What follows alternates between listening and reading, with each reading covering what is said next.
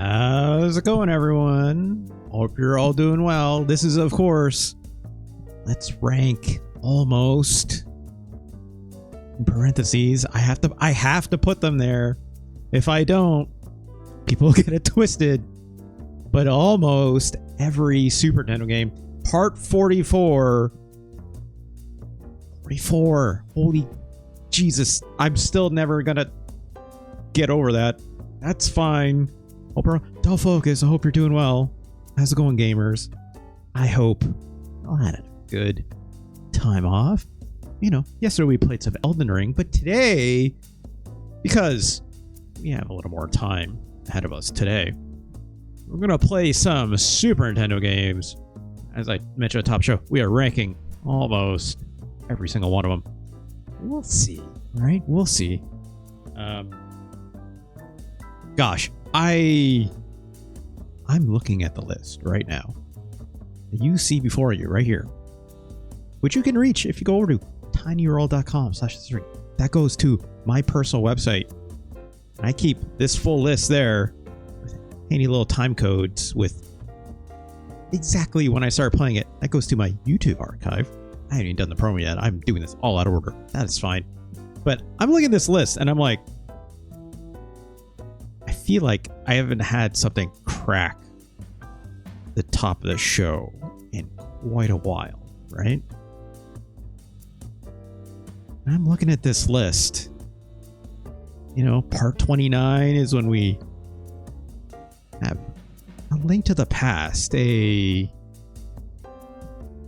incredible video game. I don't know what I was like, what's the best way I can describe A Link to the Past? Well, it's number one, first and foremost. It's at the top of the list. What else is there to say? What else is there to say? If you want to see everything I had to say about it, going back to that YouTube archive for part 29. Check it out for yourself. What else we got here? You know, we looked at Gundam Wing Endless Duel a little bit more recently, and it went up a little bit, right? Zero's part 21. That feels like a lifetime ago at this point, honestly. I don't remember last time I really like F-Zero is a funny game because I come back to it every now and then. You know, I do like the first two stages. I'm like, yep, this is still good. This is still good. Move on with my life, right? But it's like, I don't remember last time I gave it like a proper full playthrough. You know, Cybernator. Actually, there it is. That's probably the most recent reestablishing of how I feel about a game, right? Part 41. That's just a little while ago, all told. That still feels fresh, and that feels still just right. Gosh, Evo Searcher, you know, part 4. Ganja's gonna be happy about that. It's hanging on. Still in the top 20. I think Ganja shouldn't be too sad about that. Just as much as like where's Mario Paint? I just saw it. You know, Mario Paint Part 2. Ooh, it's been a while, but shouts to Taylor for enjoying that one. Long story short, I think it's time, you know, we looked at some good-ass video games. I feel like, you know, we've looked at a lot of stuff in the bottom of this list recently, right? Yikes. Yikes. But of course, we have to do the promo first before we get started. Because this episode will be archived up here at youtube.com/@RJLee. If you're up there, like, comment, subscribe, all that good stuff makes us content creators feel good in our dumb times. But of course, you should come join us live. Remember twitch.tv/RJLee. Give me a follow. That's also free. Also get a handy little notification every time I go live. Be very helpful for you. Obviously, if you wish to support the show, you can always pass me a subscription over here on Twitch. That goes towards the bonus streams. One half of that is the Playlist LP, which is where I play 1 to 2 hours worth of curated music from the fine folks over at Customs Forge community, a wonderful community that provides custom DLC for Rocksmith, a wonderful music rhythm game that I can use, put my bass back there. And of course, for the other half of that stream, it is video game related which I'd be remiss to say if I did not mention. Come check us out tomorrow, Saturday, December 28th, 2 p.m. Eastern, 9 p.m. Pacific, 7 p.m. GMT. Right here on Twitch for the subscriber goals bonus stream for Let's Rank almost every Neo Geo MVS game.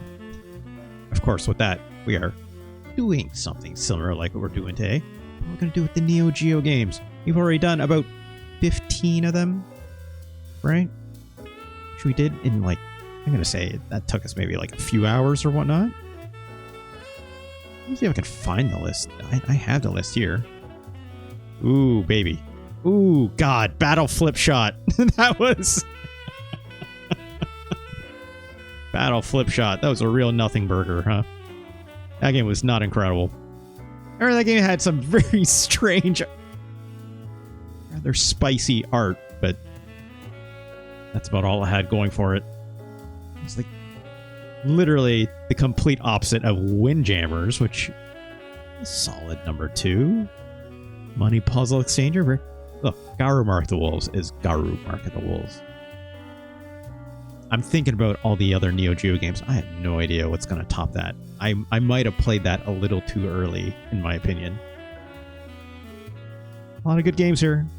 A lot of good games left to go, so be sure to check us out tomorrow. We'll play some more, right? So we can get another 15 on the list. There's just over 100 games to be played, so... Just over? Let me take a look here. I'm looking at, like, my master list. That, you know, like, I move all the games off of this list, put them on here, right? 117 left to go. Which I'm looking at the bottom list, and it's Zoopapa! What the heck is a Zoopapa? I don't know. I would love to know. We'll take a look together, right? Along with Strikers 1945 plus. Obviously, some Samurai Showdown still has to make its way onto this list, right? There's a whole whack load of other Metal Slug games, so who knows? God, Baseball Stars. Ooh, Baseball Stars. So good. So good. We're not here to talk about Neo Geo games today, are we? We're here to talk about these Super Nintendo games. Why don't we get started? The one that I think, speaking of games, showing up at the top of this list, right?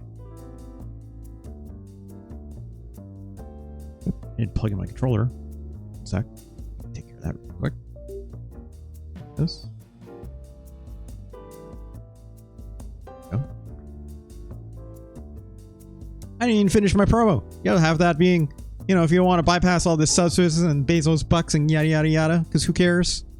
I'm always passing you a tip and or donation. Thank you so much, everyone who's ever done that. Thank you anyone who's ever passed me a Twitch sub as well. Also, just thank people. Just huge thank you for people who just follow or just, you know, come to hang out. I enjoy your viewership very much. So thank you so much. Whether that's live on Twitch or just on YouTube watching the archives and stuff like that, you're all the best. I very much appreciate it. Super, super thankful of it every single time I'm here. So, all right, we got. I should close this. Hold on. It's redeeming that Epic Game Store game of the day, right? Today's free game was what? It was a Hot Wheels Unleashed. Sure, I guess. I'm pretty sure that's like the kind of like I remember it has like stunt tracks and stuff in it, right? But I don't know. It was free. I want to say the other day was like Control. It's pretty good if you don't have that yet. I had it already, so like whatever. But all right, let's close that. Today's game, as I am one to do when I say, hey, we haven't cracked the top of this list in a while, I think about games that might be important, right? Have some, you know, like gumption to its history and stuff. I figure what better time? Finally look at this, right? Let's go here. Let's go to the gameplay.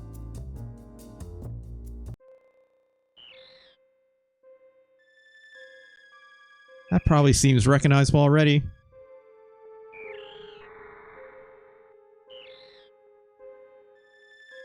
Nintendo presents Metroid 3. What a weird numbering. Of course, this is Super Metroid, if you haven't figured that out by now.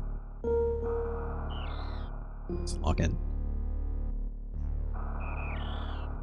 Super Metroid, a game I had, for sure. Like, many people did, probably, right? Let's let this intro play out.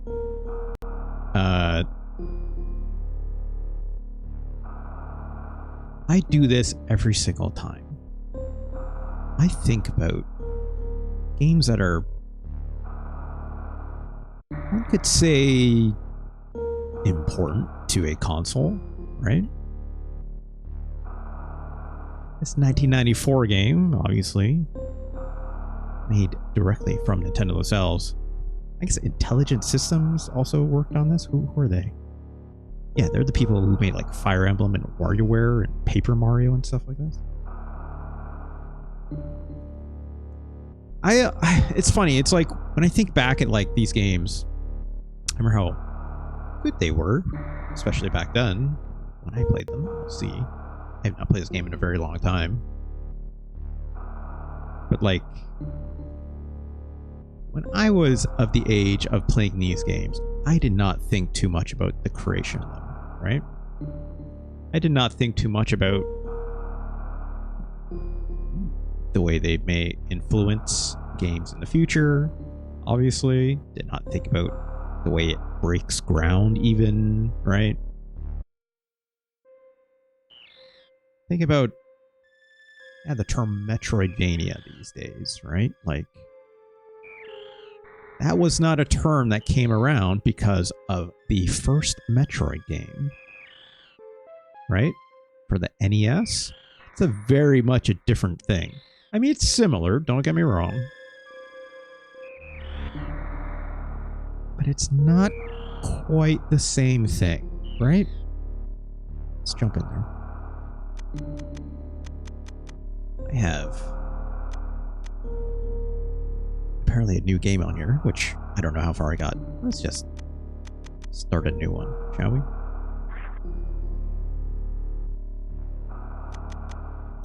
Special setting mode.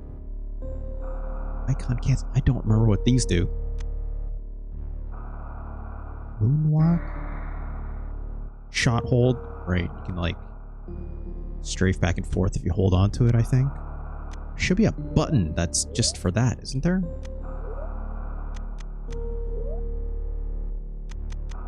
Angle up, angle down. Not mistaken, it's like, I think if you hold both at the same time, it may do something separate, right?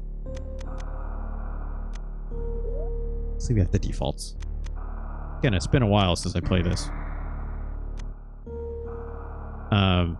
What was I saying? Right. It's like, no one ever, like, I was only maybe, I'm gonna say 12 years old, maybe 13, 14 when I originally played this. Del Focus like, this might be close. You know, we'll see by the time we're done with it. Del Focus, when was the last time you had a good look at Super Metroid? Metroid is in captivity. The galaxy is at peace. I tell you what, I don't remember that voice acting being here. I remember this intro. I don't remember that. GDQ? Yeah, that sounds about right for most of it. But then you skip all this stuff, right? Or as much as you possibly can. Hit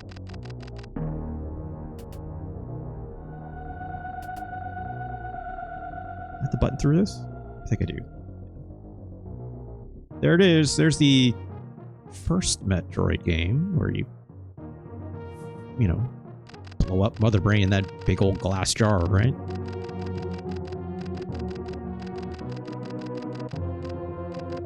I don't have much of an affinity for, say, the lore of Metroid, per se. You know, some of them did better. I really like the Metroid Fusion for the Game Boy Advance, right? I think it's fun that this is the little Metroid that follows you around and, you know, you eventually develop a bond with it. I think there was a long play where when it first came out on VC that I watched. What's VC? Should I know what that means? No focus? Yeah, I also had Zero Mission as well. That game was pretty neat. Obviously on the Game Boy Advance as well. I also had a copy of Metroid 2 on the Game Boy originally, right? That game was pretty neat. It was kind of clunky because it's a Game Boy, but like virtual console. Yeah, that makes sense. Okay, gotcha.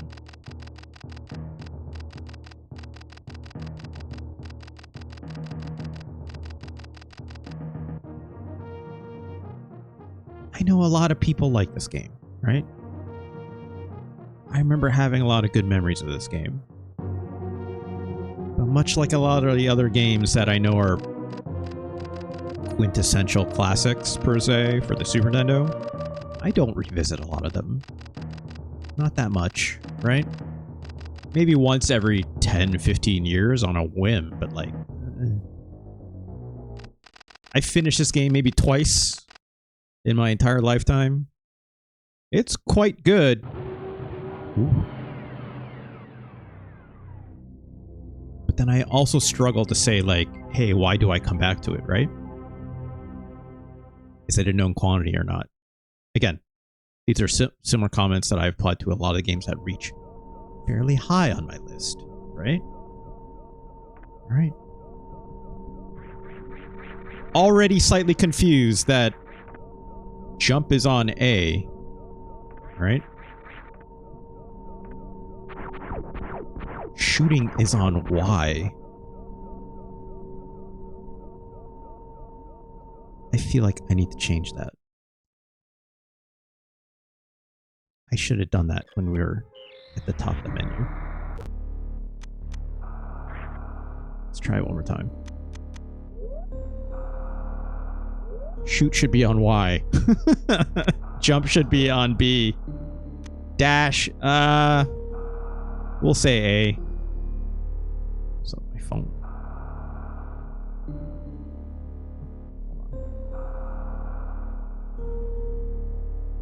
Let's just put that on the side. In theory, you could finish this on stream. if you say so. Item cancel. I don't. What does item cancel?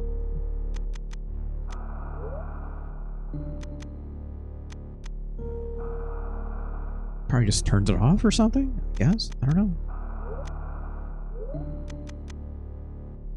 That being on X is a little weird, isn't it? Anyways.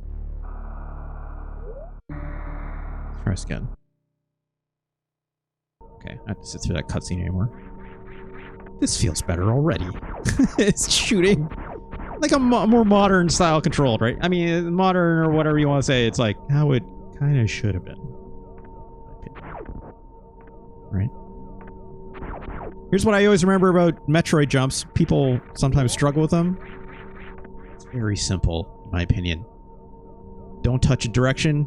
You'll jump straight up. You'll get actual height on it, right? If you're actually moving and you jump his hand, then you'll somersault, right? Then you can do the screw attack and all that fun business, right? Aim down, that's aim up. Right, both at the same time. Straight up. Can't move as you're going straight up. But also you can just hold up. So that's fine.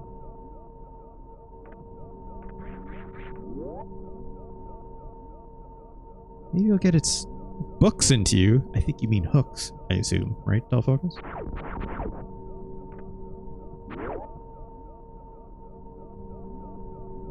Oh no. Yeah, like there's a fun horror element to this game, right? I'm not the biggest horror freak in the world. I've mentioned this in the past. You know, Metroid got out, whatever. That's fun. It's creepy. This game is, you know, Aliens style, Aliens 2 style creepy, if we're being honest, right? All right, there's our kid. But oh no, right?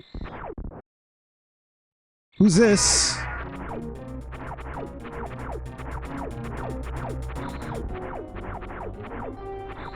Yeah. I don't remember how to really get by it. Ridley, other than just shoot them a lot, right? I don't remember if you're actually supposed to. Again, I remember very little about this. I do not revisit it as often as some sickos do.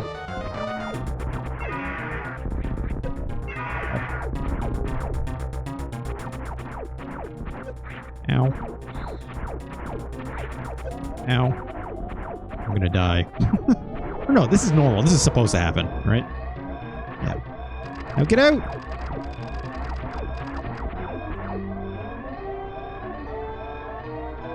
It's just like the end of the first game. It's very clever, right? Like, this game does a lot of really clever things. For sure. But again, deadly ass steam!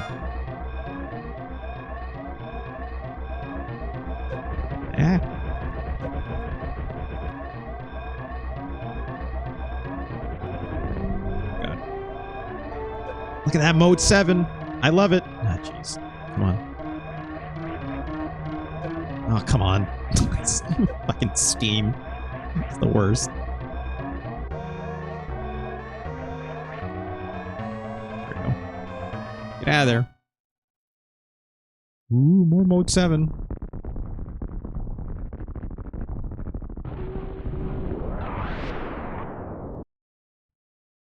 I recently watched one Jeff Gersman play the NES version of Metroid on their ranking of every NES game. Ranking the NES, I believe they call it directly.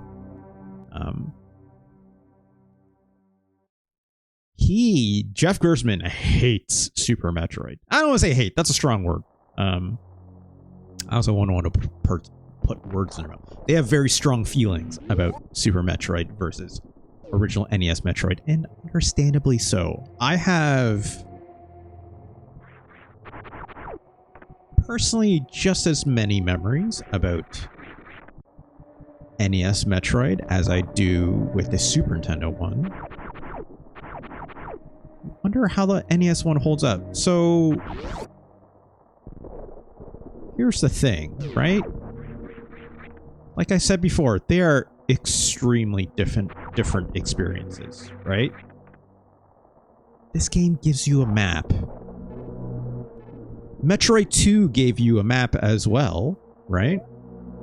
You know, this stuff was also in Metroid 2, right? Having a menu for all this stuff and yada yada, right? You had kind of something like this in Metroid 1, but it's like way more vague. Right?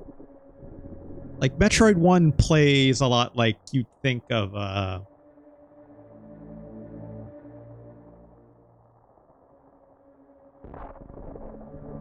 by its technical limitation of not having a lot of, like, modern conveniences to you, right? You could say, yes, it doesn't... Some people will look at Metroid 1 and say, this doesn't hold up. Right? That's why people like Super Metroid 2. This formula still tracks, right? This formula still works. This formula is still what people use today, right? Also, good lord, there's a long-ass corridor. Of course, it's from the first game, right? Just fun. It's neat. This is where the brain jar was for Mother Brain, right? Like, that's fun. Everyone remembers jumping here and shooting the shots and then falling down here and getting hit and, you know. Doing these little jumps to try and get through, right? Again, it's a very clever game. Metroid 1 does not give a shit about things like maps, which is why you had to, like, draw it out for yourself. That game did not care about telling you where to go, right? And, like, when I think about games like the first Metroid, I also think about games like the very first Legend of Zelda. You have to. Legend of Zelda at least gave you a little bit of an overworld map, right? Let's get the ball.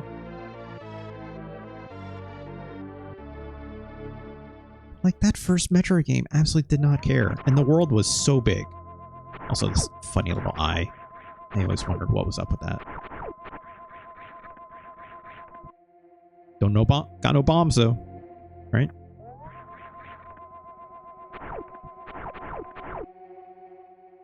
Can't jump. Don't have a spring ball yet, right?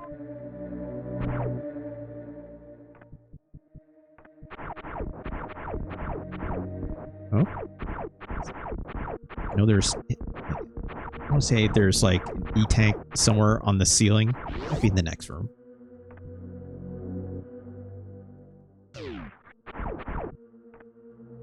Down. Yeah, like, I love the first Adventure of Zelda. I also love, you know, Adventures of Link, Zelda 2. A lot of people hate Zelda 2. You at least get some direction in that game, right? I don't want to say people shit talk Metroid 1, but it's like, I think a lot of people misconstrue what that game was about compared to this Metroid game, to Super Metroid, right? It's like a fundamental misunderstanding of a game that, yeah, if I'm being quite frank, is accessible versus not nearly accessible, but in my opinion is more... There goes all our missiles. It's more about, like, a game that wants you to use exploration as there it is. That's what I was looking for. Can't jump there. We were very clever with bomb jumps. You can get up there, but I don't have bombs yet, right? So,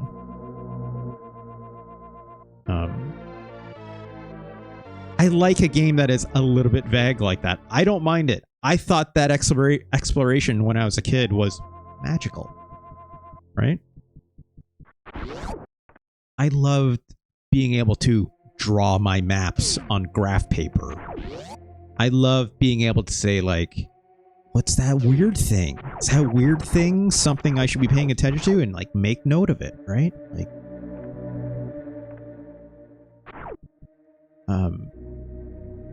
I wish more games did stuff like that.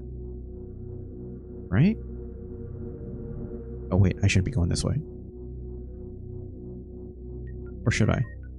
Let's check the map. I can do that in this game. Yeah, we need to get up there. Oh, I didn't mean to shoot my missile. Out of here. We'll get more back, right?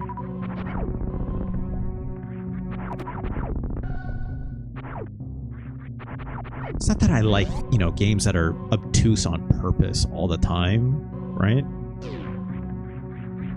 But it was also like a time and place thing when you're a kid and you have the time to afford for, like, saying, I don't mind a game telling me I can, you know, I gotta figure it out. As long as it's, you know, semi-reasonable and fun. You know, some may say a game like Castlevania 2 Simon's Quest is a bit unreasonable at times. And I agree. At no point would I say Zelda 2 is unreasonable. At no point would I say Metroid 1 for the NES is unreasonable. But there's some people who's just like, that's not going to be their jam, and that's fine. You know. Some RPGs can be just as bad when it comes to not having great directions and stuff like that.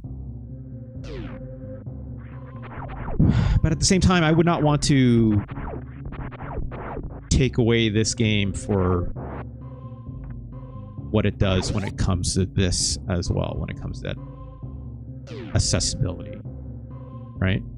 No bombs. Yeah, like, I don't mind it being a little bit unscrutable. There's a difference between inscrutable and also, like, unfair, right? That I think a lot of people don't really get at. Because I think those two things don't need to be mutually exclusive, right? Oh, jeez. Oh, jeez.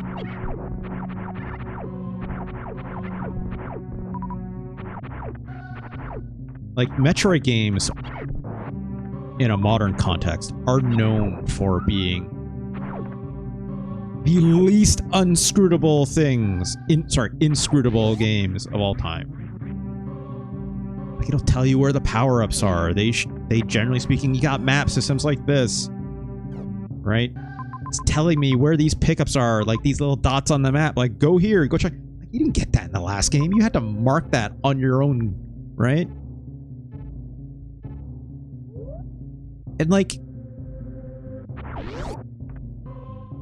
this game is incredibly well polished when it comes to that stuff. And I think that's awesome on its own. But if you were to apples and oranges the conversation, I fully understand why someone like one Jeff Gersman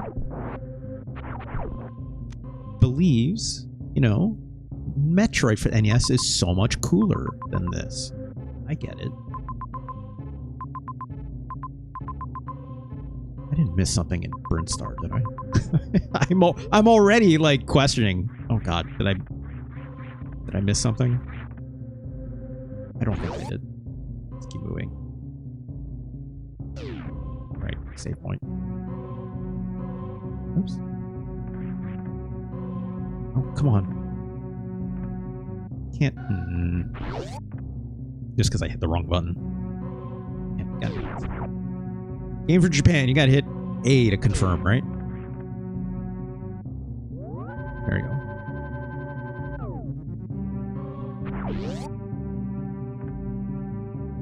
But yeah, I'm not saying I don't like Super Metroid. I actually don't agree with Jeff in terms of how much he doesn't really enjoy Super Metroid.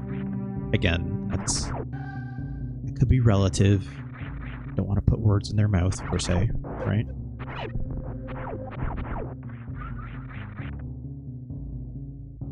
Whoop.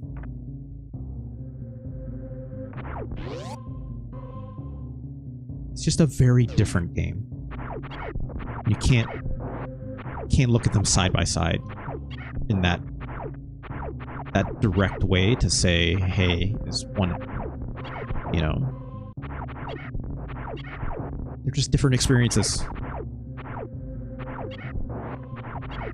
Doesn't mean you can't compare them, right? That's not what I'm getting at either. Because if I had my own way, like, you know, if I had the time, then yeah, of course I'd rather play original Metroid or that style of game that's a little more inscrutable, a little more discovery is important, right? Come on, wake up. I know we have to fight. Here we go. It's dumb. Okay, it's... Yeah. Oh, God. Okay, fine. Eat missiles, dude.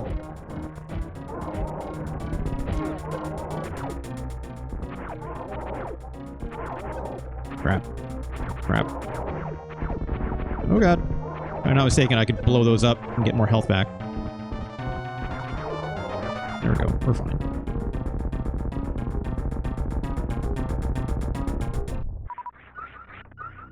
There we go. Like, yeah, this game is breezier. By far, obviously.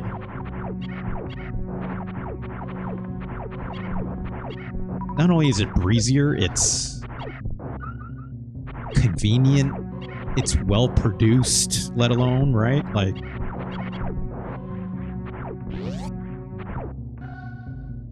it is still a very incredible Super Nintendo game. Even if the formula of which it works from is significantly different than what, you know, original Metroid was. And that's okay.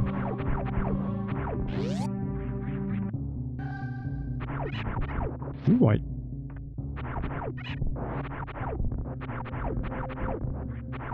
still a little questioning if I would like call this a, you know, horror game per se. You know.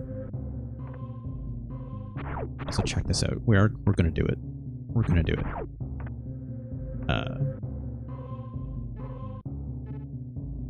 Right, we're not going that way. I don't think. Ugh. When I was a kid, I always did this.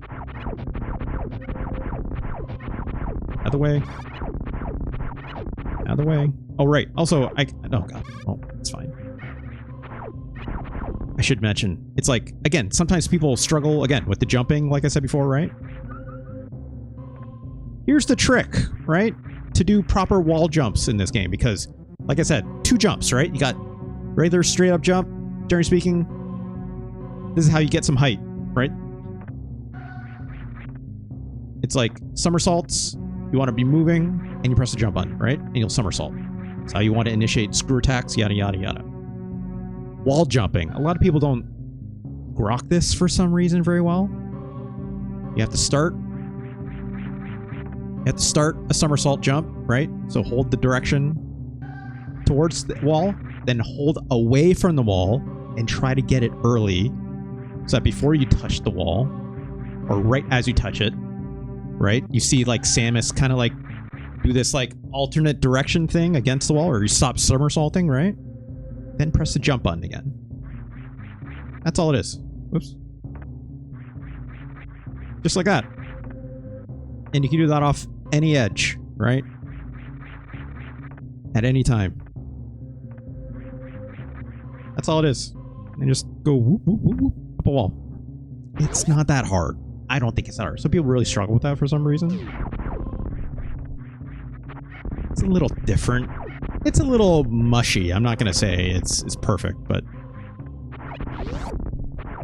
I would say if you got used to the way Metroid feels and the way the jump works and stuff like that, you should be able to do it all right.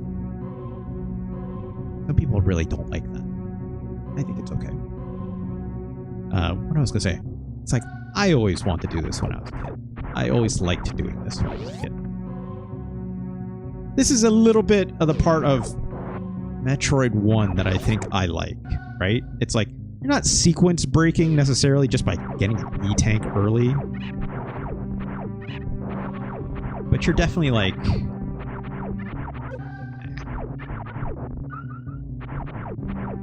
It's like, it's neat to get it early enough where you're like, ooh, look at that, right? I gotta remember how to time this, right? That.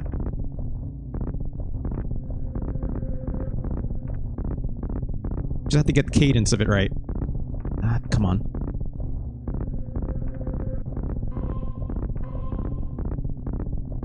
I'm going too fast? Am I going too fast? I might be going too fast. It's also a little bit easier when you get the spring jump. Don't get me don't get me twisted. Or just wait till you get this corkscrew attack. Ah, come on. Here's the whole stream. It's going to be me doing this, trying to bomb jump. Oh, jeez. Again, I have not done this in a very long time.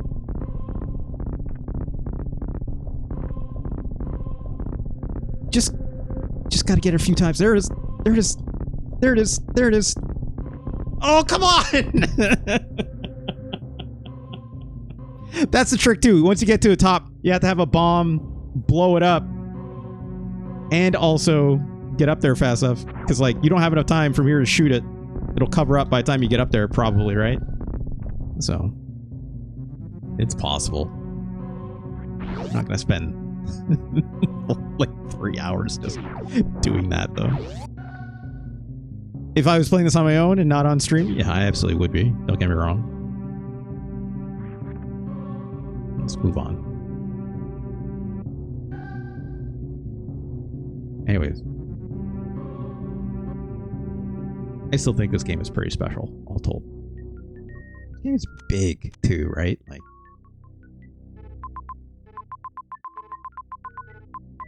yeah, like 4 or 5 different areas, right?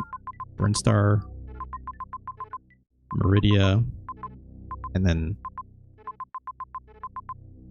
what was it? There's another... Norfair, right?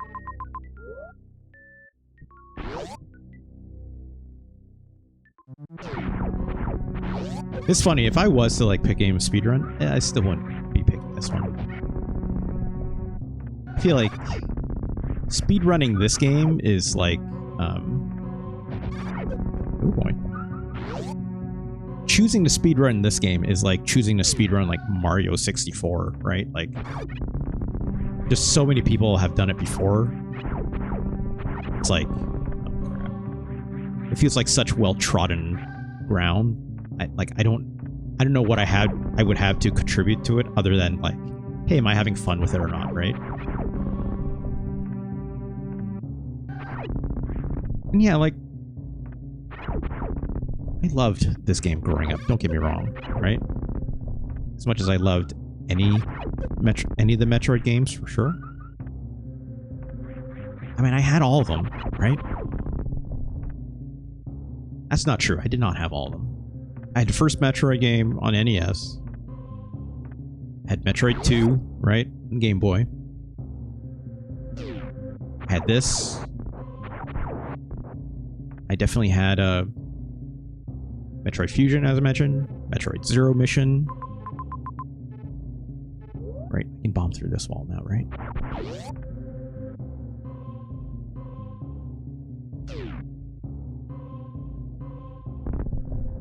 But after Zero Mission, I never got a GameCube, right? And by that factor, I never played Metroid Prime. Nor did I play that weird Metroid that like was made by the Ninja Gaiden people. Yeah, like I know a lot of people love Metroid Prime for sure, right? Look at that. Hidden stuff. Great. Fun. Fun stuff. That part was always a son of a bitch, right? Like hidden walls like that. Alright, now we're going up all the way to the left. Save room, right?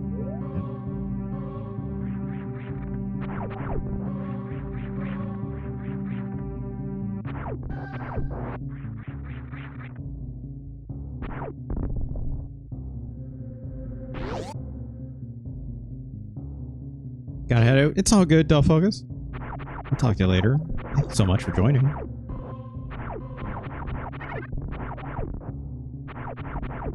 Oh god. Yeah, again, I don't want to say mixed feelings about this game now. I have more complicated feelings about this game. It's the right way to put it.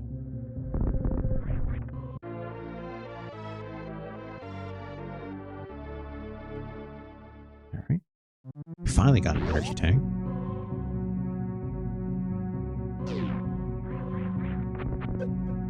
Right, these guys block. Not use a missile.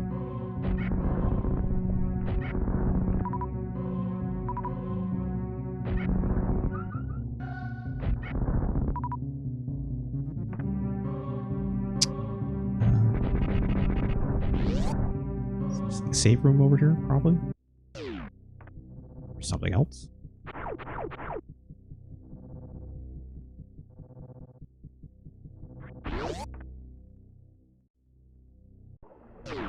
Right. You gotta beat all these bosses and eventually this thing shatters, right? And then you can go down below and fight Mother Brain and all that, right?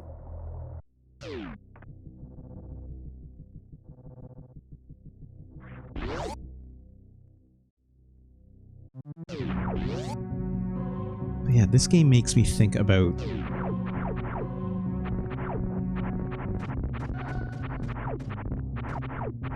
Alright, these things don't blow up, right? You gotta like... Oh, they do. Okay.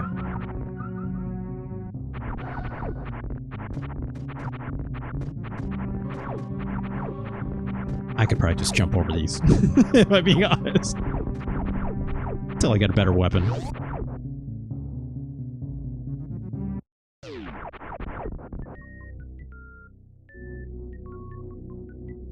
This game makes me think a lot about the similar legacies I've talked about when it comes to like playing a lot of the other very highly rated games.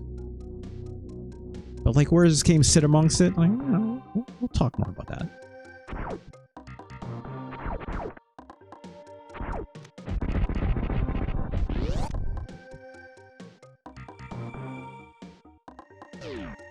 There's one thing I'll say. This game looks a lot better than I remember.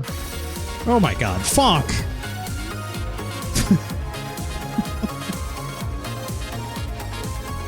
It's not as good as that, and that's the last on that. Wow. Wow, Fonk. Out there with the Symphony of Night shoutouts. You know, like... Oh, jeez. Come on. How do we get through here again? Probably go back, right? Yeah. Fonk, I don't think you're wrong on that, necessarily. Oh, jeez. I mean, you just can't do this yet. If I'm not mistaken. Let's go back. Fonk, thank you so much for that very kind sub. It's very, very generous of you. Thank you so much.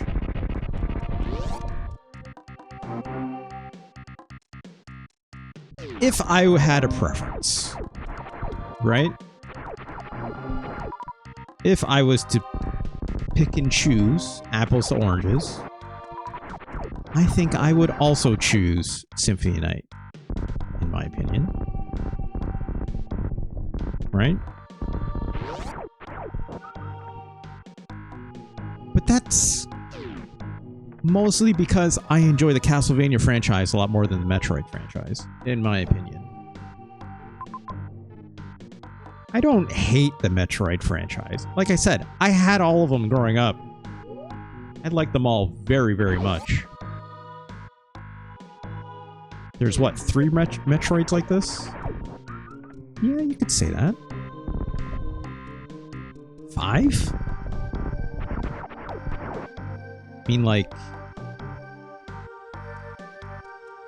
Here's the thing, Fonk, like, because we were just talking before, right? Like, are you including Metroid 1 for the NES in that conversation? You could, but, like... I still don't believe Metroid 1 to be exactly the same experience as this by any stretch, right? It's quite significantly different. Shares a lot of DNA, obviously, but... Yeah, like...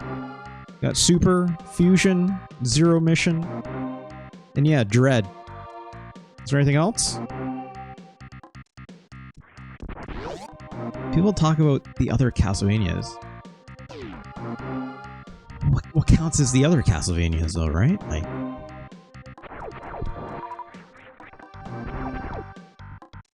Like if I was to say Symphony of Night, it is nothing like those other games, right? It's nothing like Castlevania 1. Nothing is quite like Castlevania 2, right? Not shoot, right. I want to keep those things alive, right? So we need that light.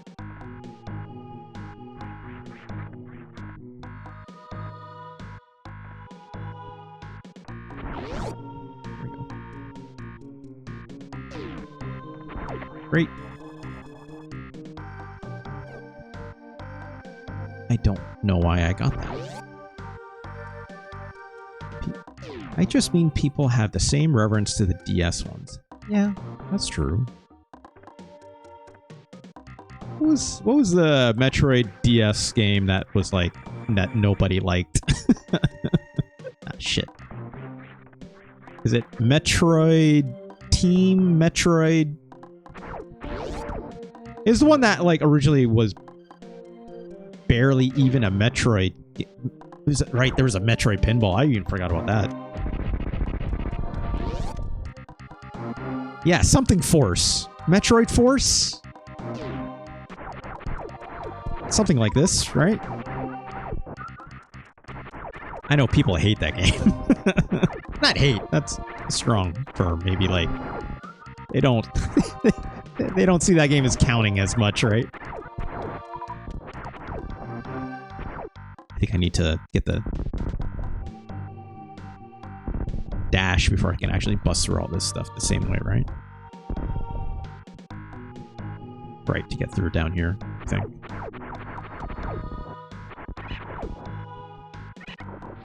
Ah. Yeah, there's lots of good Metro games. Right, you get a grappling hook in this game. I think a lot of people forget you get a grappling hook in this game. I don't think about it very much, that's for sure. That's me. Crap.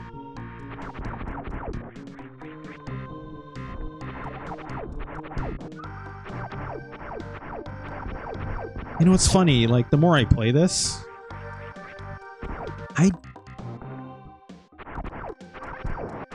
I don't know how much I actually love Metroid anymore.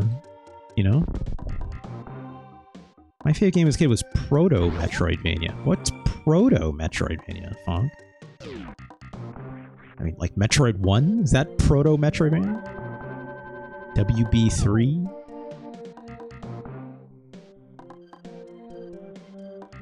What's WB3? Wario?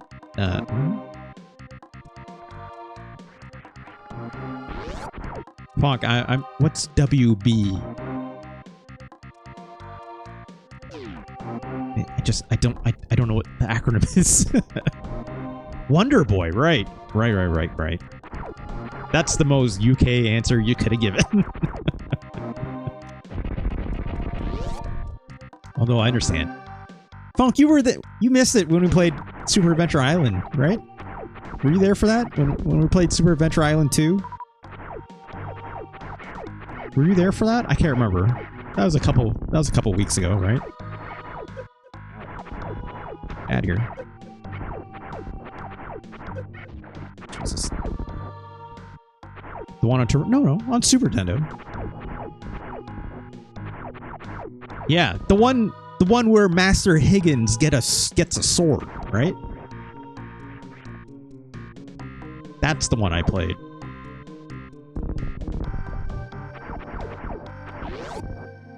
Which, that game was weird. All right, a boss. Gotta shoot it in its middle part, right? Yeah. And get some health back, right? Oh boy. Stop it, jerk. Oh god, come on. Oh, we got one.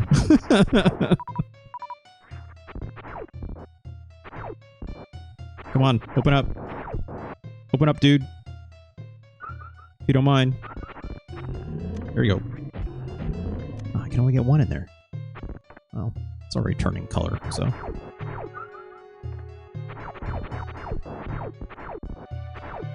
Where did I? I think it was a Retro Chris that requested that game though, Fonk, and for Super Adventure Island 2.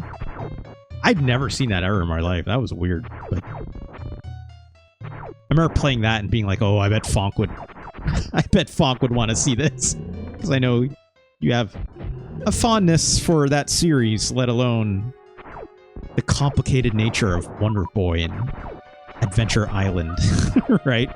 And Sunsoft's naming. I did watch that. Fonk, I'm guessing you probably saw it as well. That Retro Pals episode. Oh God, it's going totally ham now. Yeah, I watched the Retro Pals deep dive into like, they're like, okay, let's sort this out. Right? That was a good episode. Shout out to the Retro Pals. I think they're awesome, obviously. It's actually really funny, Fonk. I had never heard of the Retro Pals until you mentioned them to me.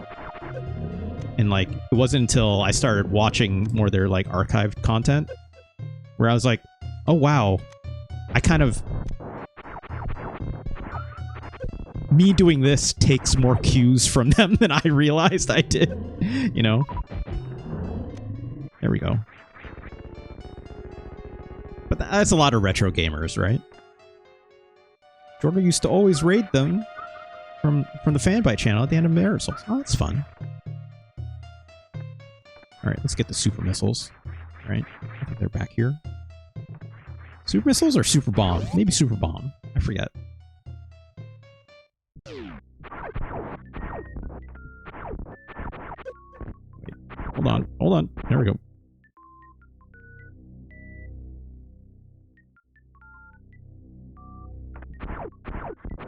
Yeah, super missile. There we go. Yeah, those folks at Retro Palace, they, Alex and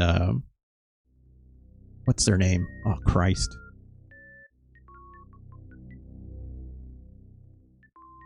What's the other person's name? Danny. Thank you. Thank you, Fawn. Yeah, Danny and Alex. They're really fun on stream and stuff like that. I love what they do for sure.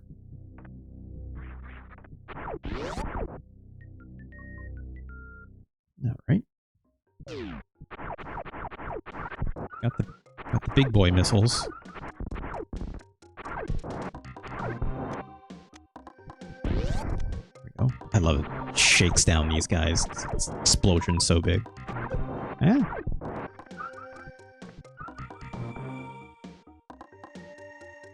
Yeah. There's always something new, right? It's always something I've never seen before in some weird, dumb way, right?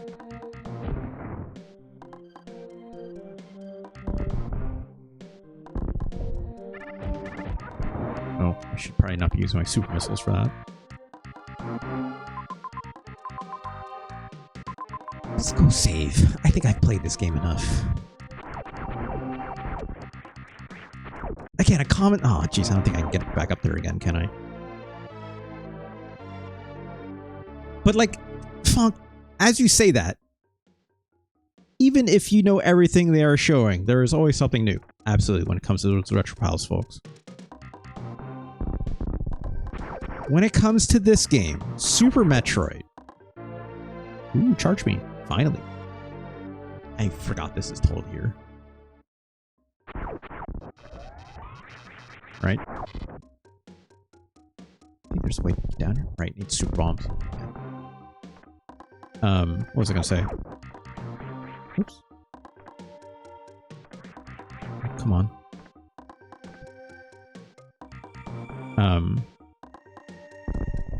What is there left to say about Super Metroid? Right? I need more super missiles. I don't know what I have left to say about this game. It's still very good, obviously, right?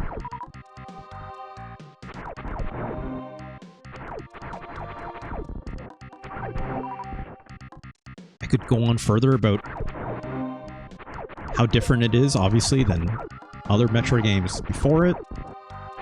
The maturation of the Metroidvania, as they say, right?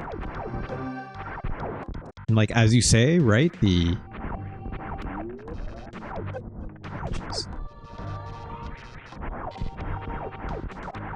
Symphony Night is a better game. I agree with that. Right?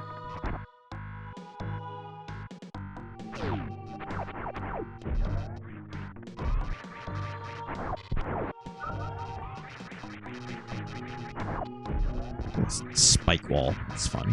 Or spike ceiling, I guess.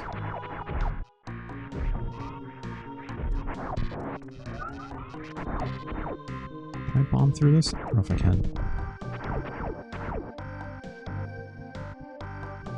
I don't think I can get through here, right? I don't remember how to get through this corridor. Def has 2 slow chunks out of 10. Oh, Symphony Night? Sorry, Fonk, I missed your message here. What'd you say? I think the nature of this game having laser eyes, mostly I've seen 99% of it. I agree. Yeah, and that's why it's kind of like the only thing that's left to say about it is like, you know, people doing speed runs and, you know, people putting like cool hacks in there or like doing code deep dives to find that extra 1%. Right, Fonk? Which is cool. I love all that stuff. Don't get me wrong. But it's like, I don't know. I love this game. I don't need to save. Let's just cut it there. I'll throw a save state down. Maybe I'll come back to this. I don't know. Let's come back to the full screen, shall we? It's a great game. It is. It's a great game.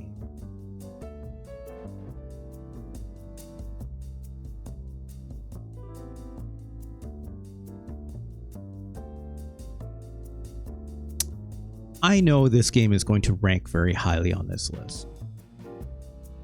How high? We'll see. Yeah, it's not perfect. I know some of that, the wrecked ship area gets a little tiresome, if I'm not mistaken. If my memory serves me correctly, right? It's like the ghost ship, I think, area, right? It's like, I all remember there's like a bunch of ghosts floating around and stuff.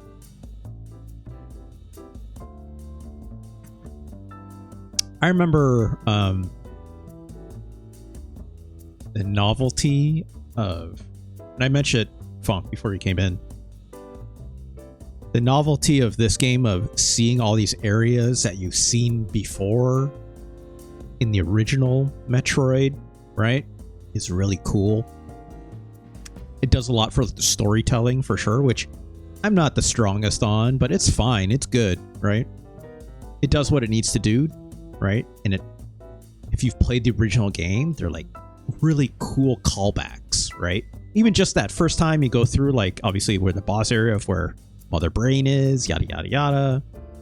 And then it's like, oh, shit. Now here's like Ridley looking way crazier, right? Like, that's neat and fun, and the mode 7 and Ridley going through at you, blah, blah, blah. That's all great. That's all awesome. But like, as soon as I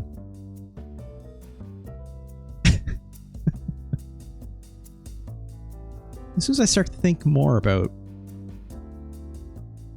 this game on a broader scale, I start to care less about it. I'm not afraid to say that. Right? Kind of like you're saying, Fonk, like, I think Symphony of Night's a better game. I agree. It has that, you know, apples and oranges it, right? Or sorry, not apples and. Apples to oranges it, right? I would rather play Symphony of Night. I'd rather play Castlevania. I like Castlevania more as a franchise, just period. That's just personal preference. That's fine.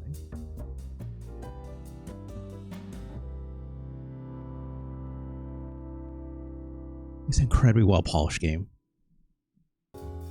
and deserves many of the accolades that people lob at it.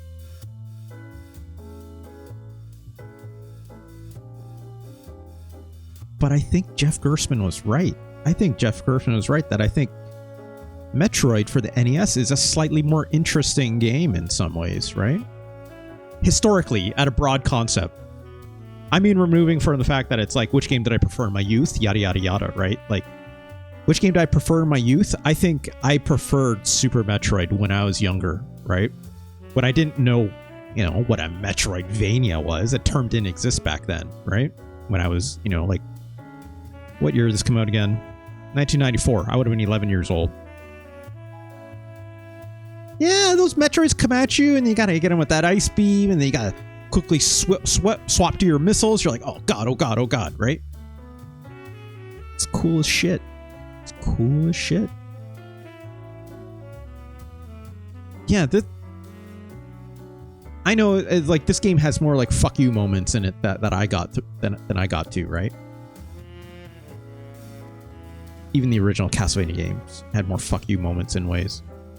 Oh, sorry, what I mean Symphony of Night, in terms of like, oh shit, this platform fell away, now you're down here now, and like it's scripted as such for you to do that. you somehow jump over this trap, then like cool, but more than oftentimes you don't, right? I think about like those middle transition levels where it's like you're clearly going from like one zone to another, right?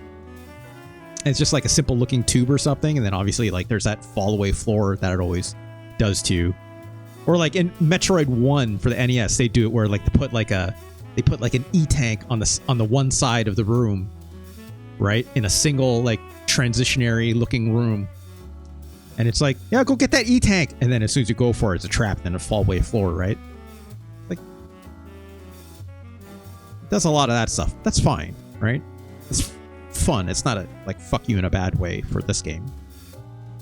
But like, there's some moments in this game I remember it being pretty challenging at times. But it doesn't thrill the same way that original Metroid game does, right? That original Metroid game, it's like when there's so much more of an unknown. And that's, again, there's bias there, right? Because it's like no existence of the internet to look up guides. There's no map, right? Unless you drew it down. It's like the unknown is so much scarier in that first Metroid game than obviously in this game, right? Let alone save points. Save points. What? Get out of here.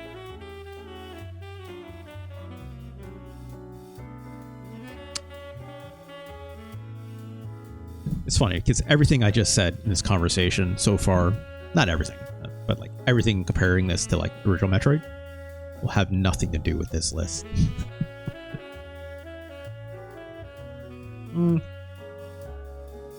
Maybe not nothing. That's not true. Not nothing, but like not as much as I'm making out to be. This is just the most interesting part of the conversation to me, in my opinion. And we're still fresh in my mind after watching Jeff Gerstmann recently play Metroid and rank it where he did. Because he loves it, right? I understand. I understand it better now that I've gotten my hands a little more on Super Metroid and thought about it a little more, for sure. But it's also very time and place, right? Like, because for so many people, Super Metroid would have been their first Metroid 2, right? No, Metroid 2. That's for the Game Boy. Their first Metroid, period, right?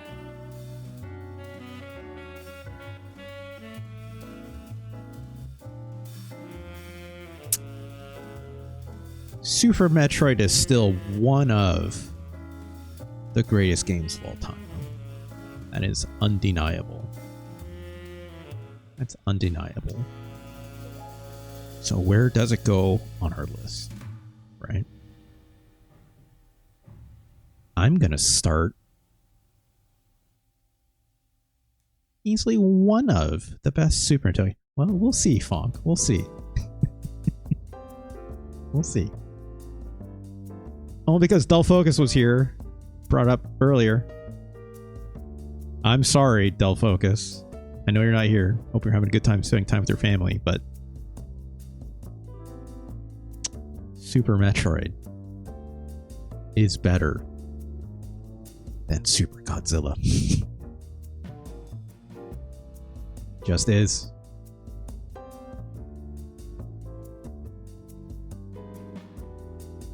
It's better than Final Fight. Final Fight 1. Right? And over this.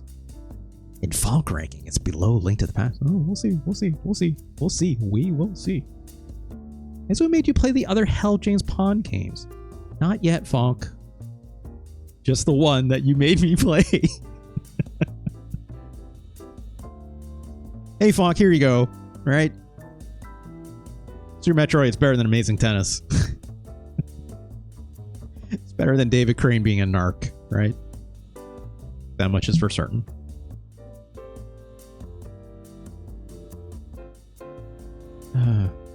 Legit 2, 1, and sports are going to be so much lower than 3.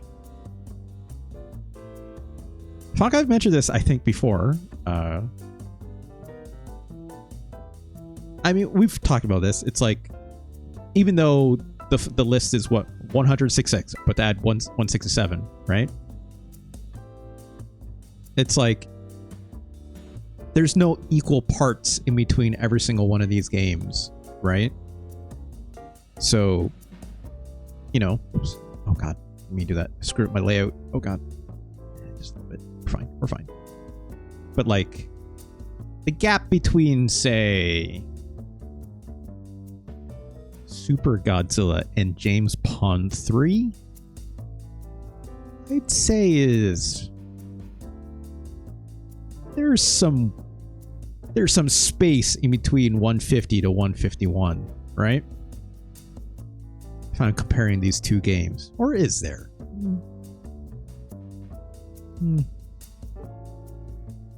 Maybe it's tighter than I thought now that I think about it a little bit.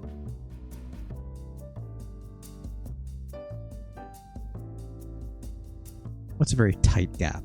Let's see. Oh, excuse me. Oh, I had to sneeze. Holding that in for a little bit. I think the gap between, let's say, Super Black Bass and Cannon Fodder is fairly tight. Fairly tight. But I'd say the gap between Adventure Island 2 and Majuu maybe a little bit wider. There could be more games in between there, depending on their quality, right? Or perhaps, if we go closer to the top here, I think the gap between Human Grand Prix and Batman Returns is fairly wide. I think so, right?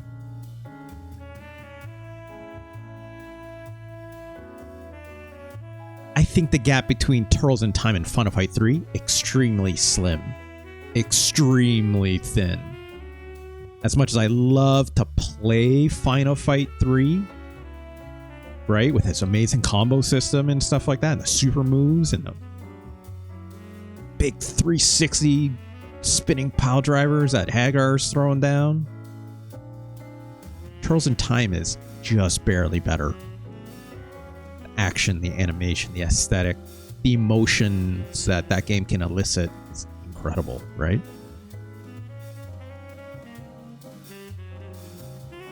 But then, like,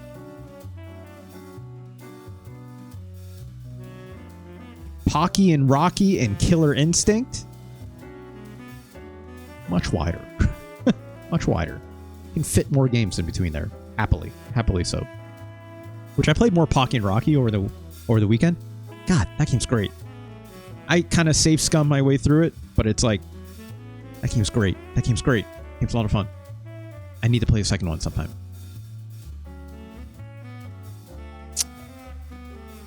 So when I think about what I was getting at, Fonk, was remember how we used to talk a lot about like goalposts, right? In this list, right? Milestone markers for like quality, right? Changes of quality. That would be dictated by wide gaps like that, right? You know, for the longest time we had where is it? Nope, not that Ultraman, the other one. Right? No, it was this one. Yeah. Ultraman Towards the Future was that goalpost for shitty games for the longest time, right? Cybernator was that goalpost, and it still is, in my opinion, right? Where is it? It's up here somewhere. There it is. Number 14, right? Cybernator is that goalpost, for sure, still, in my opinion. I think there's a lot of space between Cybernator and Human Grand Prix still. Ooh, Kirby's Dream Course and Cybernator? That's much tighter. That's a much tighter. Ooh, but between Kirby's Dream Course and Front Mission, I think there's space. I think there's some space. What I'm getting at is that they'll focus. We don't need to play Cybernator some more to show off just how good it is.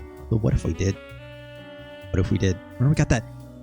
They'll focus. Remember we got that laser weapon in Cybernator, and that how big that laser gets, right? And it makes that whoop sound every time you like finish firing it. I think it was pretty cool. Pretty cool. What I'm saying, Fonk, is like I've noticed that it's been taking me a long time to get games on this list after I play them. I spend more and more time ranking them because I have more minute spaces to work with a lot of games. So it's not as clear to me to say, like, is a game better than another one? Because of those tighter pockets. But as soon as I find those wider gaps, I will know where they fit a lot better, right? And because we had less games on the list before, it was easier to slot that in, right? But the more and more games we get on this list, the harder and harder it starts to get to rank, right? So let's get this game on the list. I think Super Metroid is better than Ken Griffey Jr.'s baseball. Come on. We know this, right? I think it's better than Pocky and Rocky. I almost thought about that for a second. Ooh, I love Pocky and Rocky. No, it's better. It's better. Sorry to My Hero Zero. It's better than Harvest Moon, right? Better than Contra 3, obviously, as well, by that science.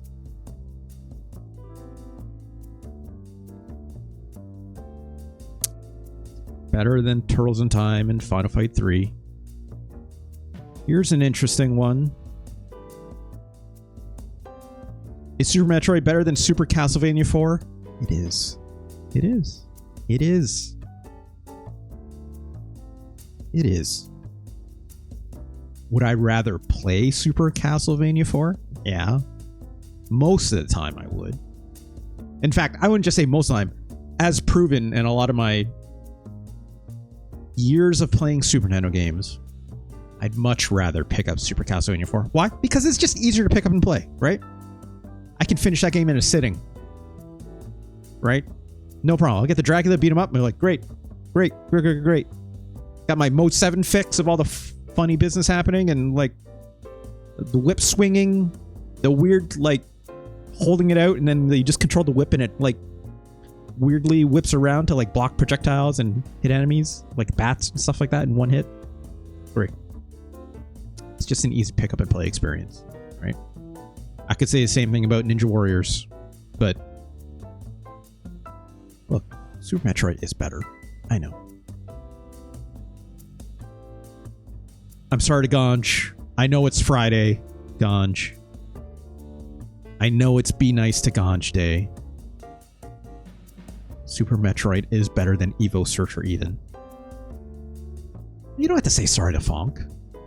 Fonk would understand. I think Fonk would agree. Del Focus.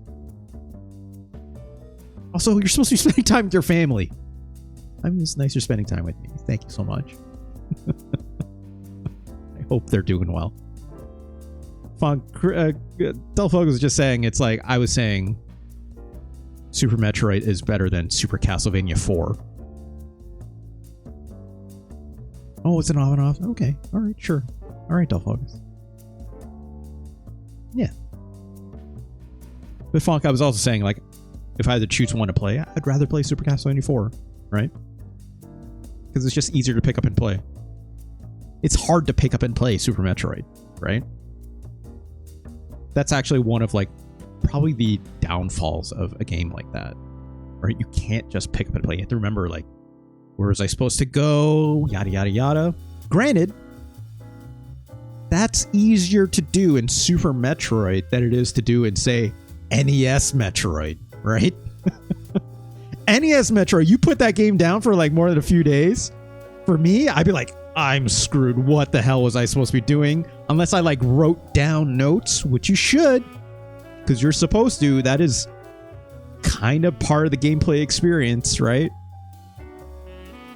You should. Don't focus. There is none.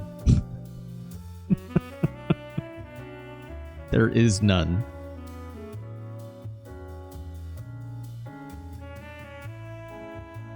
You got passwords, right? Am I wrong on that? I think it's all password based. I'm pretty sure it's all password based, right?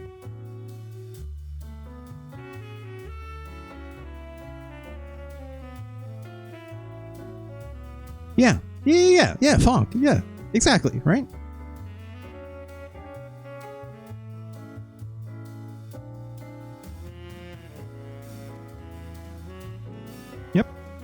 Narpass sword. That's funny. Justin Bailey, right? Everyone remembers this. You gotta put in Justin Bailey, right? Here's some more. Right?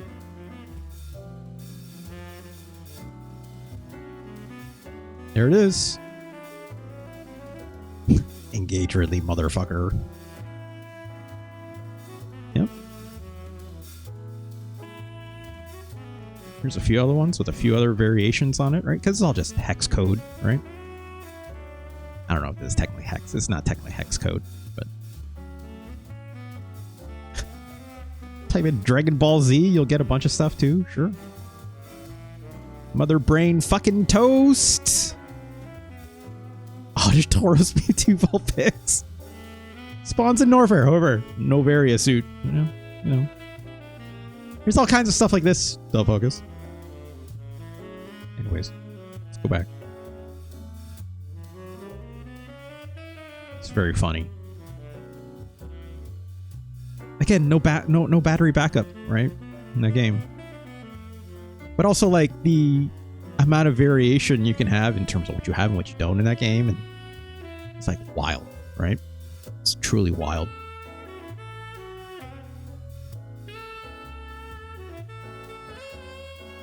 Anyways, is Super Metroid better than Human Grand Prix? It is. Is Super Metroid better than Cybernator? It is.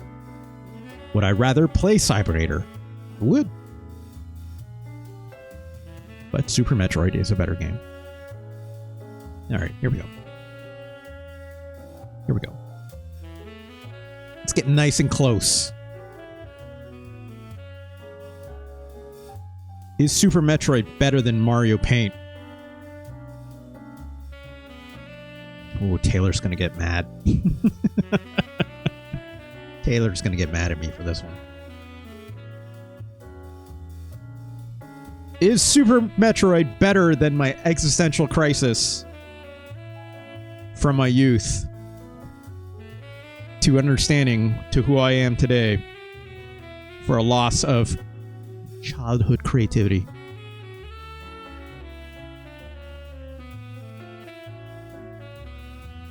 Del Focus is asking the right question.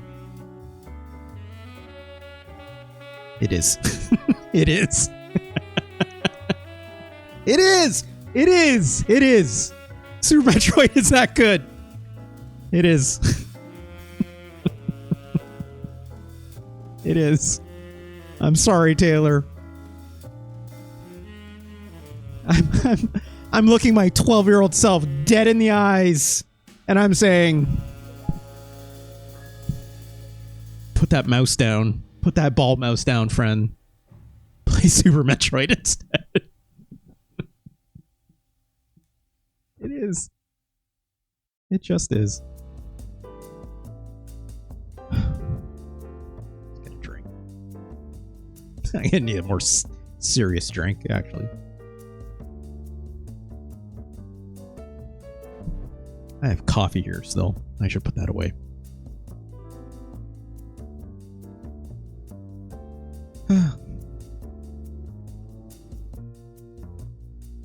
Is Super Metroid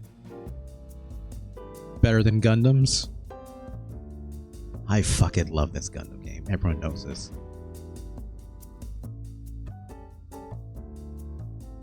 It's better. It's better. Surely not something to dwell on or anything. It for sure won't haunt you. What specifically do you mean, Del Focus?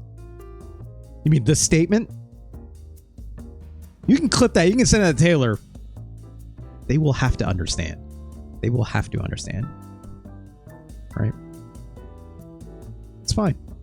I stand by it. The science speaks. The science is true. You know?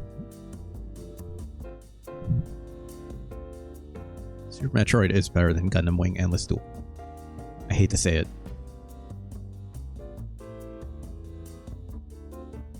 I'm trying to, at this rate, especially with these games, right? All these games. I'm trying to, yet again, much like Super Mario World, which is number 3, okay? Couch games in 2 different directions. One is their legacy and their importance to not just video games as a whole. That's a very hard thing to really pull apart, right? And also not the lens I care about necessarily, right? That's not what this list is about. This is my list, right? But I still consider it to be an important factor, right? But I'm also considering what that legacy's importance is to the things that I enjoy about video games, right? And Super Metroid still plays an incredibly important part about that. Fonk mentioned it earlier, Symphony of Night is better than Super Metroid, and I wholeheartedly agree. Because I do love a Metroidvania, or search action if you prefer the modern parlance of. I still never say that. It's not the first term that comes to mind, right? As much as I love those styles of games, and I've played endless amounts of them, that shit wouldn't happen without Super Metroid. So I have to recognize that. For sure. Is that fully informed decision? No. Not in the slightest. Right? That's why I have games like Gundam Wing Endless Duel at number 8. This isn't going to be one of the most Gundam Wing is not the 8th most important Super Nintendo game in the world. But it's pretty goddamn fucking good, right? In my opinion. That's why also a game like Street Fighter 2 Turbo, or even the original Street Fighter 2, incredibly important. More important than Super Mario World? Well, who's to say? But even I know Super Mario World. Even if I'd rather play, yet again, Street Fighter 2 Turbo, I recognize Super Mario World as the better game. I'm not even going to go back and relitigate these two. That was hard. That was extremely hard. That's Super Metroid, says Delphocus. We wouldn't have the last case of Benedict Fox. I don't know what that is. Or yeah, Prince of Persia Lost Crown. Sure.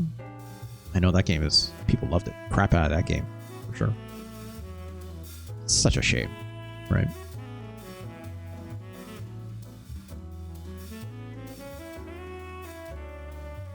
Super Metroid is better than Super Punch-Out.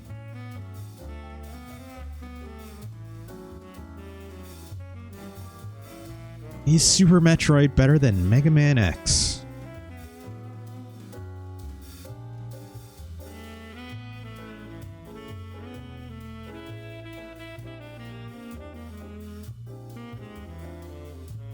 I think Super Punch-Out is weirdly high. I love. That's a me thing.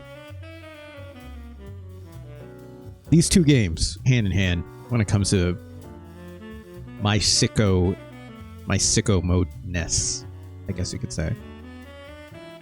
So, part 2, good lord. Maybe we should look at Super Punch-Out again someday, right? I could pick up and play this game anytime. Anytime! Vodka drunkens. No! There's other stereotypes in this game that are problematic. Soda Popinski, not one of them.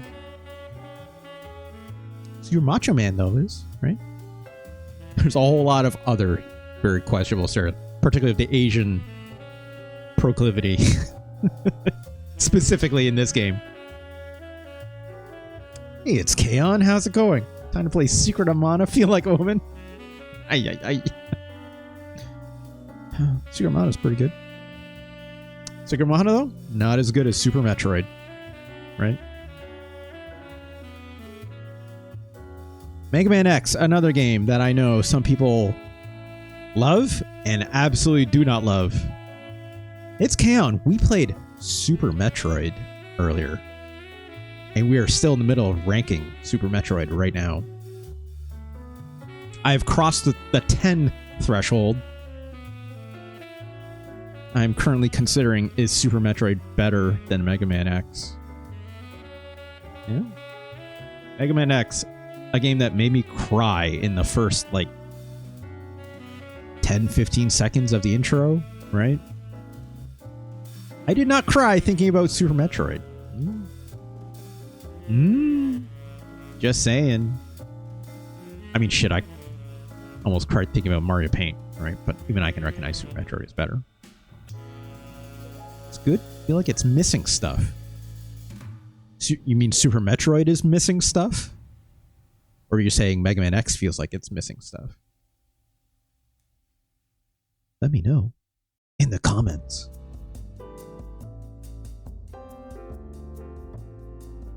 Super Metroid? What do you think it's missing? It's Kaon. I'm curious. Mega Man X is an incredible video game.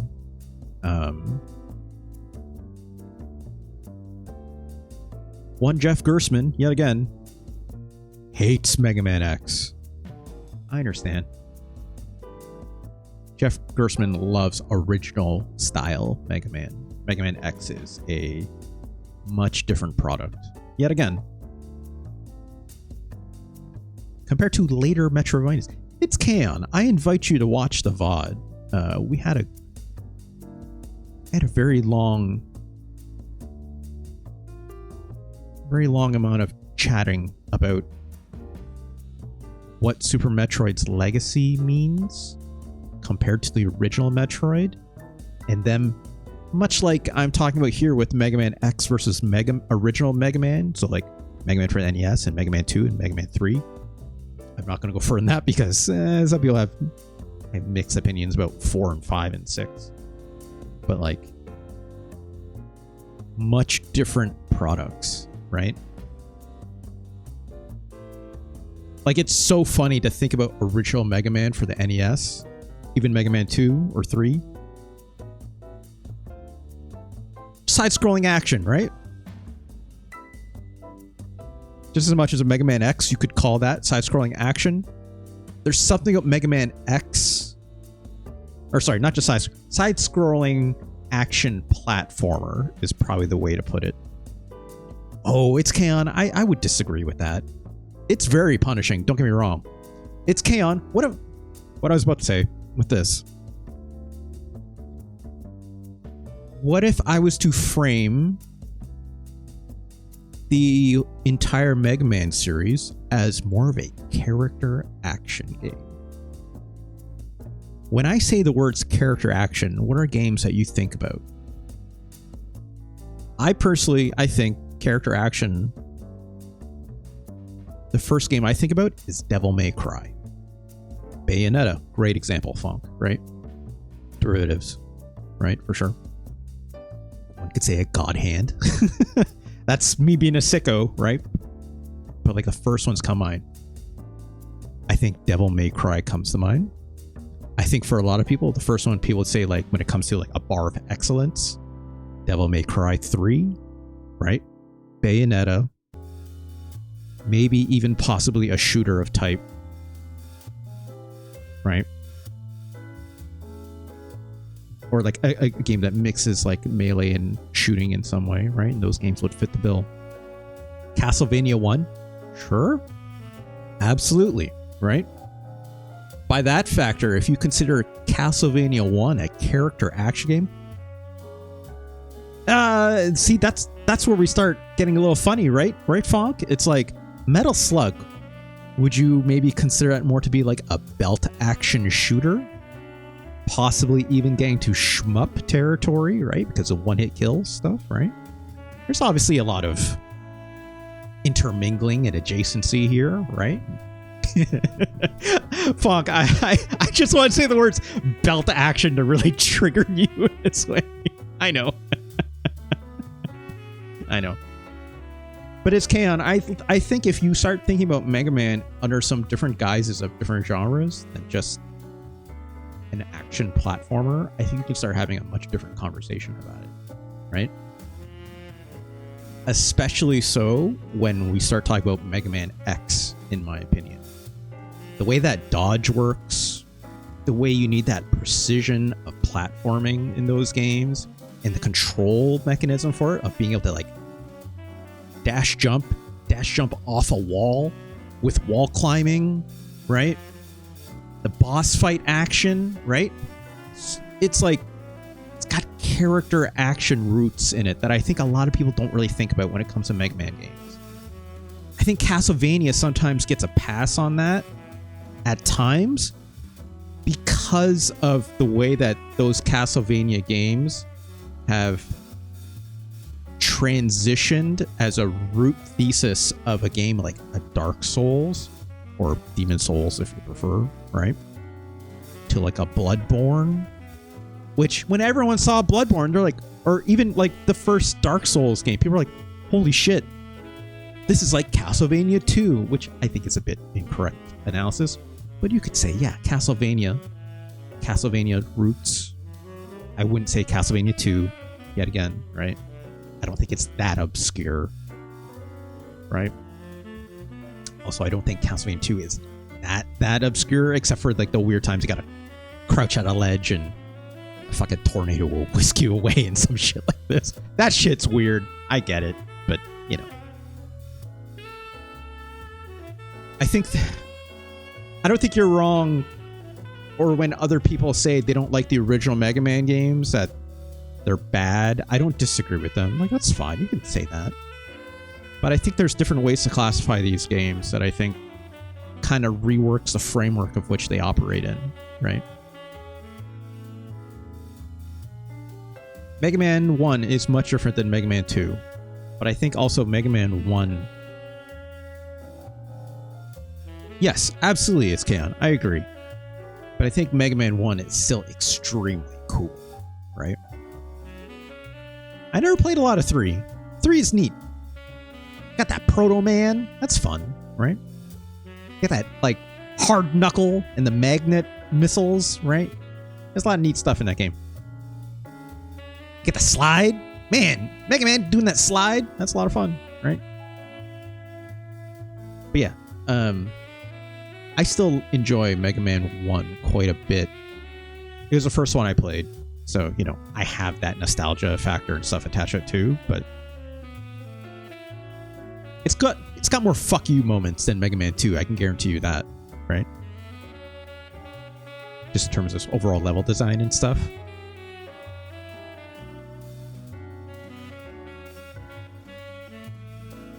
But is Super Metroid better than Mega Man X?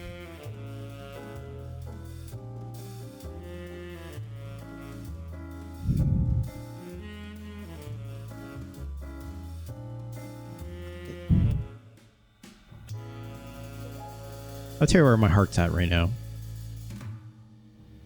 My heart wants to say... No, sorry. Let me rephrase that. My brain wants to say Super Metroid is better than Mega Man X. My heart wants to say Mega Man X is better than Super Metroid. So who do I listen to? Right?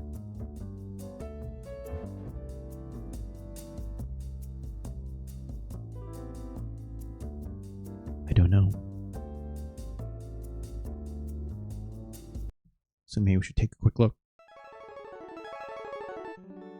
Ooh, that's a good sound. It's a great sound. You know what Roxette would say?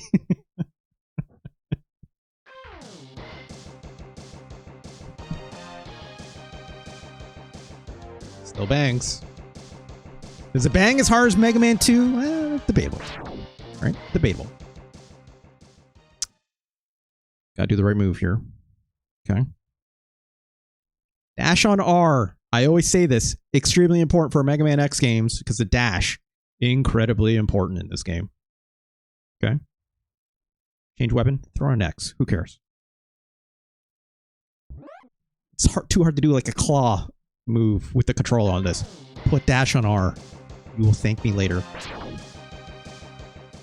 Changing weapons, not as important in this game. It's Kaon. Stealing this from Twitter? What are you stealing from Twitter? Okay, they called the Grinch the Gricentimeter. What? God damn it. Oh god, I jumped way too early for that. No dash out the gate though, right?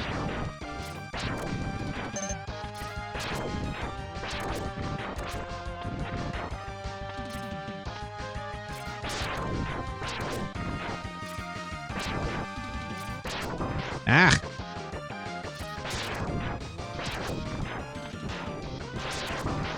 God damn it.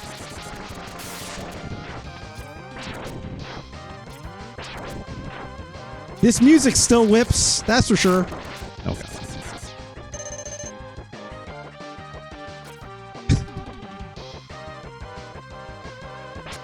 Here, I'll do it for you.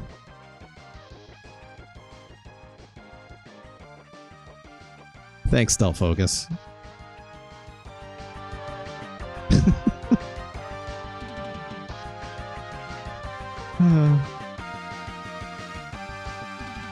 God damn it, it's Kaon. Look at this big bee!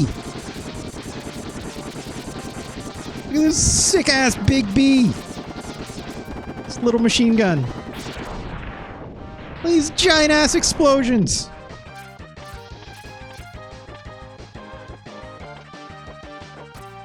I didn't beat these. I don't know why I picked them up.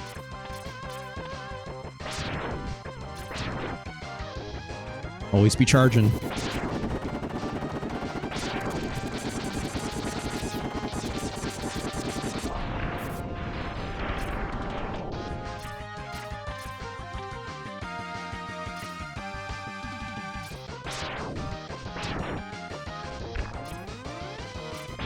Get out of here. This game still whips. Unsurprising, right? Let's see if we can ride a car.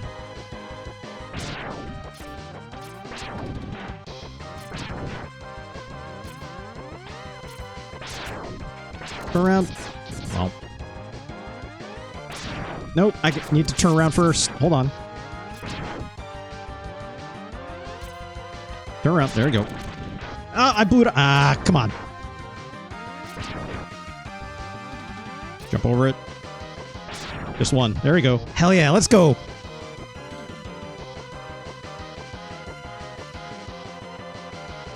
Oh boy. I was not paying attention.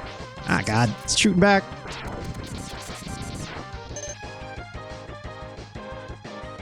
Alright, let's fight this bad guy, right?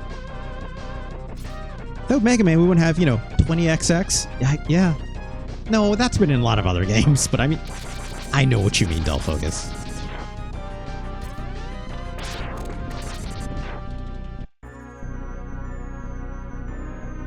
Oh no. This sick-ass mech. Vile, you son of a bitch. Yeah, just... come on. It's all scripted, I know. It was so cool to think that when this wasn't, right? Yeah. I don't know. Maybe not Magneto. It's more of a Boba Fett situation, right? It's Kaon. Oh no! You worthless piece of scrap metal.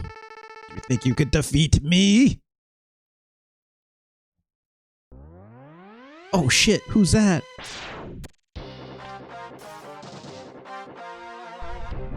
Man, I used to think Zero was cool as hell. I mean, this is like right up there with moments of like little baby Metroid, right? In my opinion.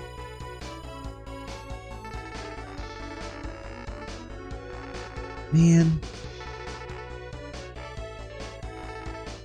Sephiroth's got that Sephiroth hair. Or Zero's got that Sephiroth hair. Yeah, kinda. I guess. You could say that. That shit still wets my eyes. I'm not gonna lie.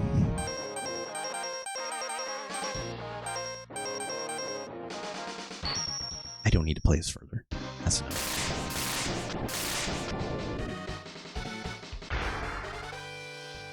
You know, get the dash boots, right? Get the headbutt, the cannon, the super armor. We know how this works, right?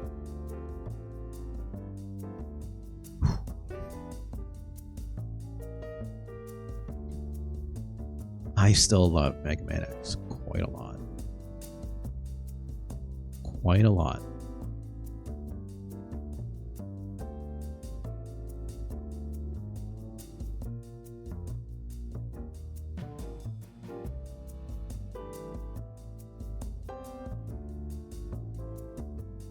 Is X the one where Rebecca Chambers from Resi named everything? Yeah. Wasn't that... No, that's Resident Evil 0. Fonks. What wasn't it?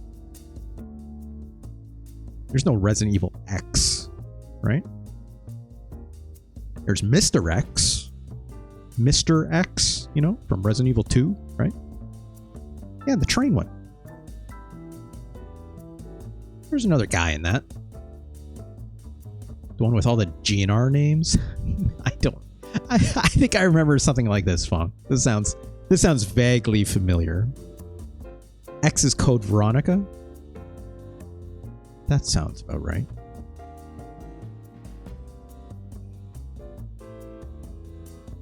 I never played Code Veronica. I know some people really like that. I could have swore it's like when people were talking about, oh, what are they gonna remake next? Like Code Veronica was a candidate, possibly, right? People I think were rumor milling about, I think, right? Yeah, I never played it on Dreamcast. I have a Dreamcast and I never played it. I just never really played a lot of Resident Evil games in those days in particular. I stopped after Resident Evil 2, right? And then it wasn't until Resident Evil 4 came around that I was like, oh. And I played that on PC of all places. Not even like off Steam or something, right? The first time I played Resident Evil 4 was on my PC with a Windows release of it, probably like in the Windows XP era, probably, I think. I remember the big thing with no, it wasn't on Bleem, Fonk. It was a PC port, if I recall. It had a PC port even back then, didn't it? I'm pretty sure it did, didn't it? Maybe I was playing it off Bleem. It's possible. I don't think I was. The first 3 had PC versions. Now I'm curious.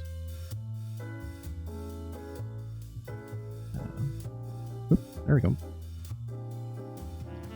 Evil 4. Not the remake. I did not type that correctly.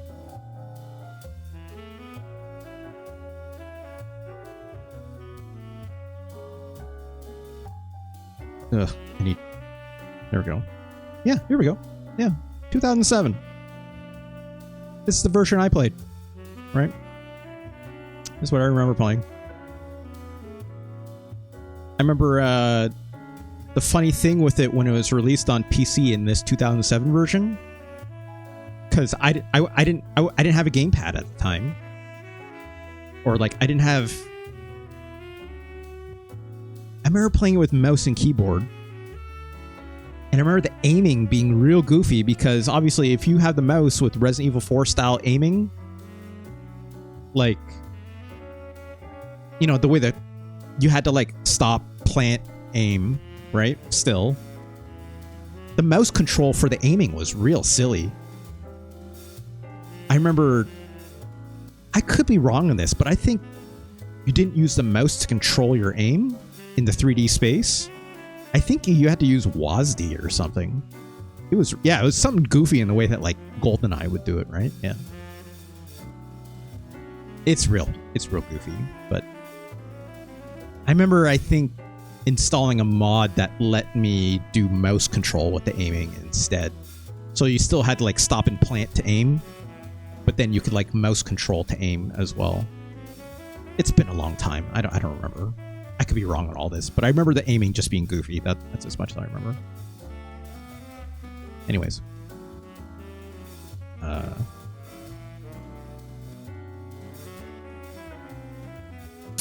Back to Super Metroid.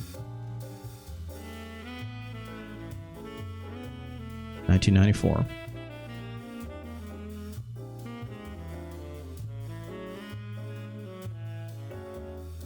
This hurts me to say.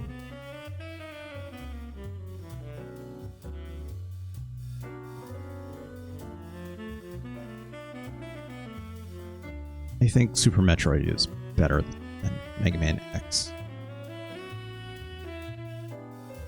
I didn't want to say it.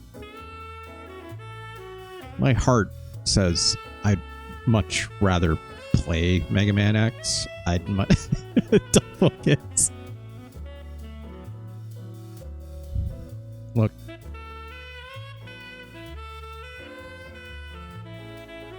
There's a lot of games up here, right?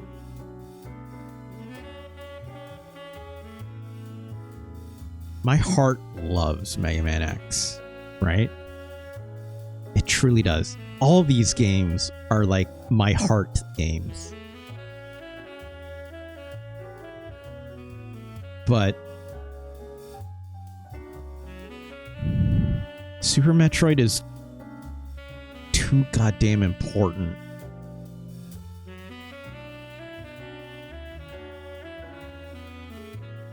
The way you talked about Metroid doesn't sound it.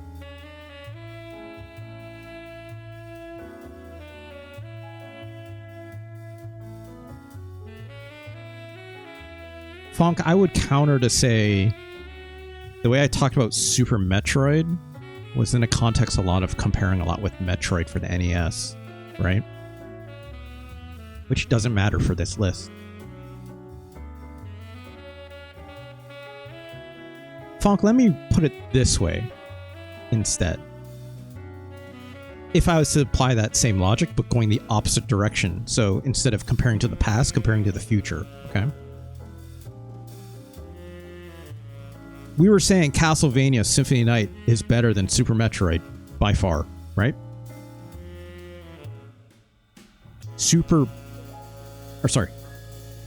Castlevania Symphony of the Night is so much more of a video game and better and influential and everything than Mega Man X. Right? I'm not even talking about Prime. I don't give a shit about Prime. I never had a GameCube growing up. Right? Those games look fine. Don't get me wrong. People like them. I know will like them a lot. I never got into them because I never had a GameCube.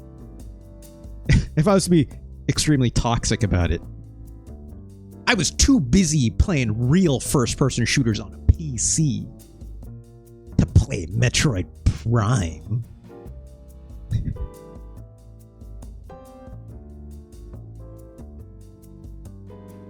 I don't need no Metroid Prime. I'm out here playing Quake. I'm out here playing Doom. I'm playing Unreal Tournament 2004. Yeah, Fonk.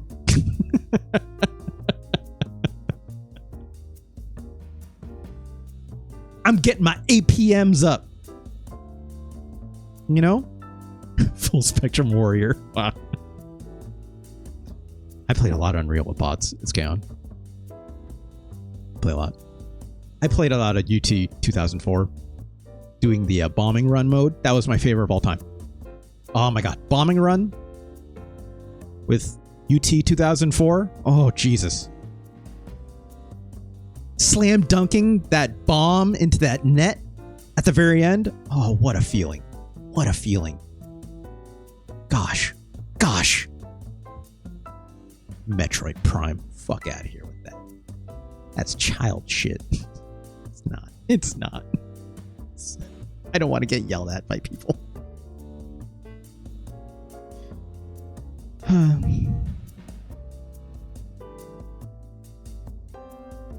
It's too busy getting headshots with that sniper rifle in Unreal Tournament. Metro Prime, you just auto aim your way through that shit? Get out of here. Get out of here. fine. It's fine. What I'm trying to say. Funk, what I was trying to say. There's a legacy to Super Metroid that I love much more than the legacy of what Mega Man does. Right? I love character action. I'm the biggest set. Without character action games, I wouldn't have Sekiro, right? I wouldn't. I love Sekiro. I love character action games. Don't get me wrong. But to the greater whole, right? There's something so important to Super Metroid still, even if I think Metroid for the NES is a much more interesting conversation. Super Metroid is still one of the most important, greatest Super Nintendo games of all time. But I'd still rather play Street Fighter. Like, that's the thing! That's the thing! Right? I'd still rather play Street Fighter.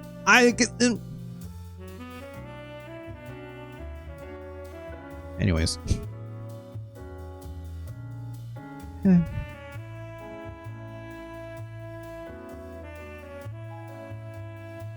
Congratulations, Super Metroid. You're new number 6. Incredible video game. Incredible.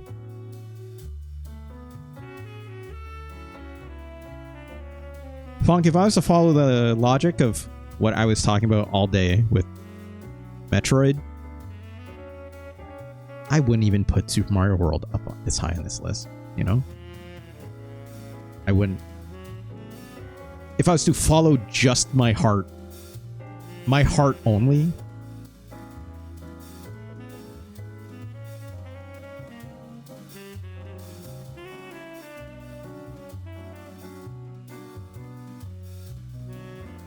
yeah.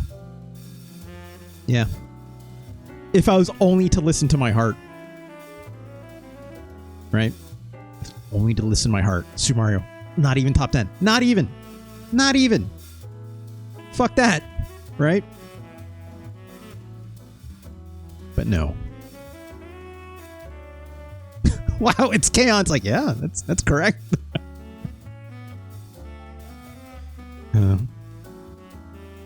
People would yell at me so much.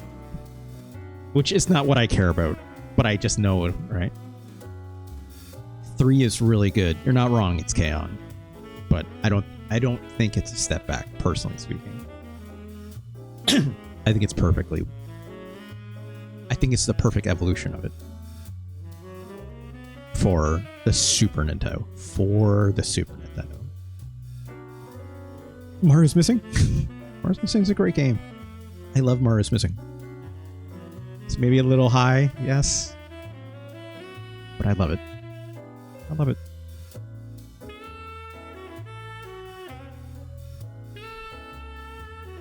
The Tanuki suit is a lot of fun. I get it.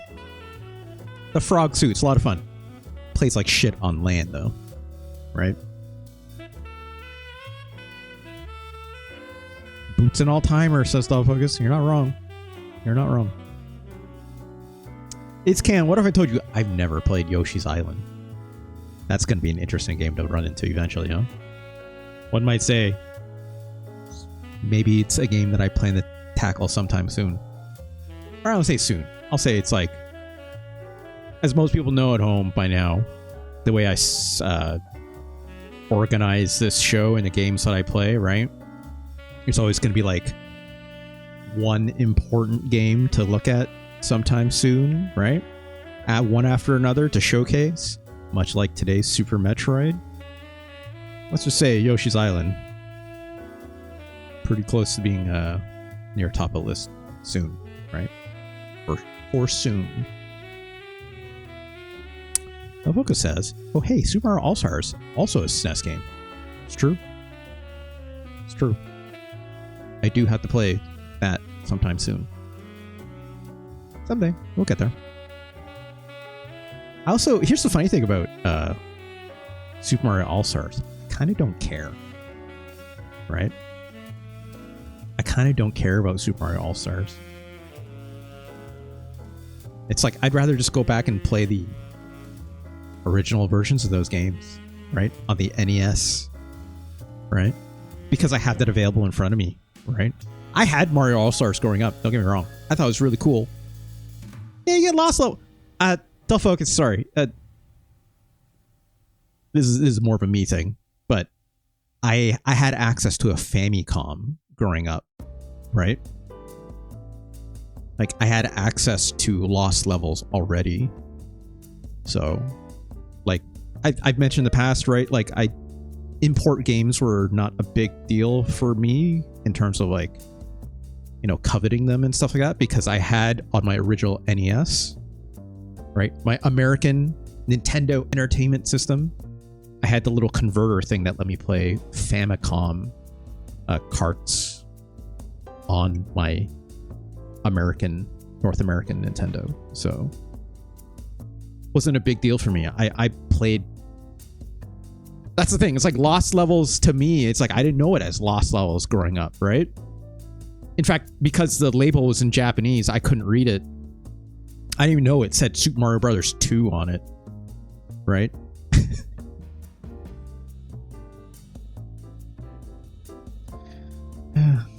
Thanks, Delvocus. Thanks.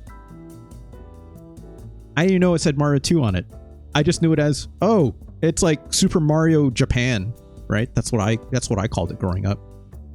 Super Mario Brothers Japan. I think colloquially, that's not how you say that word. Colloquially, I think that's more right. Colloquially, I think it was called Super Mario Brothers Japan to a lot of people, right? I think. I could be wrong on that. That's what I called it. Because it was the Japanese cart, and I'm like, oh, this is different. 1-1's not the same on this. That's weird. Also, it's got Luigi in it. Also, this is hard. This weird mushroom kills me when I touch it. What's up with that? It's alright. I didn't play it very often because it was so goddamn hard, right? Anyways. Whew. Yeah, as do most mushrooms. Don't eat random mushrooms you find in bricks. Punch out of a question block. Don't do that. Congratulations, Super Metroid. I think this is a good place. I think this is a good place. I don't think...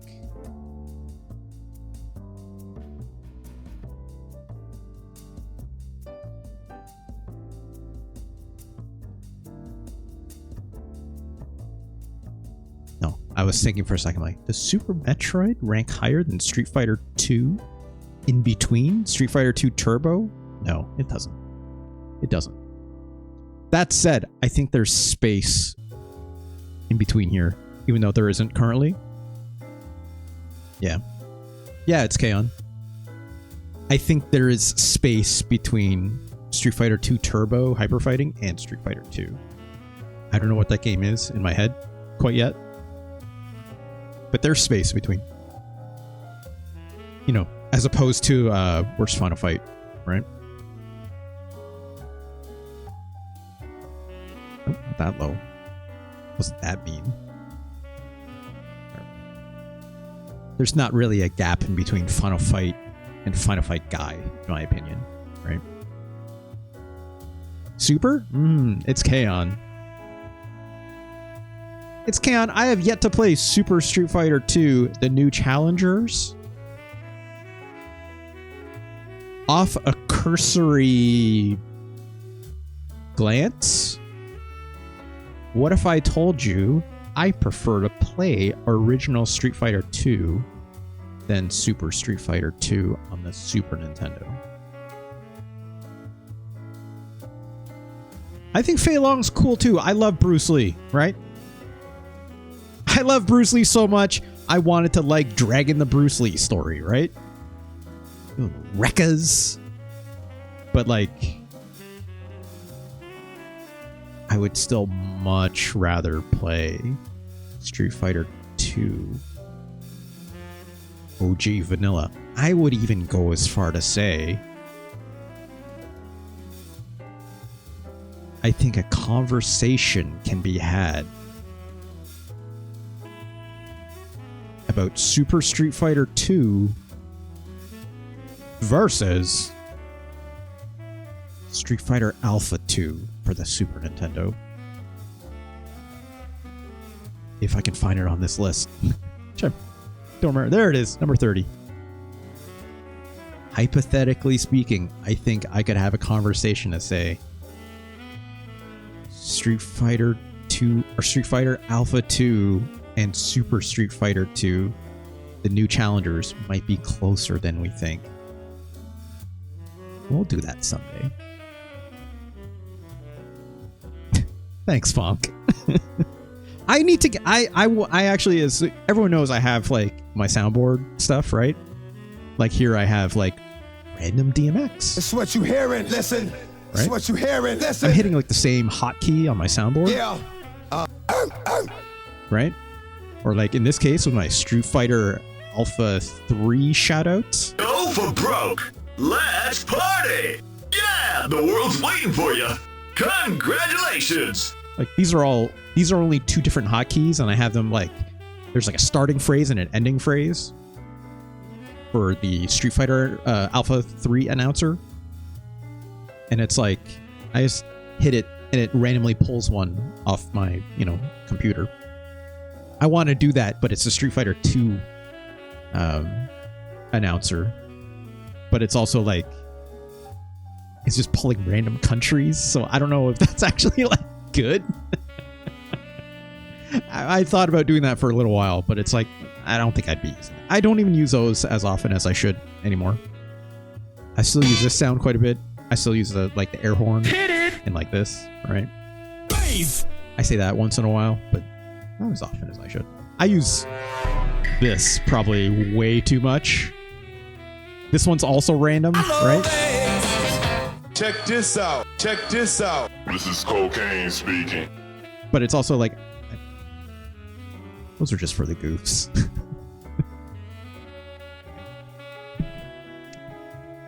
How we doing on the uptime? 2 hours, 20 minutes. Wow. That's about right.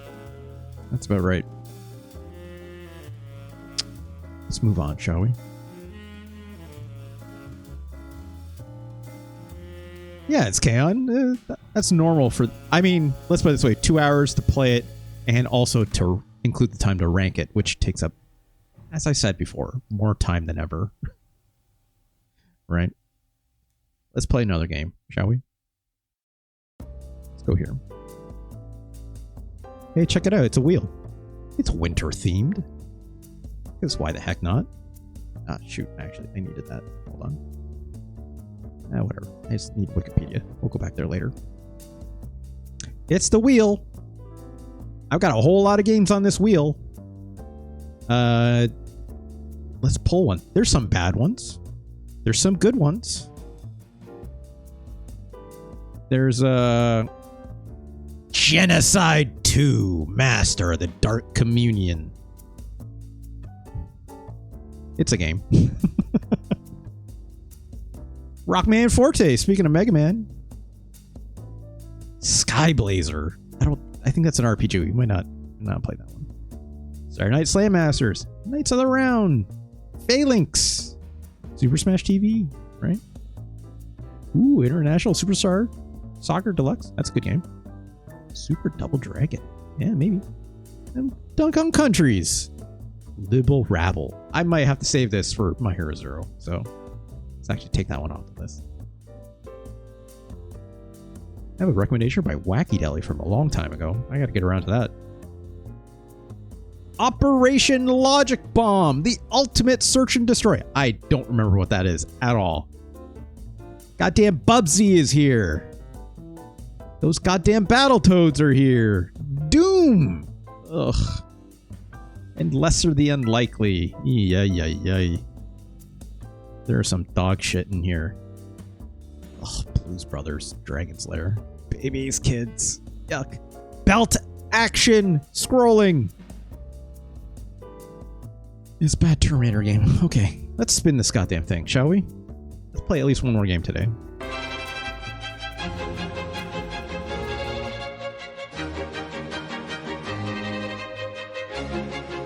Oh gosh. Oh gosh. No good. That's good. Oh no, we're gonna... Oh gosh! Sound! It just... It's winter themed, I guess, right? Operation Logic Bomb! The ultimate search... What the hell is this game? Why did I put it on this list? Don't focus, you're right. You're right, I chose the wrong season. You're not wrong. What the fuck is this game? Do I even have it? I have it. Let's take a look, I guess. See what the hell this thing is. Oh jeez. Oh jeez. It's a Jalico game. Oh, okay. Look at this shit. What the fuck is this? Why did I add this to the list? I have no idea what the fuck this is. This is making that Super Godzilla intro look real nice. How much? Is this a mech game? Maybe it's a mech game. I probably saw this off like a SNES drunk video maybe at some point. I don't know. I don't know. Who are these guys? Is this Terminator ass looking dudes or are they... Oh, jeez. I feel like this is the start of like Bubblegum Crisis. That's a dude. So what do they call the cyborgs from? This fucking bass sounds great though. What do they call the bad guys in Bubblegum Crisis? They have like a funny name. Boomers! That's it. Thank you, it's Kaon. Boomers. I had to look it up. Also, I like seeing this corner in the top left. It's like, it's just like, seems to be randomized between like 3 different names. It's like Logan something and a Flynn and a Bonk. And I don't know why it's... Let's hit start.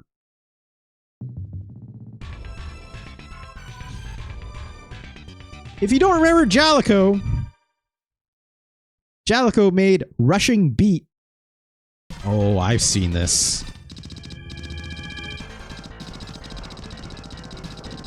Wow, busted through that glass. Sure. I don't have anything in my Y. I have B. It's just my machine gun shot. Okay, holding on to R, that's lets me, or L, lets me lock in and strafe. That's good. Okay, I can change my shot with A. Spread gun, wow, out the gate. Still nothing in Y though.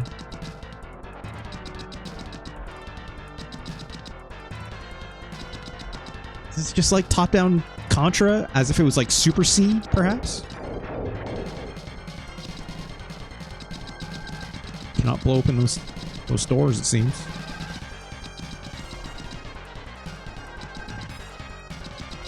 That's an alien.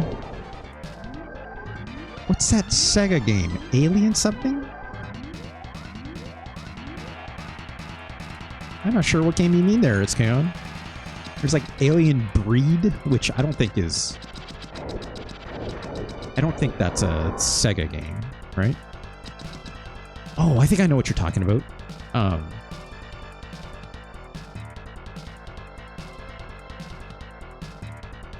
don't remember. No, I'm thinking of a different... It's like there's like a alien cop... Ah, jeez, I'd have to go look it up. I have to go look up the list, but I'll let you do that research if you're looking. Scan mode. Okay, we got the map because we went to this little terminal. Okay, got a map now. Great. Oh, okay. I took a hit.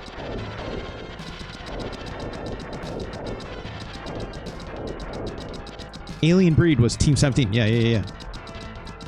Alien Syndrome. That's it. Thank you. Thank you, Skaon.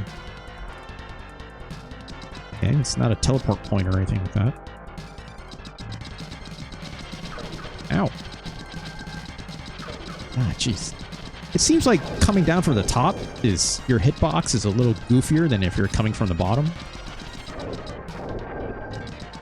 Like you're more exposed at the top because of like just where the shot comes out, right? This doesn't seem to do anything. Okay. Select button doesn't do anything either, it seems. Oh god.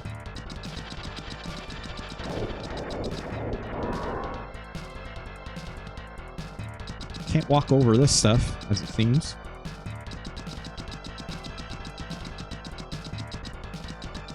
Yeah.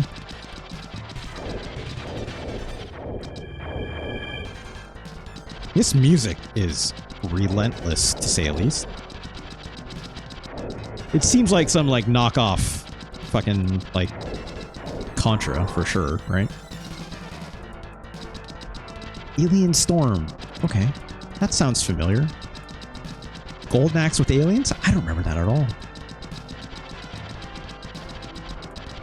Here's another game I think I'm thinking of, it's Kaon, that I can't recall right this moment, but I remember it being more of a side-scroller, kind of futuristic action sci-fi game.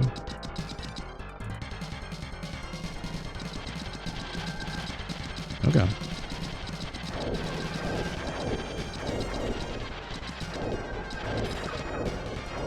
I appreciate this game having this, you know, side-strafing, locking action.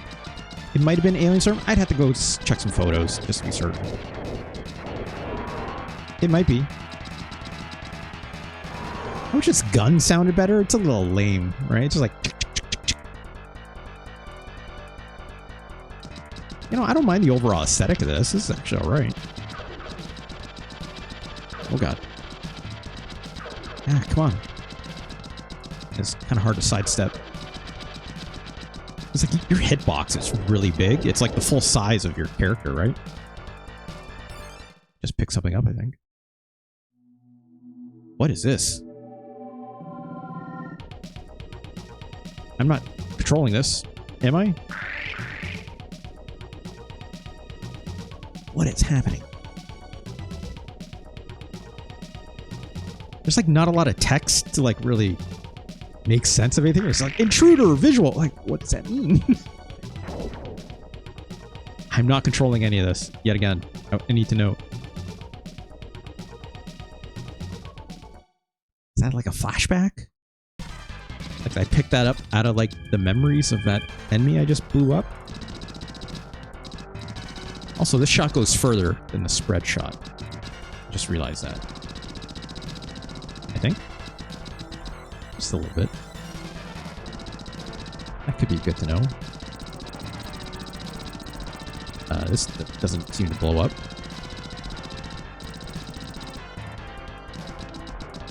It's like time it.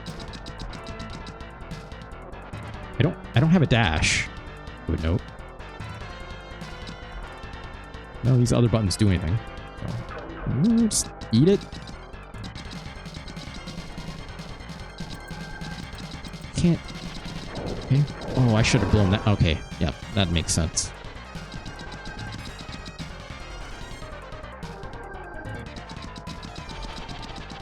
This looks like the thing we were looking at before.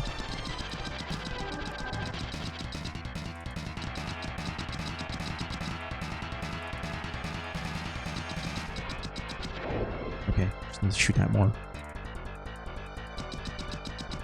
This game is surprisingly not as straightforward as you'd think. That maybe is an exit, but like I can explore more, it seems.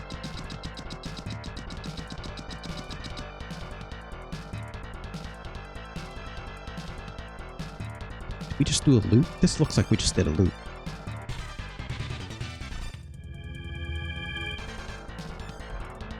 I feel like this is where we started, right?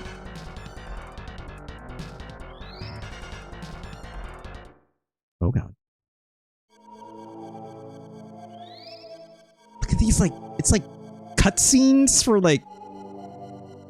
This is weird. No dialogue explaining anything. Just...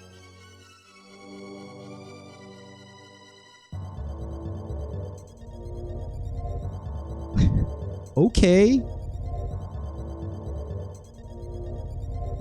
There was an alien storm clone on Commodore 64 called Die Alien Slime. That is the most Commodore-ass game name I've heard in a while. It's K-On.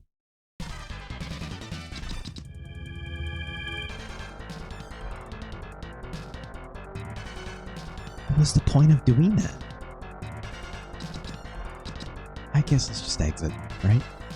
This has to be an exit. Another cutscene, perhaps?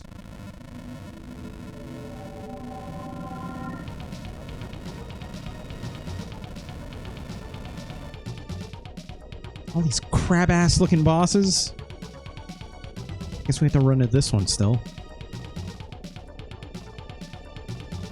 I have no understanding of whatsoever what's happening in this game, in this sci-fi bullshit.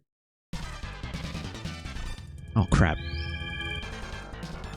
Let's go do the same thing. Yeah, just speed through it. I don't need to see it twice. It has all vibes. Only vibes. Onlyvibes.com. Check out my new website. Subscribe. Pay me a tip and maybe I'll... I don't know, show my feet or something, I guess. Can't go that way.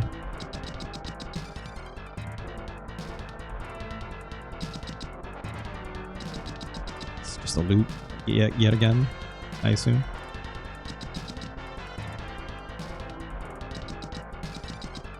Is the door open? Nope.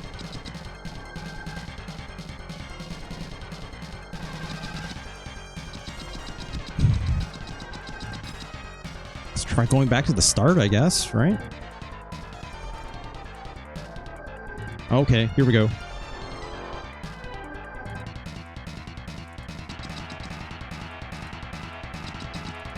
Oh.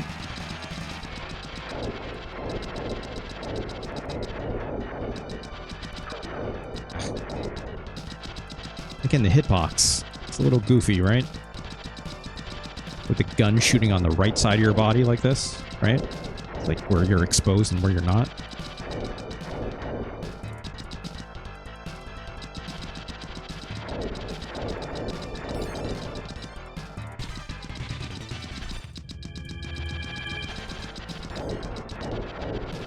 Yeah.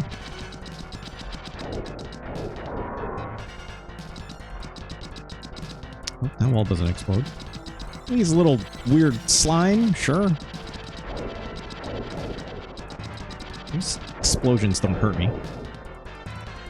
But they blow up, right? Ah, crap.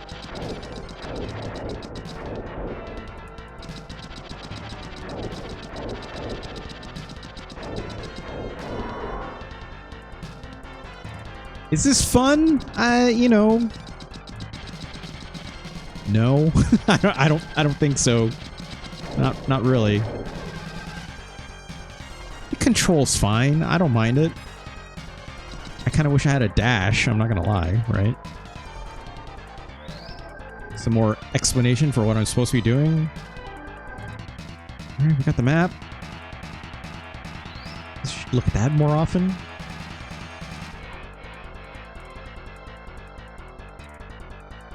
That flashing dot. I think we came from that. Let's keep going up, right? Seems to be the logical way to go.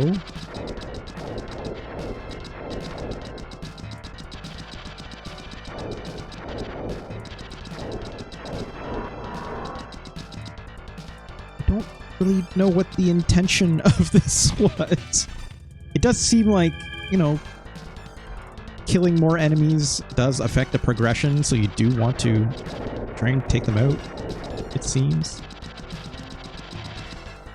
We're just blowing up these things because we can.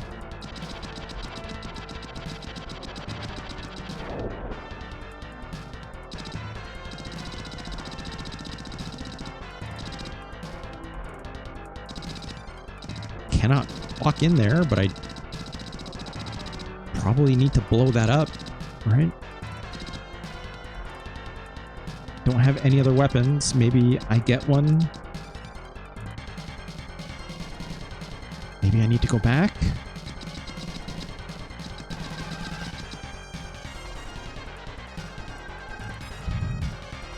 Can't do anything here. This doesn't open either.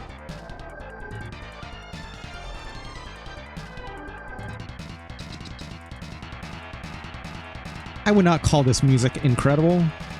In the opener, it sounded more interesting.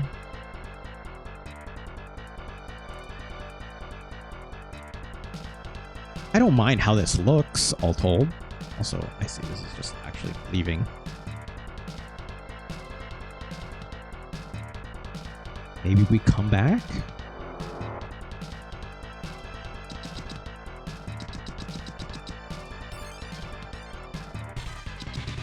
Not been here before, so... I don't know how many stages this has. That looks like a new item. Or... I'm not controlling this, by the way. A rebounding laser! Okay, sure, why not? That's... okay. Starting to get a little more interesting with that.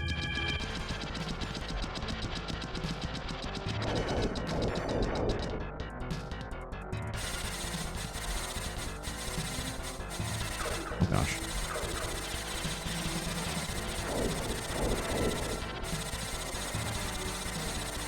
It's a bit annoying to use, I'm not gonna lie. It's better than your own machine gun, I'm assuming, right?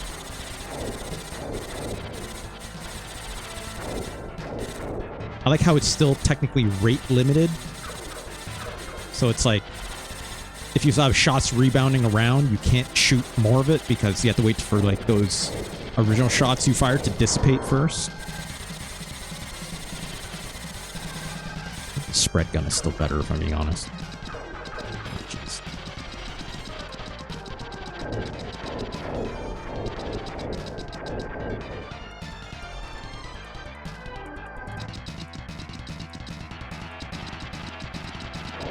I'm sure, you know.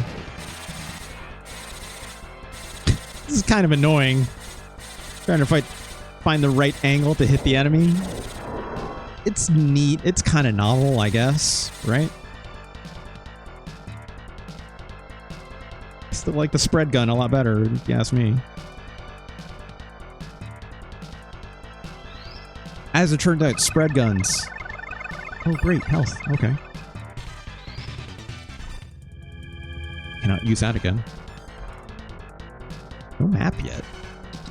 Maybe this is a map? Okay, there we go. There's something here. I just don't... This seems very budget still, right? Which, hey, it's Jalico. That would track, if I'm being honest. Oh, jeez, how am I supposed to do this?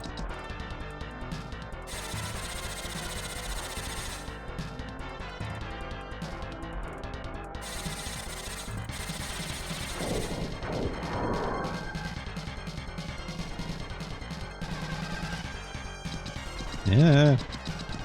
Hey, can't shoot that. Oh, can't shoot that either.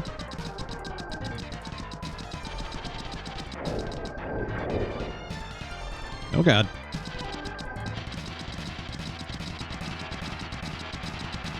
Get out of here.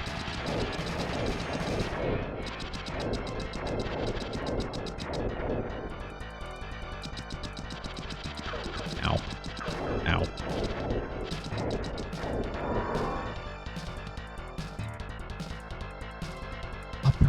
Logic bomb. So yeah, I've never... I feel like I've only ever seen this in like videos of other people covering SNES games, be like, oh, these are like, you know, like hidden gems and stuff like that. I'm not gonna lie, I watch some of those videos sometimes and like I do not agree with them all the time when something's a hidden gem or not. In fact, I would I'd be remiss to say most of the time I do not agree with a lot of the other Super Nintendo content creators when something's a hidden gem or not. I think there's like a line of quality that makes them better for sure than most Super Nintendo games, for sure. No? Would I call them incredible? No. But hidden gems is a nice way to put it, at least, right? Like, hey, look at this interesting thing, right? This is interesting. Is it good? Debatable. Secret of Evermore, I have not played. It's Kaon. That's a game I've thought about playing many times before. I've seen it in game magazines and stuff growing up for sure, right? Secret of Mana, obviously. I always thought it was like a weird ripoff of Secret of Mana, but I know it's quite a bit different than that. Also, that boss was easy. You just walk right up to it. It's one of your friend's favorite games. Listen, that's interesting, right?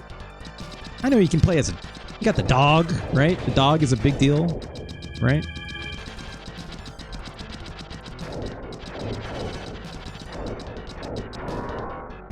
I know that game is beloved by some, but I remember I mostly stayed away from it because I think a lot of Game Pro and like publications at that time like didn't really like it that much.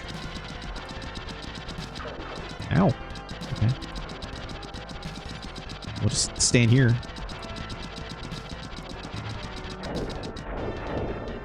That was easy. We're getting another flashback.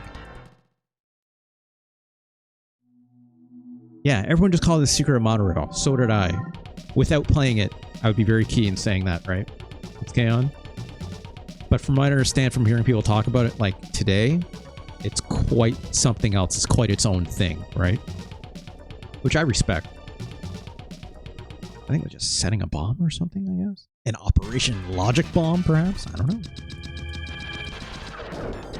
Ah, jeez.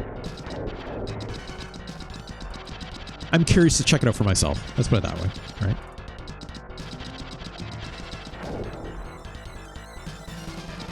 I don't know what it is with like blowing up these things and it like clears out like the spots you can't walk on. It's like some kind of virus or something.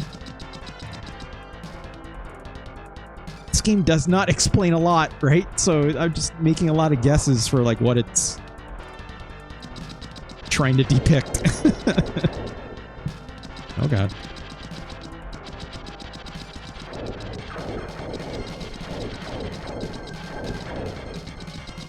Come on. Get that angle.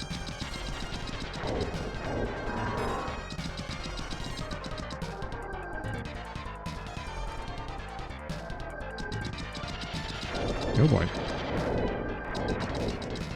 Shooting at the sides like this seems to be really key because it's gives you the most cover, generally speaking. Or in this case, shooting off to the right and going up. Ah, jeez.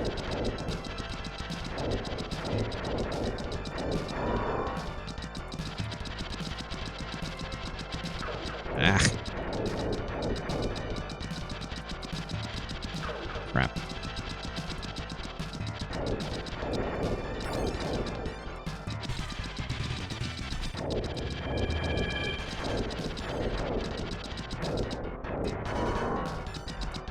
You know, at least so far, these enemies haven't been, like, super overwhelming necessarily, right? Which seems part and parcel to design.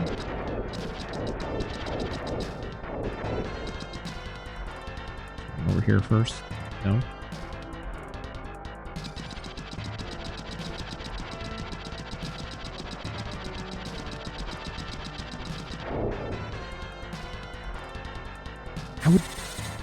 I just want to see, like, kind of like more power-ups, see if it offers anything interesting. This life, or is it... Okay, finally giving us a map. Very late to give us a map in this part of the stage. It's kind of funny, it's like going through these corridors and stuff, I feel like I should have, like, been backtracking a lot more than I already have. but I can't kind of tell because it all seems really... Seems a bit nebulous, right? Just probably by design, but...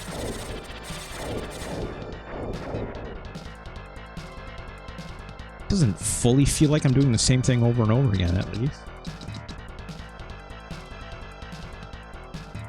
It's a lot like Alien Syndrome, just not so chibi. I don't remember... I have to look at Alien Syndrome. I'm gonna look that up after this. We got health back. There's something else we're supposed to open here?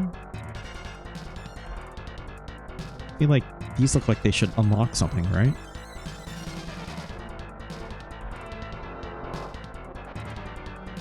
Also, it's like when you teleport, you don't always go back to where you started, which is kind of interesting.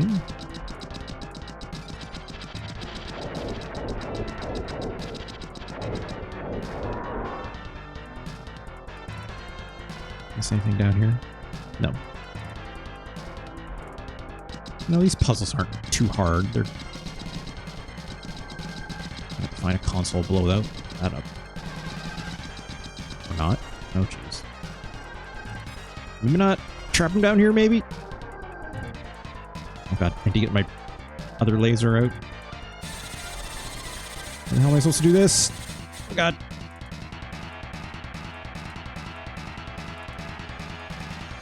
Yeah. Ow. Oh god, that hurts a lot. So we can pull these things all the way down here, right? Trap them a little bit. Oh god, nope. Okay, there we go. Trap them. It'll make my life a little bit easier at least, right? How the hell am I supposed to do this?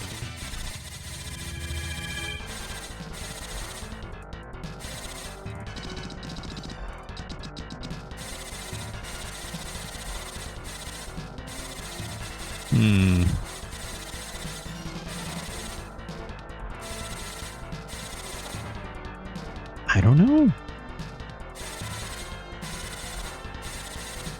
Am I even supposed to do this? I don't think there's a way to do that. Right? Can't activate these. Oh god, we're back.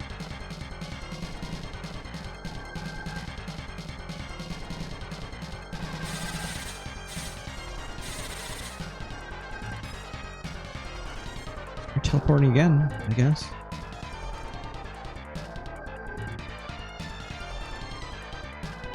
Now I'm lost. I am super lost now. Now I'm just looking, it's like, okay, is there anything else I haven't opened up yet? What's going on here?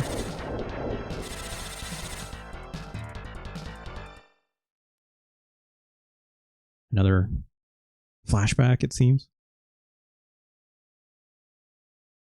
Wow, look at this big guy.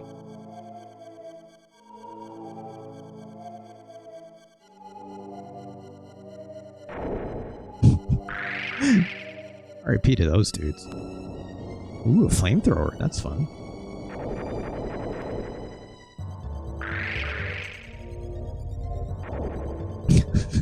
RIP, dude.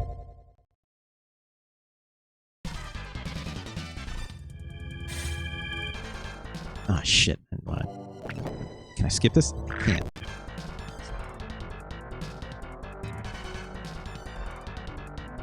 You know, this game's interesting. I said that before. I'm like, almost like curious now to keep going, just because it's like, you know, it seems to have a progression, right? See what we picked up. Okay, we got the flamethrower now. It's no Pocky and Rocky. That is correct. It's Kaon. Few things are.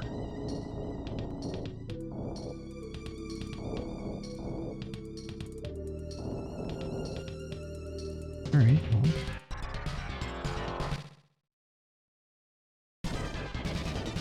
Back here.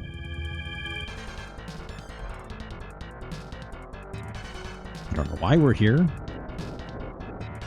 but we're here. Roast these guys again.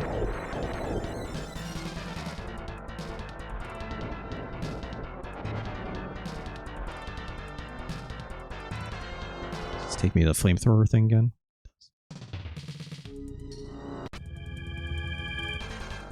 Fast forward my way through this.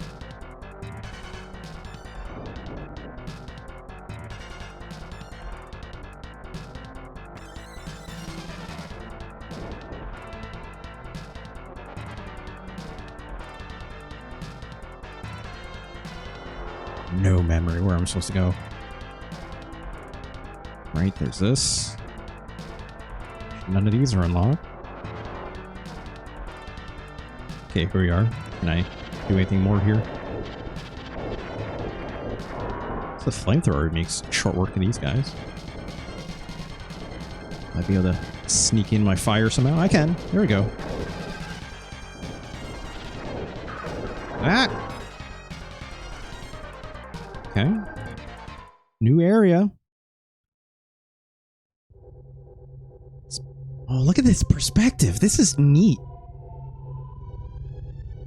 Oh, it's 7-ass boss, right? Oh, well, there goes my platform. It's missing the one gun, right? Because that one guy blew it off. Also, we can just stand here. Oh, God. Okay, you can shoot those missiles at least. Oh, God. Oh, that wasn't so bad. Just hold the button down. When you hit it more than it hits you, you're fine, as it turns out. And then you're back! Like, no fanfare whatsoever. Ah, shit, there's a thing I could have got back there. Let's back up. If I had to guess, this is probably health. Great.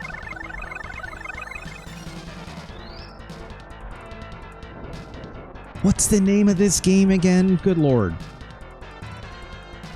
Operation Logic Bomb. The ultimate search and destroy. 1993. Okay. Let's look at this next area and then we'll probably call it. This looks significant. Wow. Get out of here, rocks, I guess. The music changed at least. Right?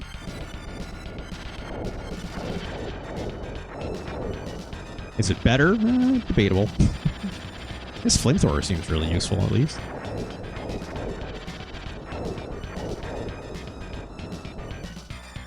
Can I pick this up? Can I do anything with this?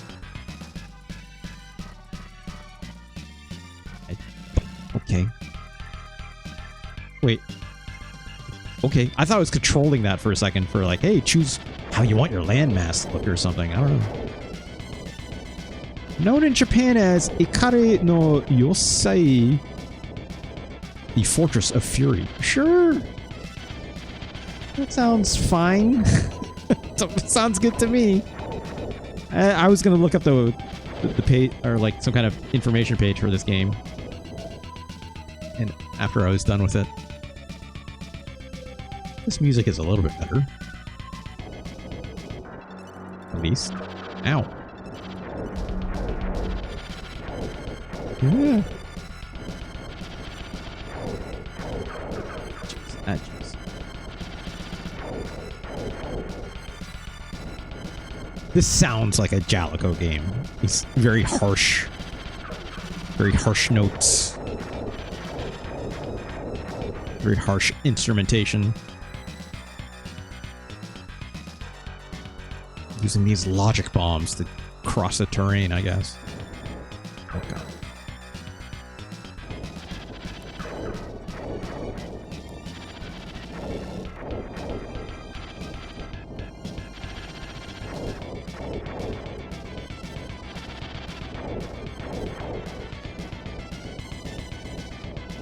You know, is this particularly challenging? Debatable, right? But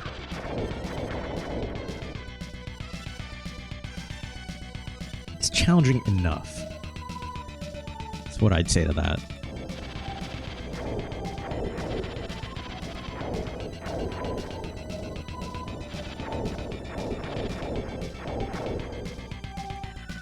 Oh god.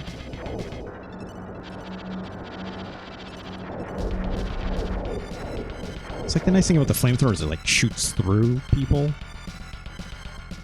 But it's like, I think the other guns had like a little more knockback on them or something, right? It felt like it, they did.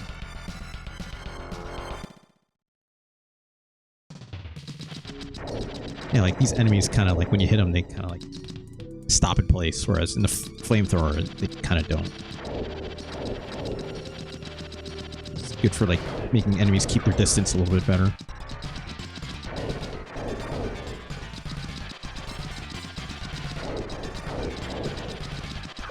Ow. Let's see what's up first. Nothing. Okay. This music sounds real bad all of a sudden, I tell you that much.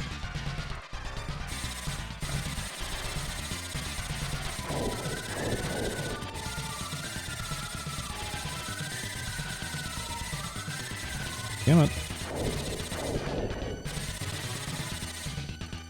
75 hours into Elden Ring now, by the way, says it's canon.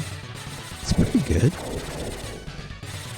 How, like, have you made it off the first continent yet? It's Kaon?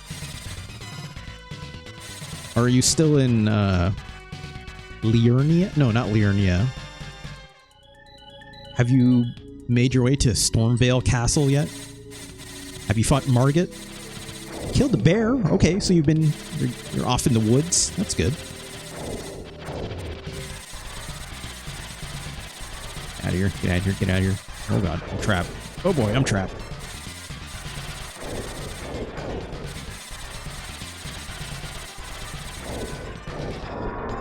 It's like the flamethrower, right? Flamethrower is pretty strong. No knockback is a bit of an issue.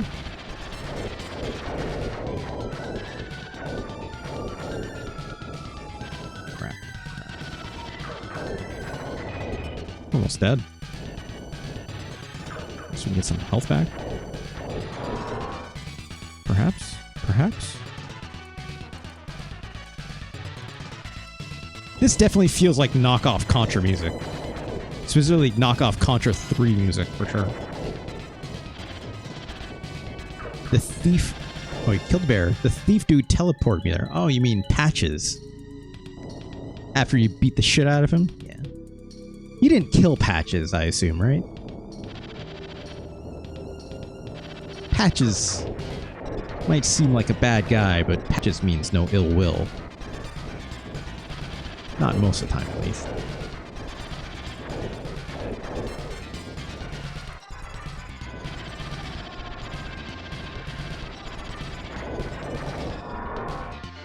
Not yet, but he's a dick. Yeah. He will continue to be a dick. I can tell you that much. Ah, we're dead. Well, this happens when you game over. Continue. On the spot? From last teleport. Okay. Let's throw a save state down. Operation Logic Bomb. Not the full title. The Ultimate Search and Destroy. I also got the needle for the tiny dude who was turned into a tree. Okay. Yeah, you're making good progress for 7 hours. Right? I'd say so, at least. Keep that going. You got good stuff ahead of you, obviously. Ikari no Yosai. Fortress of Fury. 1993. Developed and published by Jalico, it seems.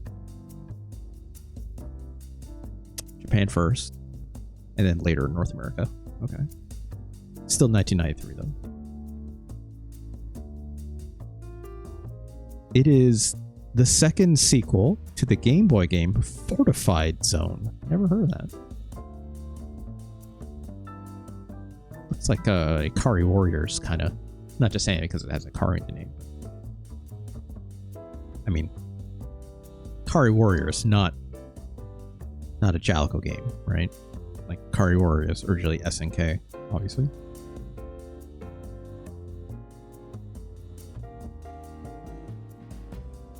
Ikari just means fury. That would explain it. I didn't know that. So later releases BS Ikari no Yosai on the Satellaview. Okay. Operation Logic Bomb was added to the Nintendo Switch Online subscription service in May 2020. How about that? You want to go and play Operation Logic Bomb for yourself? Go right ahead. I think I remember this box art though.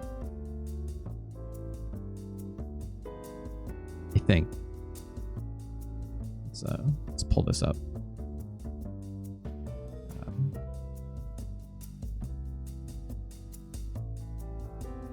Come on.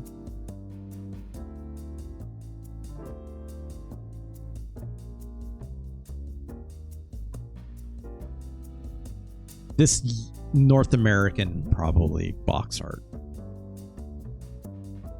This seems familiar.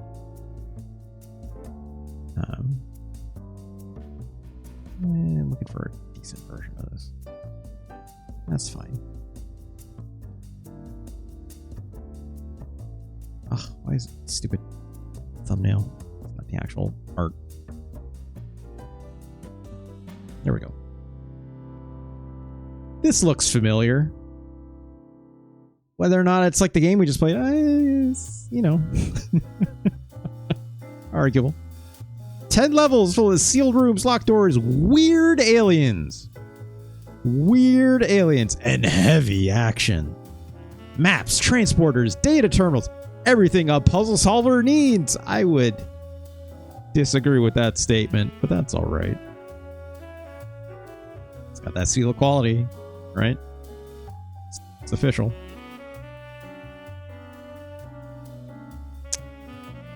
Anyways,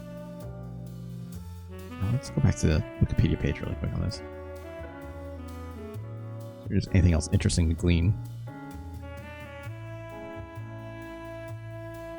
This plot, sure, you could write literally anything. I'd have to believe it. You play as Agent Logan / Hero.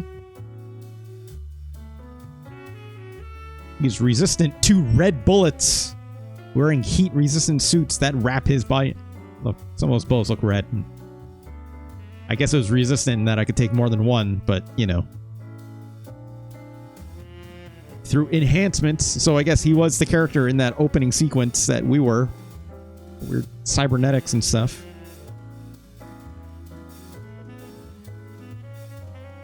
Liberate a secret futuristic laboratory dealing with interdimensional physics. Man, they just word saladed their way into a sci-fi game. Sure seems.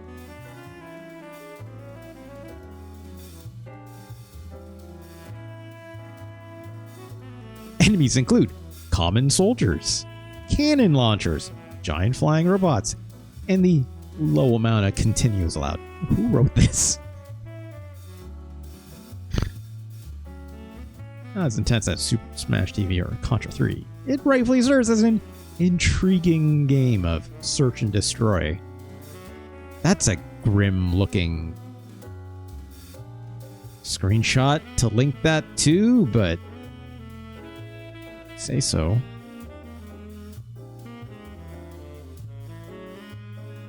Anyone bringing it interesting? No, these are all very EU kind of outlets who have looked at this game. Let's see where this goes on the list, shall we? 1993. I don't hate this game. Do I think it's very good?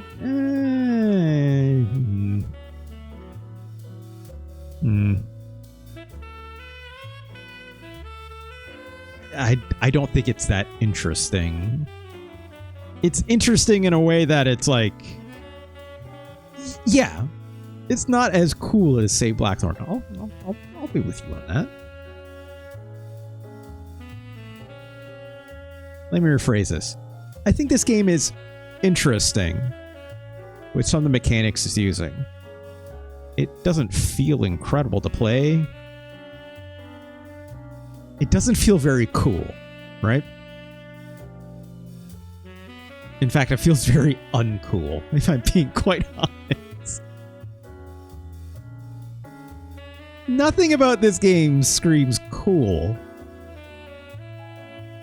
But it's interesting mechanically a little bit. You know, it's kind of like, hey, there's different powers. You need these powers to unlock, you know, your progress. That's interesting, I guess. Is it executed in a way that's cool? No, not really. It's got some tiny details, correct, though, right? Like, it's got, like, the strafe with locking on with the shoulders. Like, that's good. That's really good. Super helpful. You know, sprites are big and interesting, but it's like, they're not, it's a little stiff looking, right? Like, you play that, and then you look at, like, something like Contra 3, obviously, and there's, like, a brashness, a loudness. I say it all the time with the arcade stuff, right? It's like that game, like, shakes you by the shoulder and says, look at me, right? This game's not really doing that. It's trying, I think, with the music, but it just sounds like a knockoff version of Contra 3, really. You know, what year did Contra 3 come out? 1993? This game also released in 1993, as it turns out. Right, let's look at Alien Syndrome after we rank this. It's Kaon. I'm curious. Where's Blackthorn? Are you mentioning Blackthorn there? Right there? It's not as good as Blackthorn. Majou, right? Like, another game. It's like, not the most incredible video game in the world, but that game, it's like, it wants you to pay attention to it, right? With the blood and, like, the weird monsters and power-ups where you, like, change forms and stuff, right? It's trying to do something to be cool at the very least. Just mechanically, that game is a little lacking. Blackthorn is by far a better game, though. I will still defend Majou. It might be lower. No, Majou is fine. We looked at it recent enough. It's fine. I re-looked at it. I might re-rank that another time.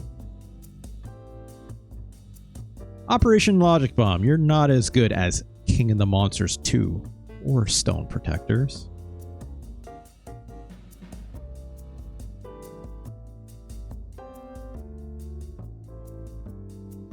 Gosur Mikami is a better game. That game's half decent, kind of little platformer, right?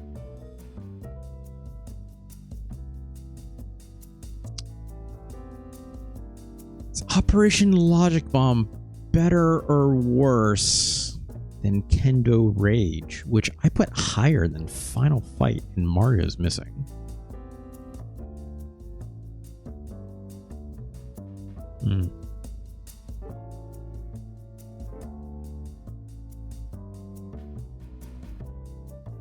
No, Kendo Rage is cool. Cooler. It's got a fun aesthetic. Gameplay is a little lacking. Final Fight, there's a game that is cool. It plays pretty alright. Final Fight on the SNES is better than Operation Logic Bomb. There's another Jalico game. Speaking of Final Fight, Rushing Beat or Rival Turf? It's okay. Another game that's kind of okay. Aesthetically, it's a bit weird.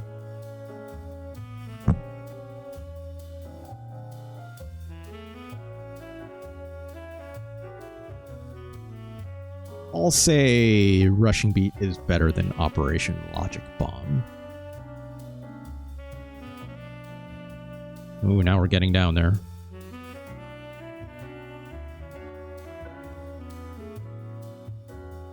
Is Operation Logic Bomb better or worse than Psycho Dream? Mega Man Soccer, even. I feel like we're in it. We're in it now. What isn't Operation Logic Bomb worse than? That's a game we need to re-rank. Let's not talk about that.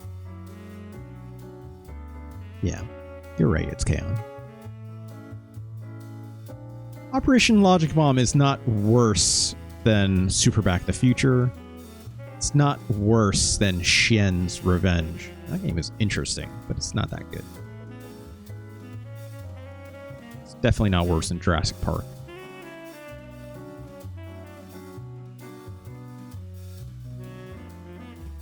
I'll say...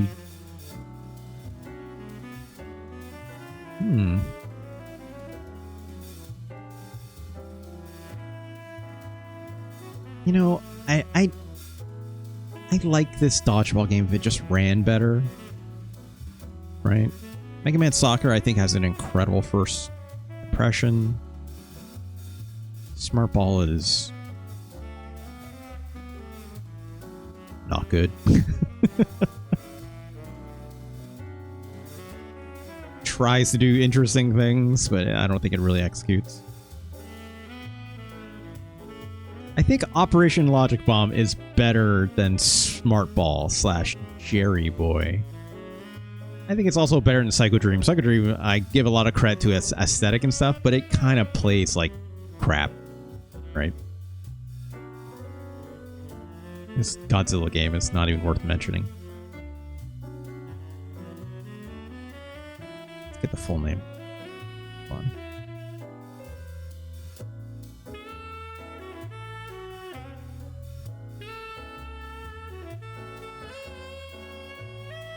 I think Operation Logic Bomb is better than Mega Man Soccer. I'll even go as far as say I think it's better than this dodgeball game. I'm not willing to say it's better than Ushio Totoro, though. That game has style at the yin yang. It doesn't play super good, but it plays good enough. Right? Good enough. This game plays good enough. But nothing about its aesthetic, nothing about the aesthetic says anything whatsoever, right?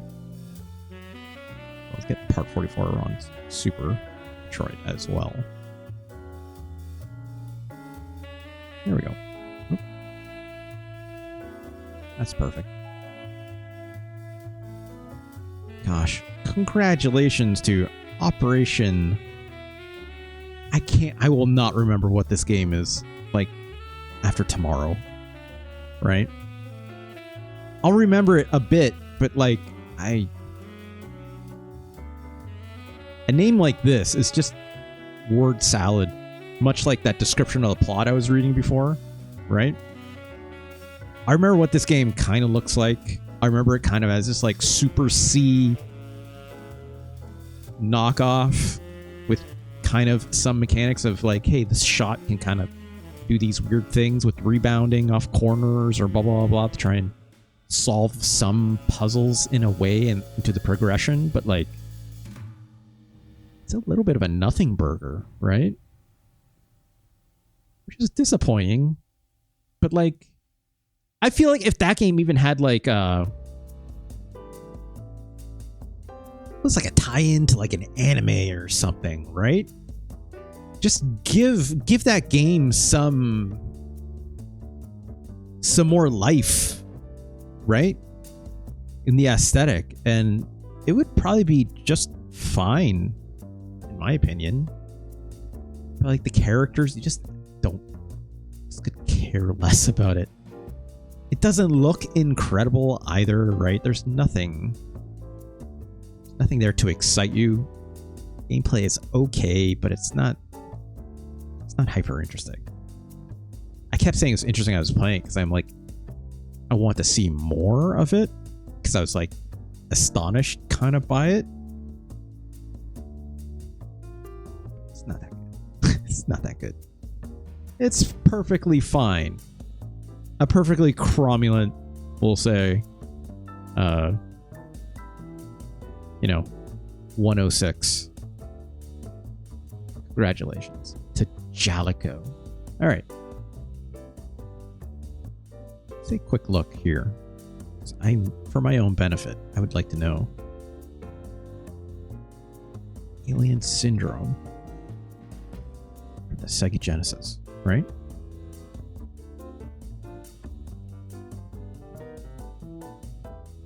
Oh gosh, this box art.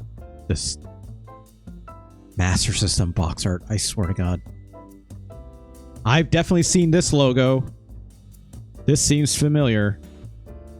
I don't remember this box art. PSP, that's really funny. God, look at this box art. Jesus Christ. This is wild. Ace, the new name for the best in quantity. So like Hasmic Ace, perhaps?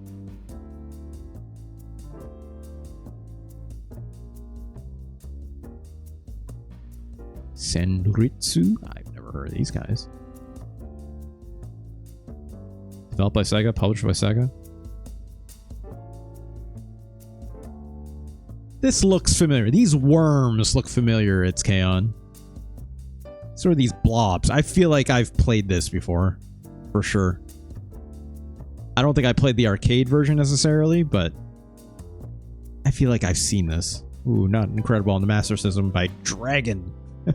Dragon Magazine. Source material for it's a Dungeons and Dragons magazine. How about that? Ace. Who's Ace? Who are these guys? It's UK publication, sure. Senritsu Denki. Sims Co. Limited? I feel like we've been here before looking at something. Anyways, I'm not going to go too far down that rabbit hole.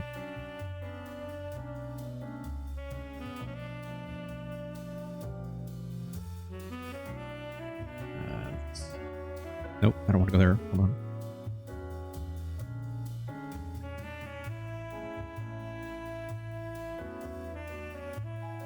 Here we go.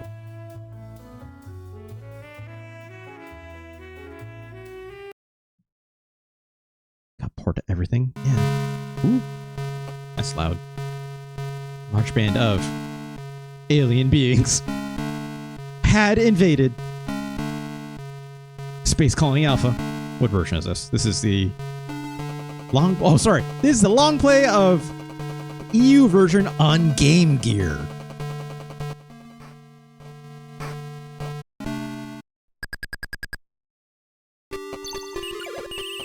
This looks like a Game Gear version. Oh gosh, look at these worms.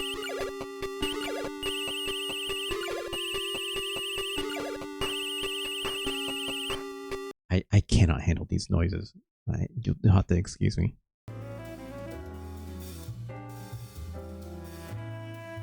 Sega Master's version. Arcade, here we go. That's what I was looking for. Here we go. I've definitely seen this logo.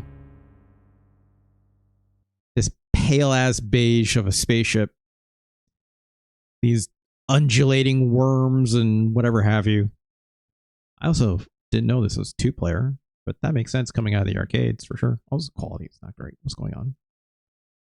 Wow, this must be an old long play. Yeah, 7 years ago. That explains it. Oh, that's crunchy. That's some arcade-ass Master System sound. Even though this is on your arcade, this is what the Sega games back then looked or sounded like, right? Have a quick look at Die Alien Slime as well. Okay. But you're right. This looks very inspired by for that last game we played, which Operation the Logic Bomb. I've almost forgot the name of that game already.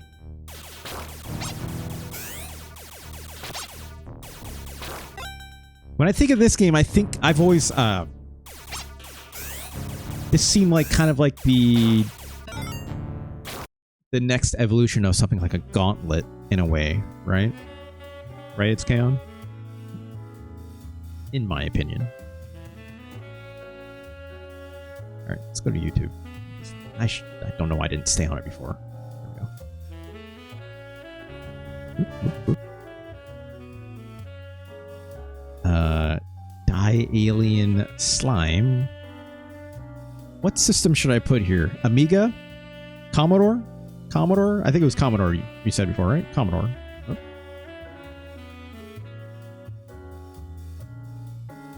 Wow, look at this.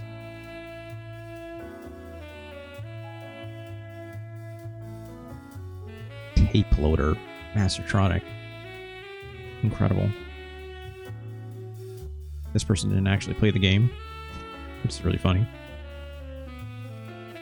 This person looked like they were capturing it. 11 years ago.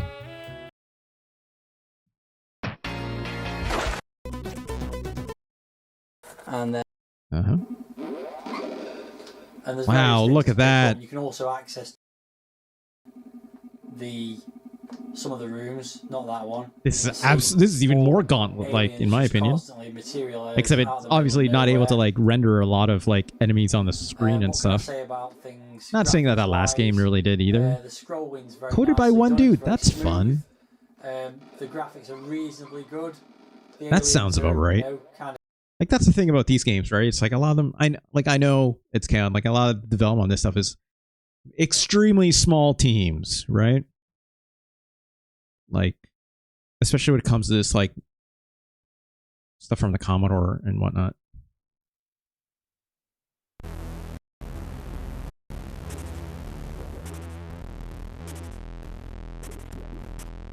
Crunchy ass sounding music. Generally one guy doing the game, one guy doing the music. Yeah. Sounds like Tim Fallon, right? And his brother. I don't remember what his brother's name is.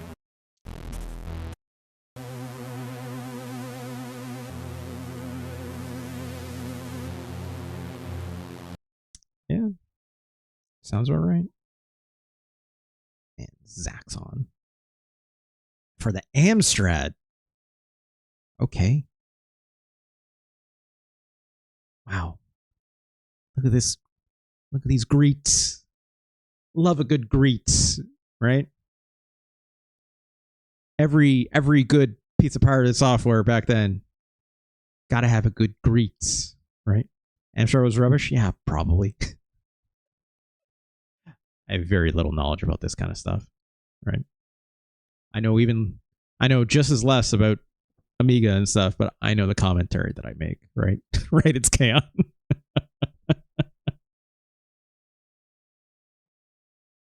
there any sound here, or is it just... Oh, there we go.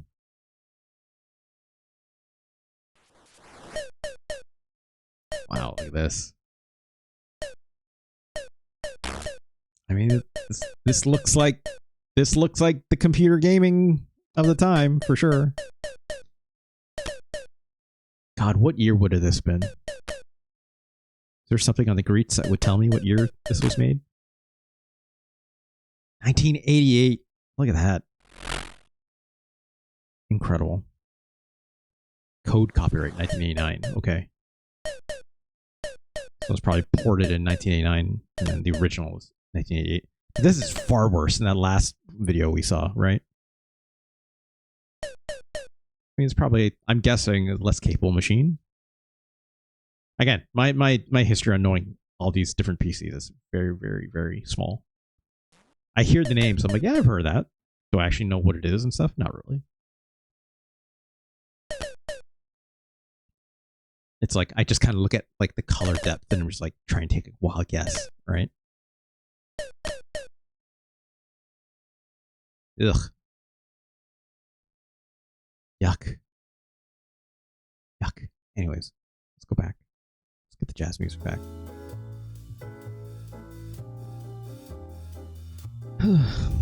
Operation Logic Bomb.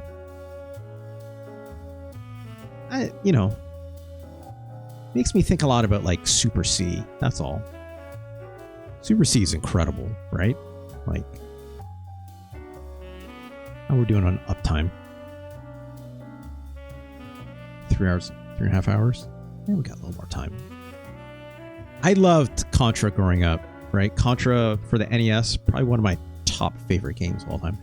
We're done with the Super Nintendo games for now, by the way. It's like, I love me some Contra. I've made this known in the past, but like Super C is a really interesting question because it's a sequel, right? Sequel to Contra. That's a big deal, right? And it's better in a lot of ways, but it's so much harder of a video game. But it's so much more interesting as well in some ways too. Like,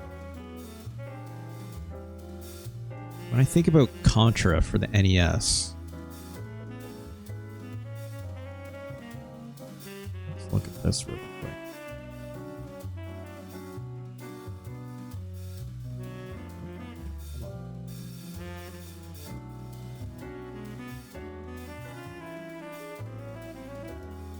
Oh, that.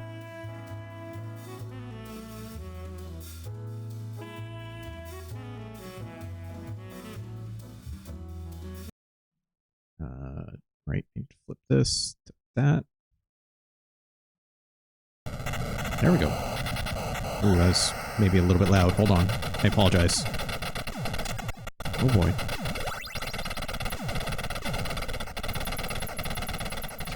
A little bit. That's probably better. Let me know if the audio is too loud. I think it should be alright. This game is very loud, obviously. It's Contra.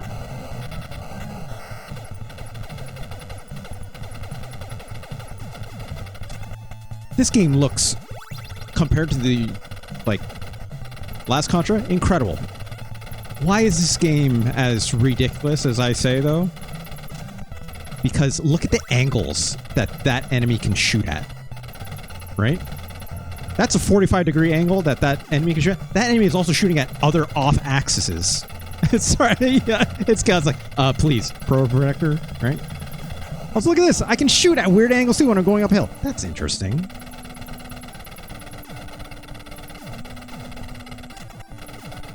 Give me that. Because, yeah, it's like, generally speaking, your character can shoot at, like, the 8 cardinal directions, right? Unless I'm walking up a hill like that in very specific... Jesus. For, like, very specific sections of maps, right? Oh, God. Damn it. That's fine.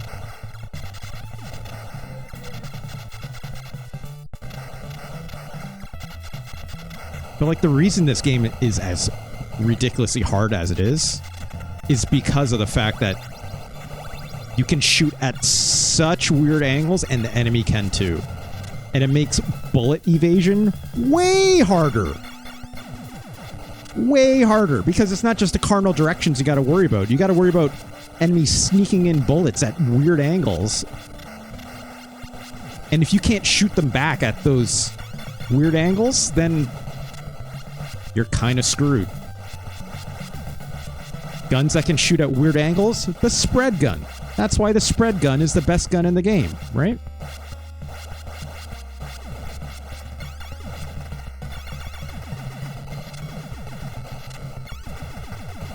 Like, look at that. They can just shoot bullets at a weird angle at me, and, like, fuck that. Jeez. Now we're screwed. We lost a spread gun. Oh my God.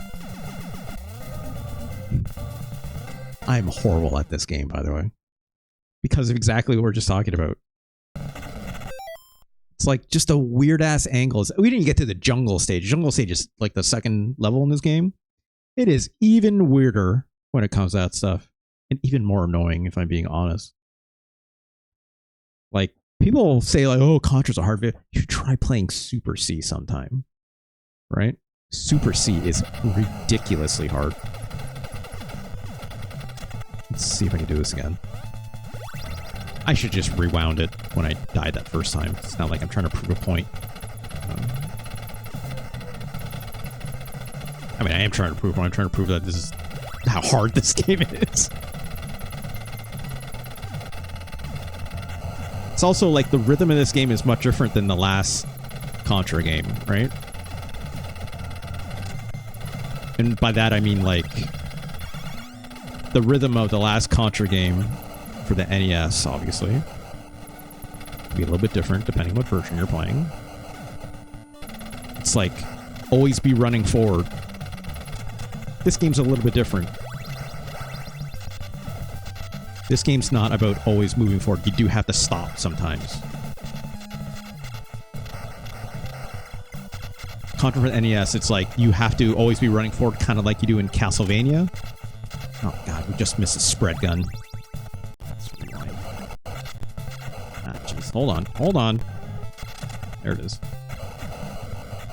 Oh, there we go. Oh, look at this weird angle this enemy is shooting me at. Like, screw you, dude.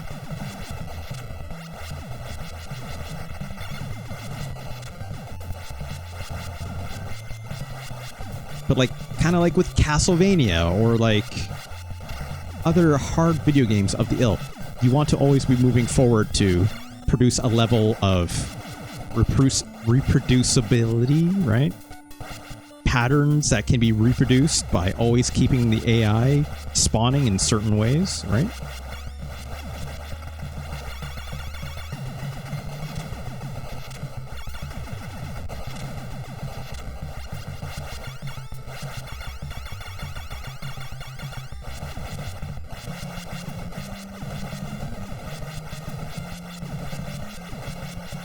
Come on.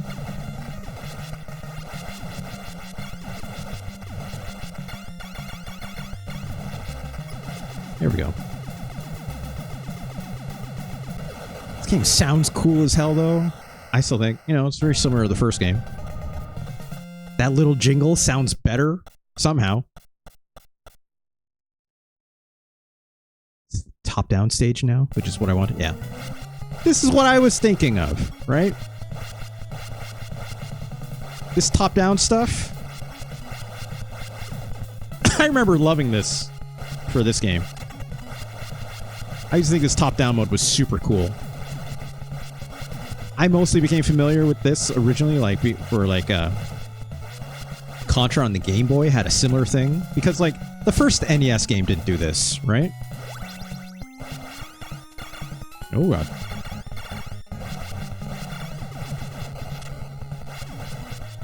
It's like only this game and the Game Boy game did this originally, what I remember. Oh god. But again, like look at these weird ass angles the enemy can shoot you at. So it just makes the game way harder. There's like less safe zones, I guess you could say, right? Oh god, this part. This part you just have to keep walking, if I recall. Is it this part or is it the next part? It might be the next part.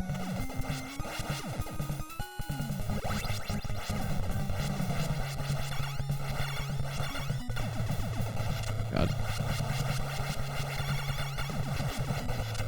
Let's keep moving. There's like a bridge. Eventually, yeah, here we go. It's like, don't stop, just keep running.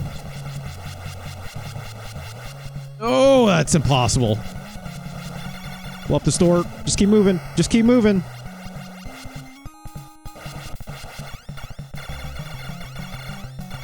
This is a very silly boss. Oh god. Oh god.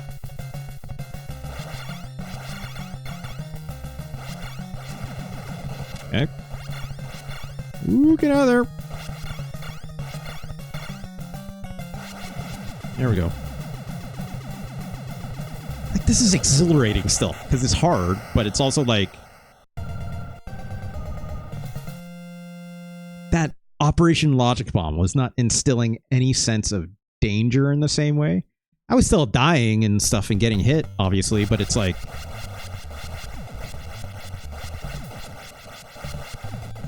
without a sense of cool, right? This game seems cool as hell still. Compared to that last game.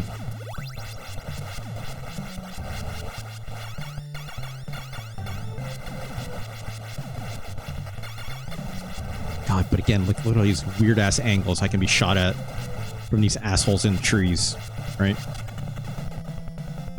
I don't want that. Look at this! Look at these weird mortar cannons, right? Oh god.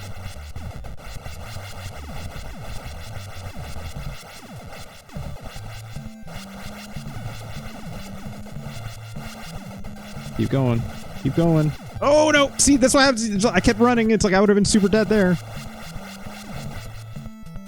Also, your jump is limited when you're in the water. Very slightly.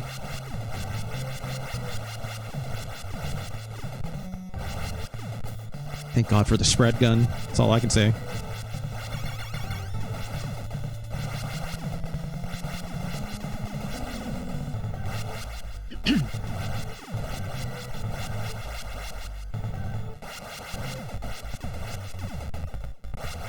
Oh god. Hey Megan Yard, how's it going? Love that old school game sounds. I grew up playing Amiga games at least 10 years older. Hell yeah. Oh gosh. Oh. I think I just duck to avoid this. Ah, jeez. Oh, that's right. You're supposed to jump on top. Let's rewind.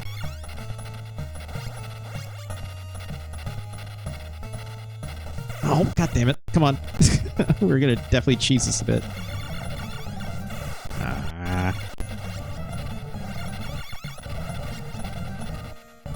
I'll let it walk all the way to the left.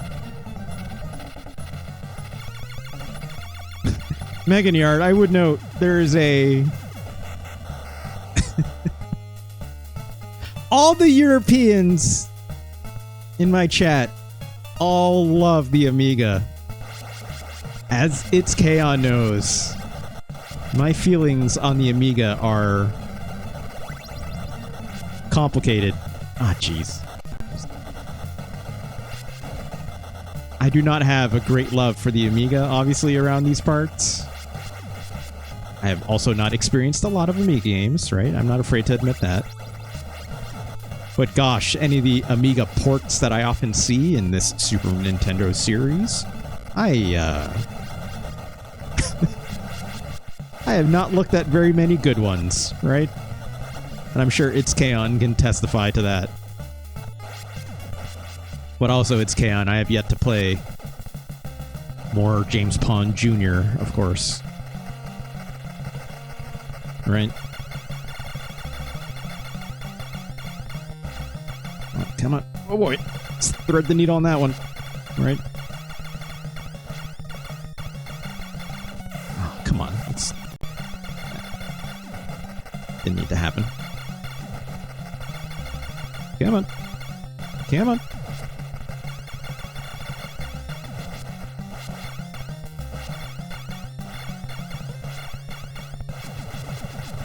We'll get there someday. It's Kaon. We'll get there. Megan Yart, is this the first time you've been here checking out my Let's Rank almost every Super Nintendo game? If it is, I'm curious if you have any favorite Super Nintendo games, personally. God, look at this level, though. This rules. Right? Ah, jeez. How was I supposed to do that? Just gotta wait for it. Yeah. Weird ass bubbles being so deadly.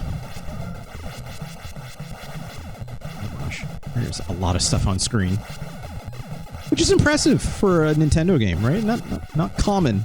Oh god. Minier says, "That's fair. My stepfather had like 50 cases of like floppy disks of games, and only 10 to 20 were great." Minier, it's like. I would note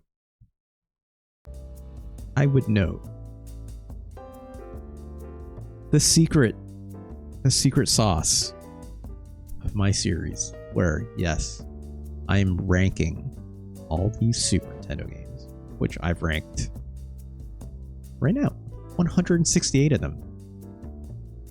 If I was to say, so like if you're saying you had 50 games, right? And you'll say 10 to 20 were great or good, right? That's less than half, right? That's very much less than half.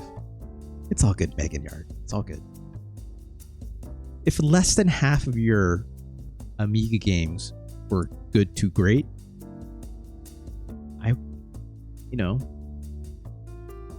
could apply the same knowledge to 170 of them. I would say, what's half of 168? Or if I'm generous, just 160, right? It's about 80, right? I have, obviously, more than 50 on this list. But like 50%, if that's like the good/great line, what's there, right? Maju-oo, you probably don't. I don't know if you know what that is.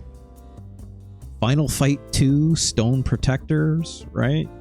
Top Gear. These are good or great games as well, in my opinion. I would go as far as say I can extend a little further because I have so many games on this list, right? What do I call that game we just played today, Operation Logic Bomb, a good game? Questionable. And it's like just over 100, right? Jurassic Park, that's borderline not a very good game, but it's interesting, right? Psycho Dream, very interesting. Plays kind of like garbage, but it's very interesting, right? There's a lot of good games here. Like, I even like Spider-Man and X-Men and Arcade's Revenge. Do I think it's a good game? No. Right? That's on topic. Look at Alien Breed for me. Oh yeah, I forgot I was gonna look that up. But yeah, what I'm saying is, like, no system, even the quote-unquote mightily popular Super Nintendo, right, is immune to having bad video games on them and having a similarly high ratio of bad video games, right? That's the point. A lot of people I know, when they like ask me to rank a game, and they're like, oh, it's so much better than like 100, like Mega Man Soccer. Or no, that's not a good example. What's a good example?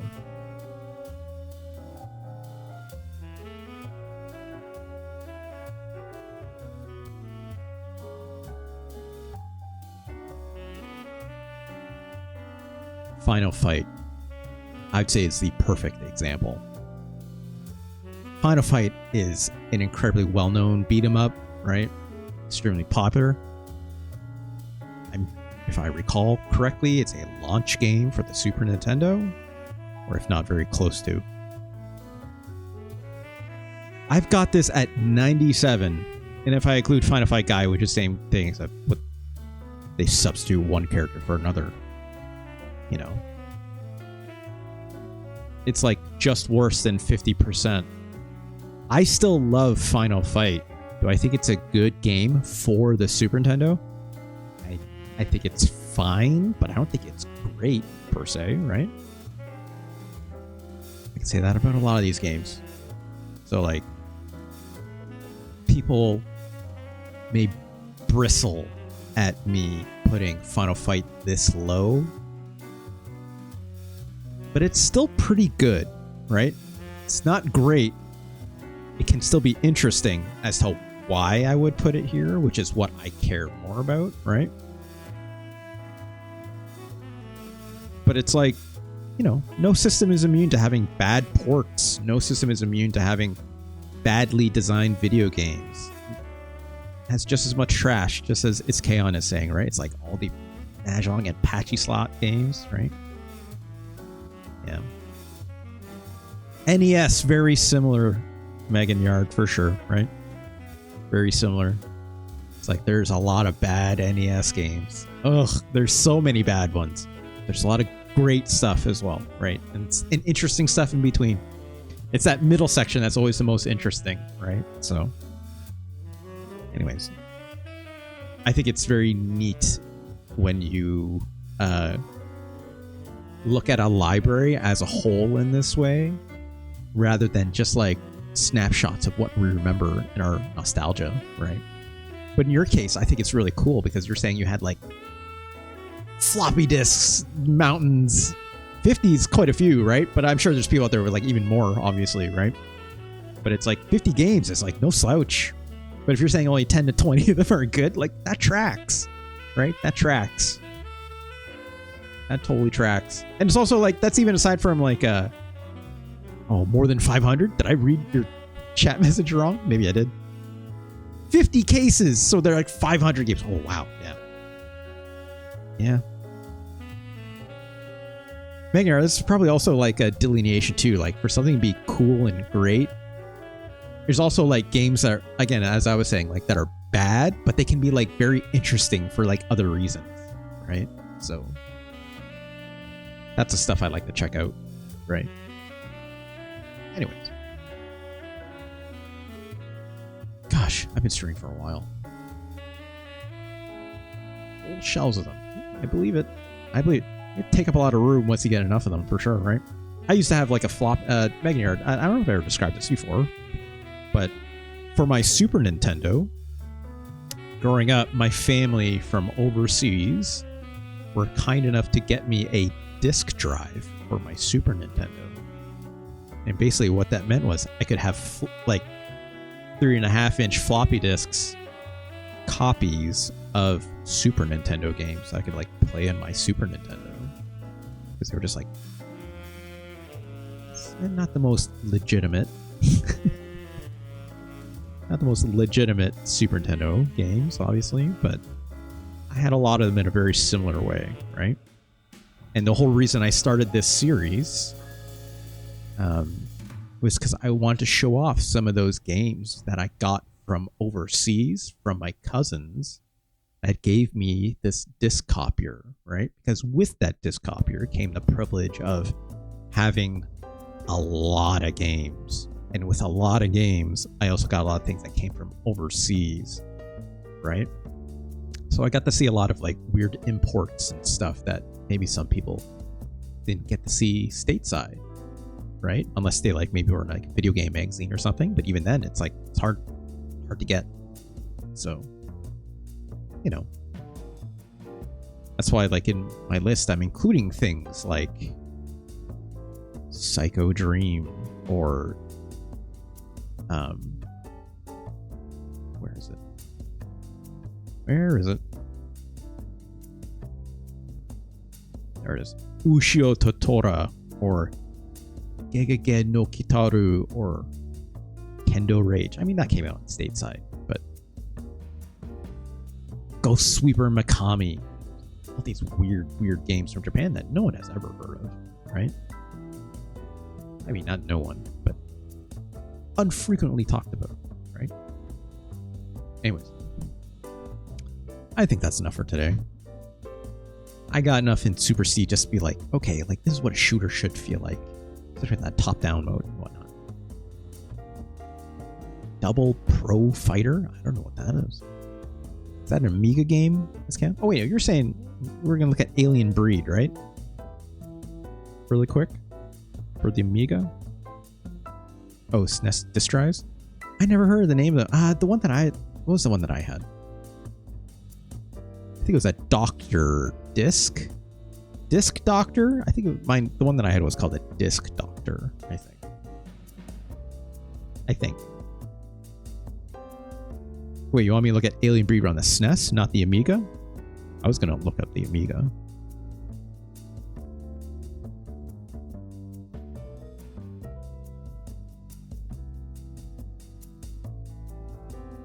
Okay, so you did mean the SNES. I seen this logo on Steam. So I think, you know, there's an Alien Breed game on Steam, right? If I'm not mistaken, it's like a dual joystick shooter style of game. I mean, this looks familiar. There's that Team 17 logo. Seen this logo before as well. Oh gosh, that's loud. That is some Amiga-ass music if I've ever heard it. Alistair Brimble, that's a name. That's a name that I know. Gosh, the blinking on this logo is brutal. Oops. Some story for you, sure.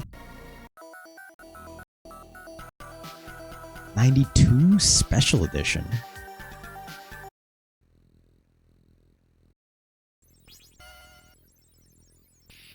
Yep, this sure looks like an Amiga game.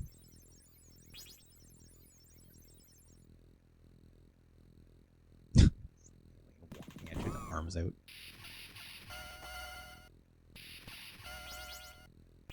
This is reminding me of a PlayStation game called Loaded. I don't know if y'all remember this. I had that game. It was not good. That's fine. This looks about right. They tried to make Alien, right?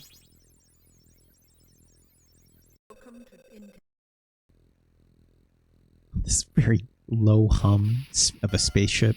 No music. Star Trek doors.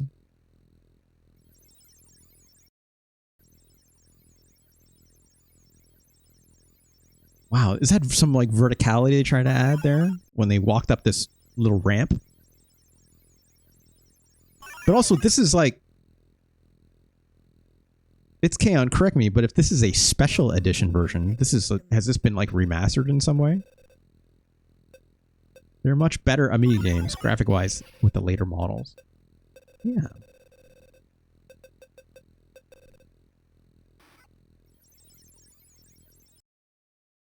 Is there like Alien Breed 2? Alien Breed Tower Assault? Classic Amiga 500 long play. Let's try this. Okay, so it's a little less smooth, possibly. 91. This probably seems a little more familiar. Right, it's Kaon? Wow, look at this ship. And the speed of which this moves, possibly. Listen to that machine gun. That's great.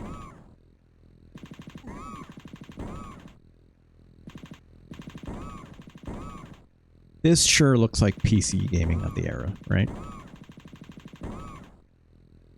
Wow, look at those like little explosions from the what's it called? Hit scan of your machine gun, right?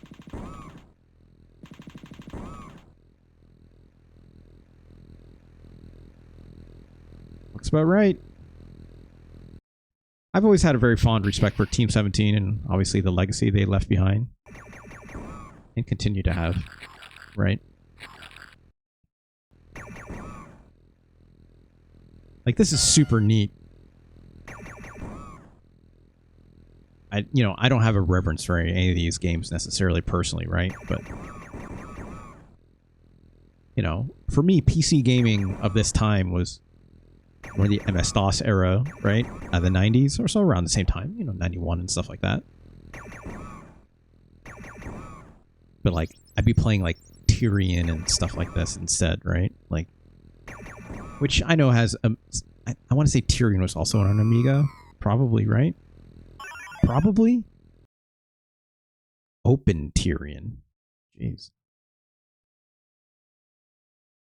I've never seen this before. Tyrion 2000. Here we go. You know? It's like graphics like this make me think of like PC gaming of this era, whether it's an Amiga or not, right? God, Tyrion 2000 was so good. Jeez. The Roland SC55. Woo! 995 2000. Yeah, that sounds about right. Level completed. Hell yeah. There's also, what was the other one? Abuse, right? A very unfortunate name for a PC DOS game. I'm guessing maybe this got ported a couple different ways too, right? Crack.com. This predator-ass looking dude that's not a predator. You are Nick Vrena. Vrena? Oh, the frame rate on this is not great. Let's try and find a better video. Wait, is this the one I clicked on? No. That's better, but let's try this one. That also looks... I guess this is about right. Look at this! Look at this mouse aim! Right? Very novel at the time, for sure, right? Oh, that flash. Look at the speed of which this guy runs, too. And, like, the fact you could, like, run one direction and shoot the other with your mouse. That's real wild at the time, right? I played so much of this game. This game was hard as hell, too. Good stuff, though.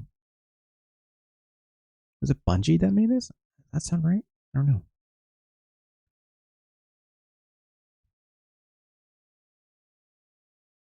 Yeah, Bungie did make this. Man. Wait, publish. Okay, well. For Mac OS, of course. Of course. Gosh, look at this art. It's hilarious. Halloween Harry?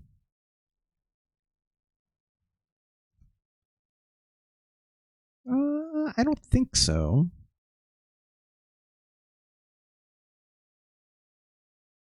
This doesn't look that familiar to me personally. And then you like... What is this here? This looks like some Duke Nukem Or something. before, you know, like whether someone's trying to copy it or something like that. I don't know. I don't know what year this came out in. Alien Carnage, originally released as Halloween Harry. Interactive Binary Illusions.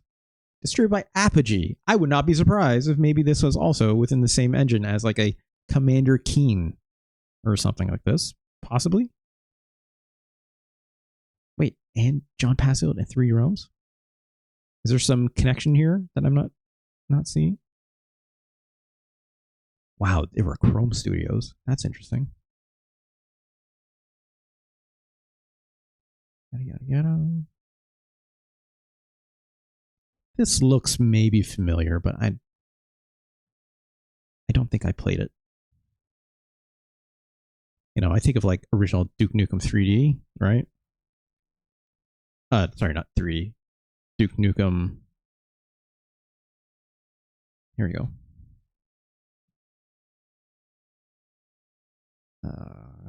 Just give me the DOS. PC DOS. Here we go. Also, look how they spelled Nukem. Nukem. Right? Oh boy, look at this guy. Ooh, that's loud. Side-scrolling. An incredible thing to do on a PC back in the day, right? Ted Turner owned Duke Nukem because of Captain Planet. I did not know that. I played a lot of this game growing up, for sure, on my little old computer. You know, games like this and like Jane of the Jungle, right? Oh, these sounds are not, they are crispy, to say the least. Does anyone have one using some different hardware, perhaps? Nope, it just sounds like this, I think.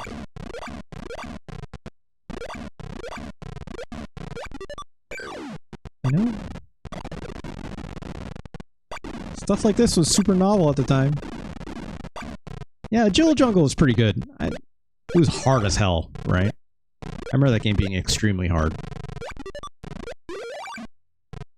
No, I played Jazz Jacker. Jazz Jacker was fine. It's not good. I mean, let's be honest, this game is not good either, right? But because I was already playing, like, you know, this is 1991, right? On a computer, that's extremely novel. But on a computer, side-scrolling was still really novel, right? Which is why Jazz Jackrabbit and like Commander Keen were a big deal on the PC DOS, right? Just as much as it would be on, like, for other games in, like, an Amiga program or Commodore 64s and whatnot, right? What those games are, I don't know. I don't have the history. But, like, Mario Brothers was already out, right? Super Mario Brothers, specifically, right? Why would you play these games if you're already playing Super Mario Brothers? It ran better. It looked better. It sounded better, right?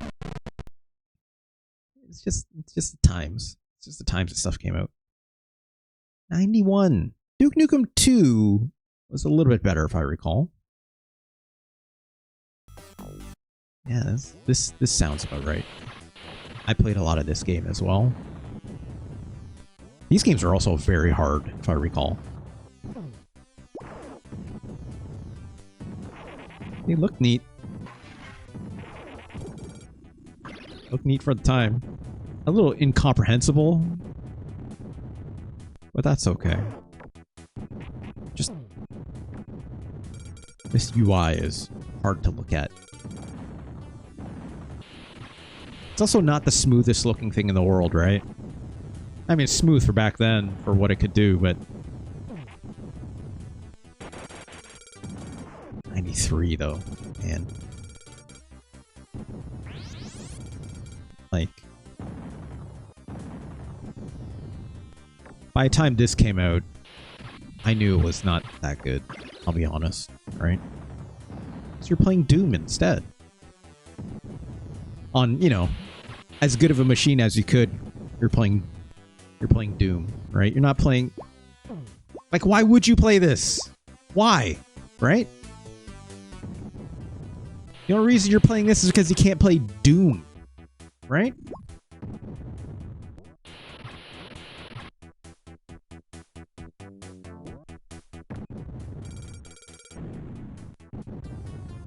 Oh, hold on. Okay, fine. We'll do that. Hold on. Okay, you stop. Why not play William Shatner's Tecmo? It's Kaon. You could do a lot of things with your time. I won't judge. Right? Come on. Load up already. What's going on? Come on. Hold on. Hold on. Let's come back here really quick. My jazz music. There we go. Now it's working. Maybe? Maybe. Oop.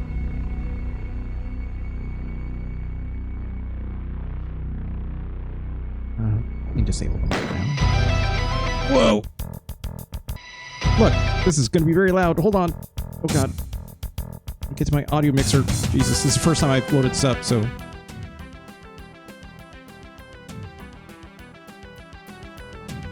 That sounds about right. Look. I get why you do this remix. Shouts to the artist, but... This is what we come here for, right?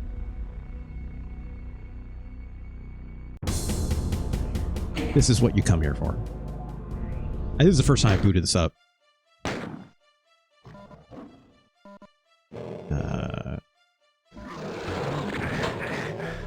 Jesus.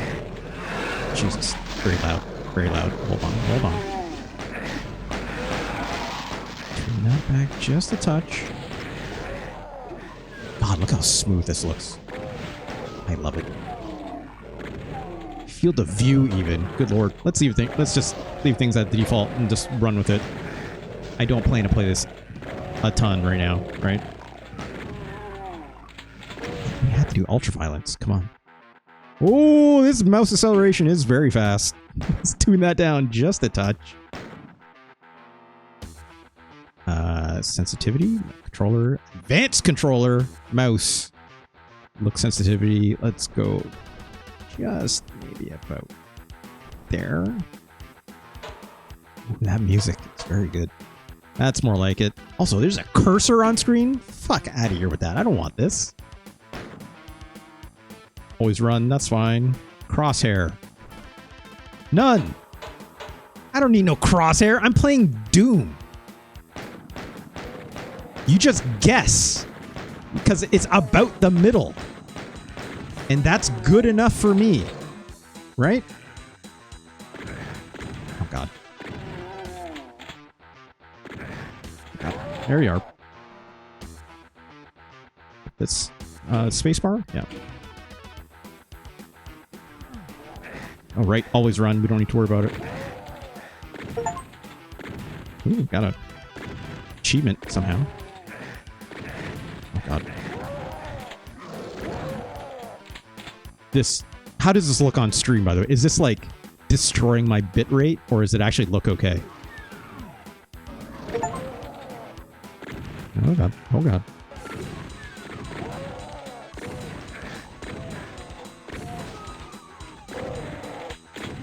This game still fucking whips, by the way, if you can't tell. Also, I realize I'm playing this a part of my SNES stream still. Like, who cares? It's fine. I love that these guys make those sounds. That's always a lot of fun.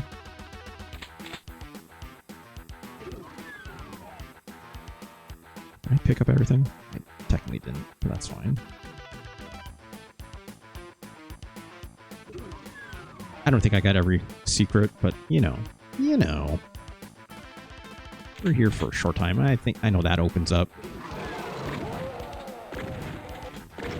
Blow that up. That looks good. That looks great.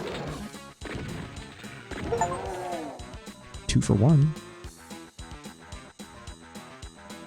I love that the health pickup doesn't have the cross on it because it can't, right? Like, so he's got that little green health pickup sign, right? It can't be red anymore because the Red Cross sued them. They didn't want any affiliation, right? That's funny. Oh, wow, look at this. This has like a weapon select when I do a mouse wheel thing. I can still hit the numbers, you know, as God intended, right? I played the first Doom a few years ago, and I was very confused why I couldn't aim down or up. That's really funny, Megan Yard. Yeah, the game logic, that's why I turned crosshair off, right, Megan Yard? Because it's like, I can't aim up or down anyway, so you just got to make sure everything's lined up down the middle, right? It's very funny, though. As intended, though. As intended. But again, this came out 1993. 93! I missed some secret. That's fine. Why am I playing Duke Nukem 2? Oh god, I just blew myself up.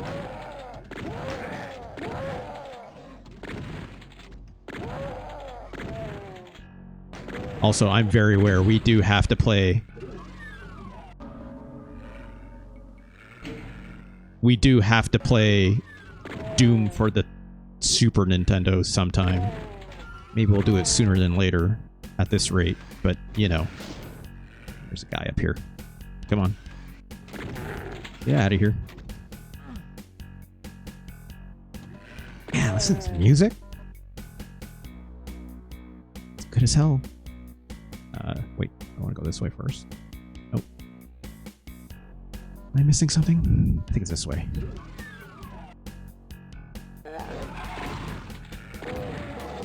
Yeah, it's kind of like, it's kind of auto-aim, right? It's got a little bit of an auto-aim to it, which is fine, right? Get out there if we go this way. I love that it makes that sound when you get a secret. Also, they'll shoot each other if you let them, right?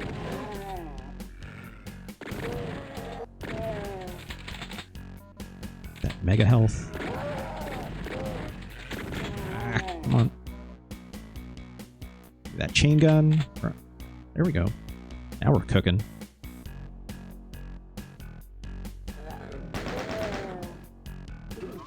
Here's the other secret about Doom that a lot of people don't really pay full attention to. This game is all about ammo management. Okay?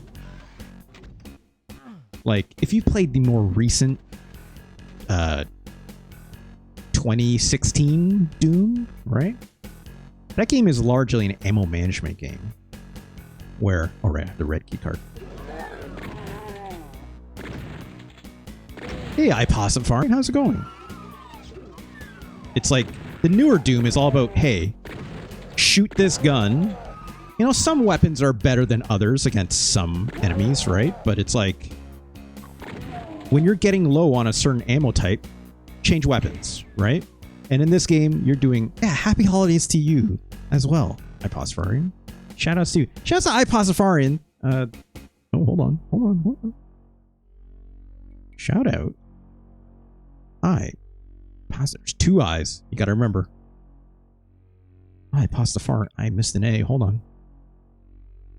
There we go. Shoutouts to iPosifarian Plays. Wonderful streamer in their own right. Now and then, right? Please do check them out. They are also really cool. Give them a follow if you do not mind. You know, like I always say in my promos, give us a follow. It's free. Get a Halo notification when they go live, right? It's always a good time. Shout out to them. There's an ad coming up. I'll snooze it. It's fine. Let's snooze that for a few minutes. But yeah, this game. iPosifarian, are you big on the Doom, perhaps? But like, that's the thing that I always liked about that newer game compared to even this older game. Which is like, yeah, if you start running low on an ammo type, change your weapon, right? Save some shotguns so you can kill imps at close range like this and stuff, right? There's nothing wrong with like pulling out your pistol to like shoot these guys, or just use your chain gun, right? Hitting number 4, obviously. But like, in that Doom 2016 game, it was very similar, right? And like getting ammo back was all about like, you know, using your chainsaw and blah, blah, blah. And then you like make enemies drop ammo, right? I've only played Doom 2016. That's interesting. So you never played this old ass grandpa Doom? Oh, hello. Get that exploding barrel. I guess I don't need it. It's fine. Blow up anyways. Let's go this way later. Check out all these nooks and crannies first. Ammo management is very much a thing. Keeping better weapons top for a quick damage burst when you hit some big guys. Yes, like, don't use your BFG all the time. Everyone knows this. Even don't use that plasma rifle. Oh god, I just blew myself up. That's fine. The plasma rifle in this game is extremely powerful, so I try to save that as much as I can. And just alternate between your shotgun and your bullet guns, like the minigun, right? And generally speaking, you'll be better off. But like, that's the other thing too. Like, I'm playing this on ultra violence, right? So the second last difficulty, which is pretty hard, you know? And like, the harder difficulties you play, it's not that the enemies are necessarily easier to kill. They are, a little bit. But ammo pickups don't give you as much ammo in the higher difficulties in this game. So you have to be a little more, not precious. You do have to aim a little bit better, for sure. But it's really about like, hey, like right now, I have 396 bullets, right? Which my face is in the way, you can't really see. If I did this. There we go. That's better. I have 396 bullets out of 400 to carry it, right? And 66 shells. So like, yeah, that's telling me, it's like, hey, use some of these bullets so you can refill on your shotgun shells a little bit for a little while, right?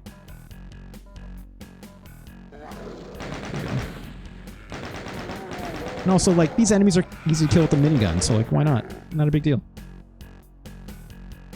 You know, it says, should just be using shotgun until the real enemies show up. See, that's the thing. It's like, I disagree. I think if you do that and rely too much on one weapon over another, you'll be in a lot of trouble, because only having one ammo type is going to cause you a problem later on in the game when you're not finding other ammo types and you have more enemies coming at you than just certain types. Like, these little guys are like pretty mushy to like pretty much anything, but like, I don't want to have my shotgun when like the pinky demons come at me, right? Like, oh no, not this way, this way. Like, these guys will die to pretty much anything, right? But like pinky demons, they'll like come down at you if you only use your shotgun, right? But if you have your minigun, you'll be better off against them for sure.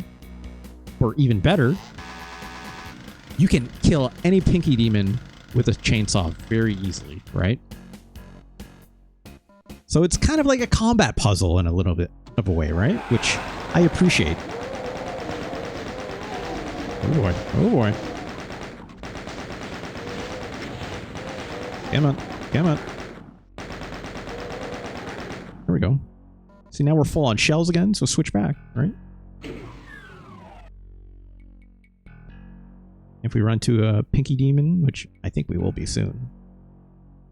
Yeah, shotgun one hits shoulder. For the most part, it does, right? For the most part. Even here, if I want to, get in there, like, get out of here. Like, this is actually very unsafe. These guys, it gets a chainsaw. It's actually not great.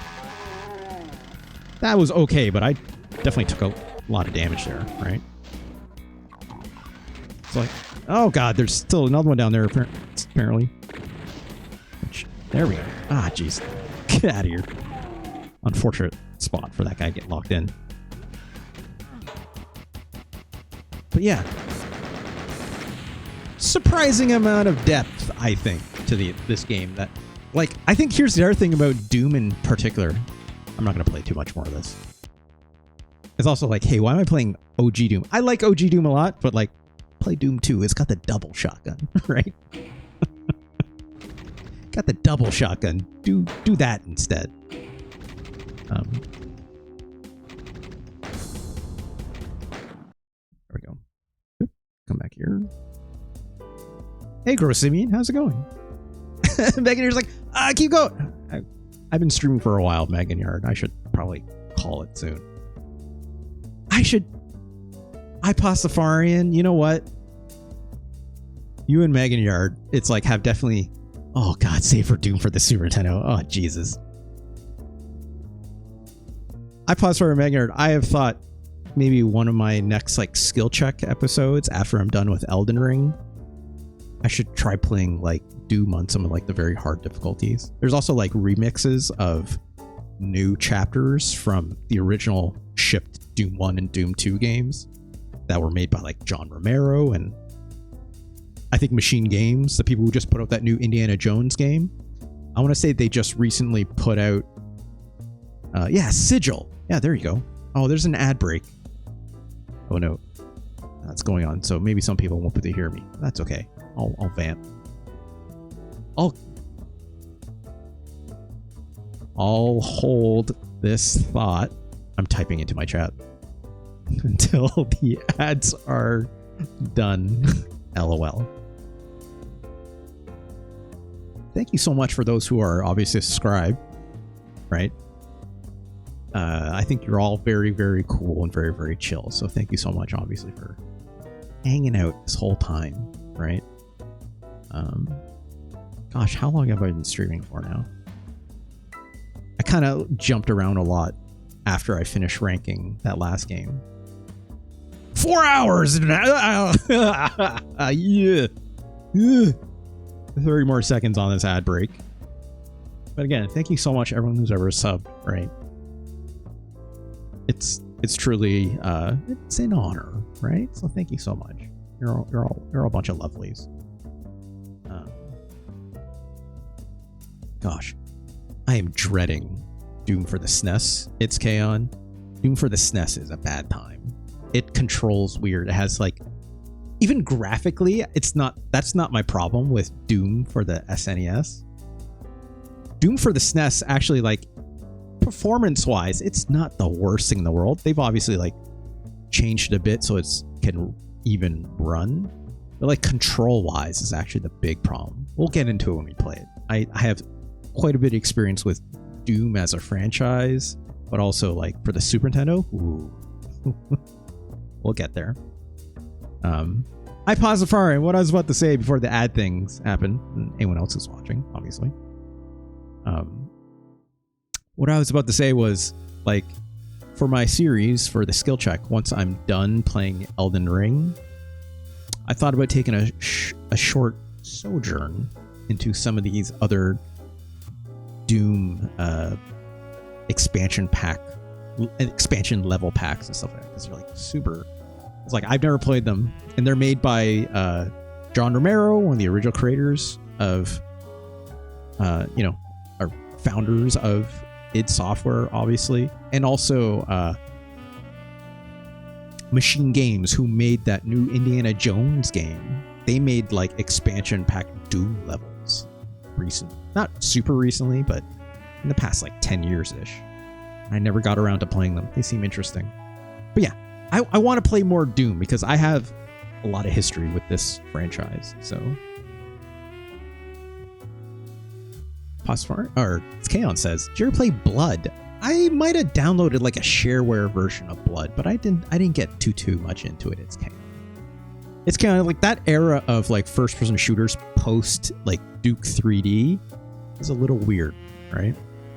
There's a lot of misses. A lot of people like catching up to like the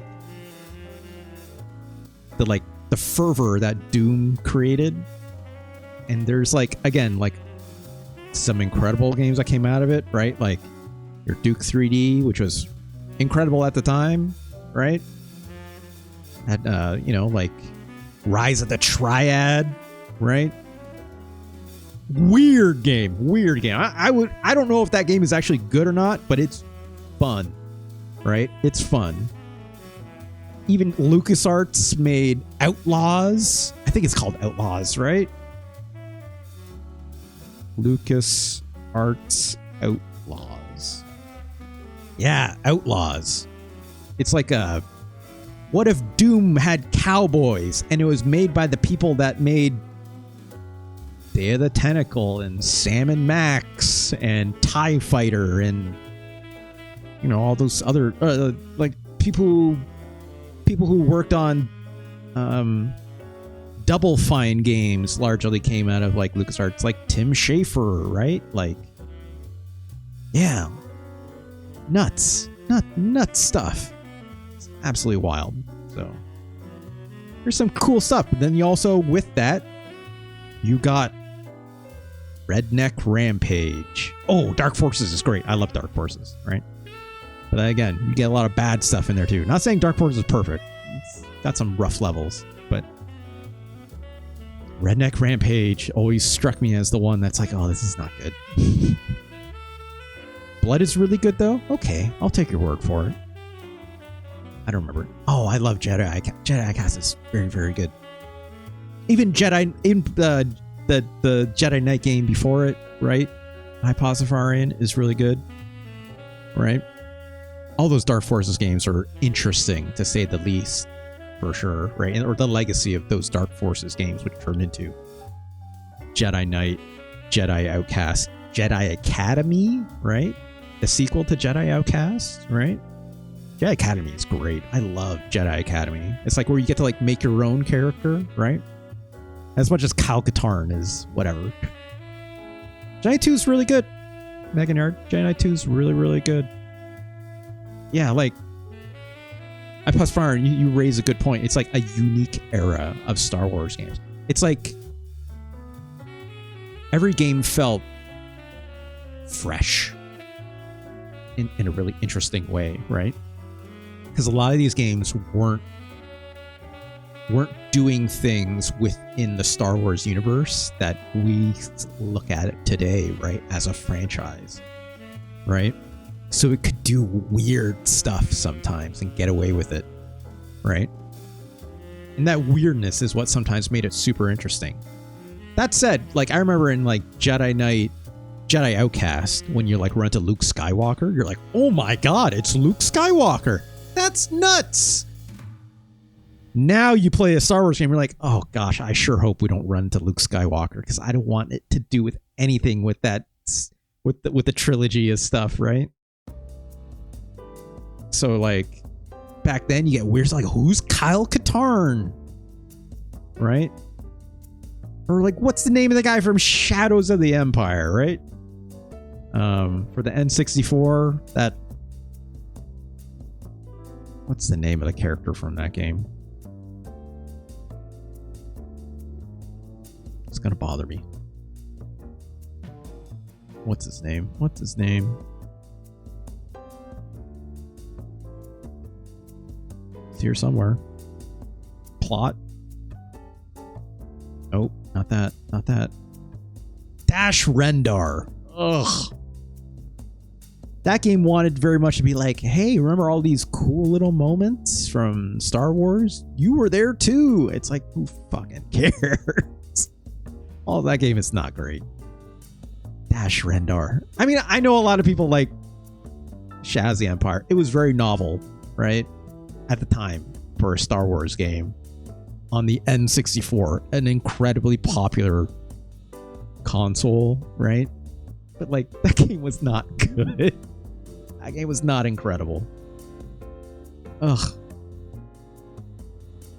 That just reminded me I still need to play Star Wars on the Super Nintendo as well. Shit. We're not gonna rank it. How many of y'all have seen this? Hold on. One sec. One sec. Nope. Let's come back here. Am I just old? There's probably... it's canon. I'm guessing you've probably seen this. I know you're deep in the weeds of it, like I am in most cases. But some of our other folks here who, you know, maybe not as much. Whether that's an age thing or not, doesn't really matter, right? But here we are. Let's go here. Let's go here. Let's go here. Let me hit refresh on this, or reset. Right? Super. Oh, iPod Safari has definitely played Super Star Wars. Hell yeah. Also, why is this not capturing? Come on. What's going on? There's that music. It's very loud.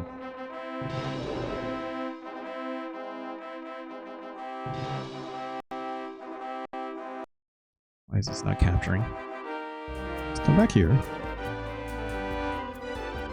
Let's try coming back here yet again. That would explain it. I do this. There we go. Hit the reset button on this one more time. I'm not going to rank this. I could, but I'm not going to. What if I just did? This game is so fucking hard, but I'm going to leave it on the default difficulty. Why does the key sound so off? Well, that's a good question, Megan Yard. I don't know. Emulation? I don't know. Wow, look at this! Mode 7! For the Star Wars logo! Oh, Megan Yard, that's why! You're right. You're right, it's canon. I'm playing the NTSC version. So it probably ran slower for you, right? So it probably sounded a bit, like, lower in tone, possibly. Oh my god, look at this unreadable text. Look at this.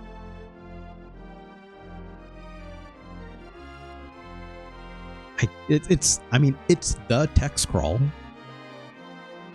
Shitty flute. It was a Star Wars intro. I think this sounds great, Megan Yard, right? For a game that is doing its best with the Super Nintendo sound font, I think the Super Nintendo sound font is doing, or they managed to do something pretty damn good with the Super Nintendo, all told, right? This sounds like a LucasArts sound font, in my opinion. Like if you put this on like PC DOS using the sound font that I could use with like non-CD audio games from LucasArts of that era, I think it sounds pretty similar, right? So I had this on my disc copier system, right? As I've noted in the past. Those are some Star Wars ass sounding lasers, right? I remember this part in the movie. There's our boy. Oh boy, this... You cannot run and shoot at the same time. It's worth noting. So this shooting motion is very questionable. I do love that when he shoots, it's just...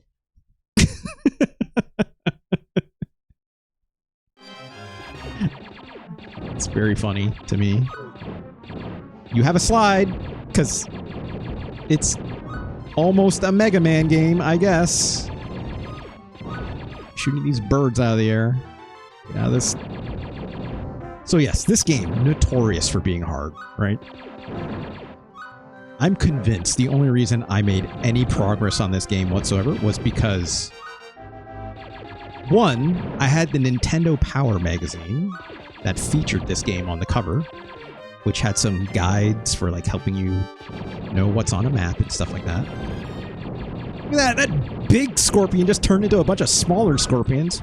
Why the hell not? Also, I'm almost dead already. Let's get more of these hearts.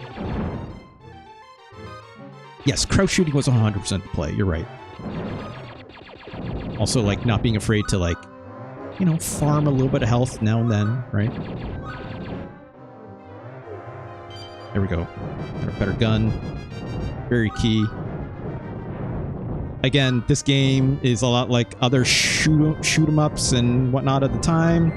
If you lose your power-ups, you are super done, right? And it makes you like restart with like default gun. Also, look at this bullshit. It's just throwing these enemies directly at me and I can't like jump through them.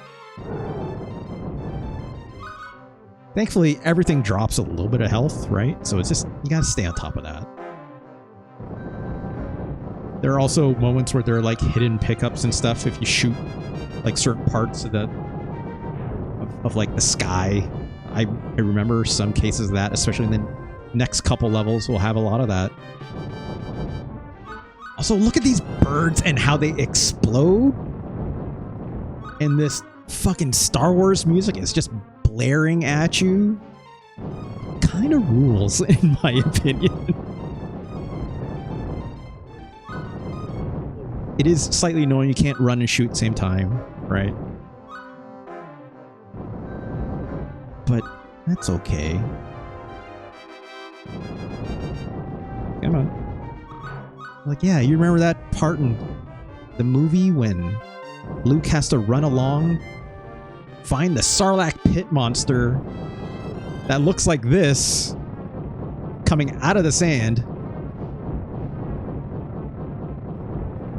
and then shoot it with its blaster? Jeez. And was blowing up scorpions and stuff like that. Like, yeah, sure, I remember when Luke did that. And at some point, someone says, use the Force, right? Star Wars, there you have it. Almost dead. Just one more hit. Megan says, remember getting a magazine on how to get all cars in Gran Turismo back then? Sure was another time back then. Yeah, it was before the internet, right? Now you just Google for 2 minutes. Not only do you just Google for 2 minutes, it's like you can get it on video, you can get it in a guide form. Megan Yard, it's like there's a brief period of looking up that stuff on GameFAQs that I miss, right? I still use GameFAQs to this day because I think it's a very interesting, long-standing community for that stuff, right? And thank you, Hyposporian. This first level is not that hard. But also look at these cutscenes, right? I think this looks great. It's a little pixely. Yeah, don't get me wrong. But like, you're getting the music. You're getting these not still frames, right? There's some animation in here. I think this looks great, in my opinion. Look at this Mode 7S stuff! Also, oh, the way this handles is so weird. Oh, it's so much slowdown, too. If you don't know how this controls, so like I can hit the B button and boost up and down. You can only turn when you're pressing the B button to boost. Otherwise, oh god, don't go in the pit. Don't go in the pit. Otherwise, if I don't boost, I can like strafe left and right in... Yeah, everyone knows Luke's speeder will strafe left and right when it's at a standstill like this, right? Like, it's not right. It's fine. Also, I need to get some gas, right? You can get gas by blowing up these towers, if I'm not mistaken. There we go, get some jet fuel. So I gotta kill one more Jawa. Yeah, it's like an effed up helicopter. It's sure, we'll say that. One more Jawa here somewhere, surely. There we go. Let's get this guy. There we go. Head towards Sandcrawler. You got it, video game. Ah, shit, I'm out of boost. So because I'm out of boost, the only way I can move forward and back is by dipping my face down like this, annoyingly. Oh, jeez. Come on, blow up that tower. Give me some jets. There we go. Get some health back. Great. Now we can boost.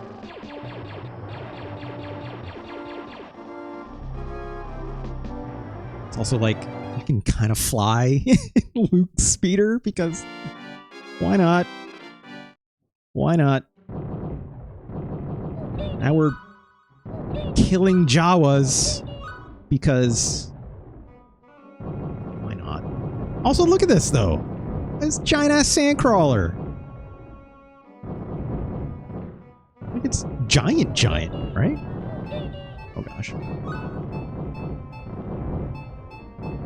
Here's our thing about this game that a lot of people kind of don't get out the gate. You have multiple jumps in this game. Much like a Super Metroid, you have a normal standing jump, right? Which, if I hold left and right, you will do this normal standing jump, which you can shoot out of, like this. You can also do, if you hold up, do a somersault jump, which lets you jump higher. You can shoot out of it, eventually, if you press the shoot button, for sure. But like the key thing here is knowing that you have a higher jump at your disposal that a lot of people don't tend to think about. Oh gosh, come on. Pasfarin says, can't tell you how mad as a kid I'd be when I'd fall from this thing. Yes. You are absolutely not wrong, Pasfarin. That's also why Pasfarin. For the sake of education today. Oh, great. I'll take that. For the sake of education today, if I screw up any of these jumps, I will be using rewind as a function. Right? Because, you know, oh, thankfully that's not so bad.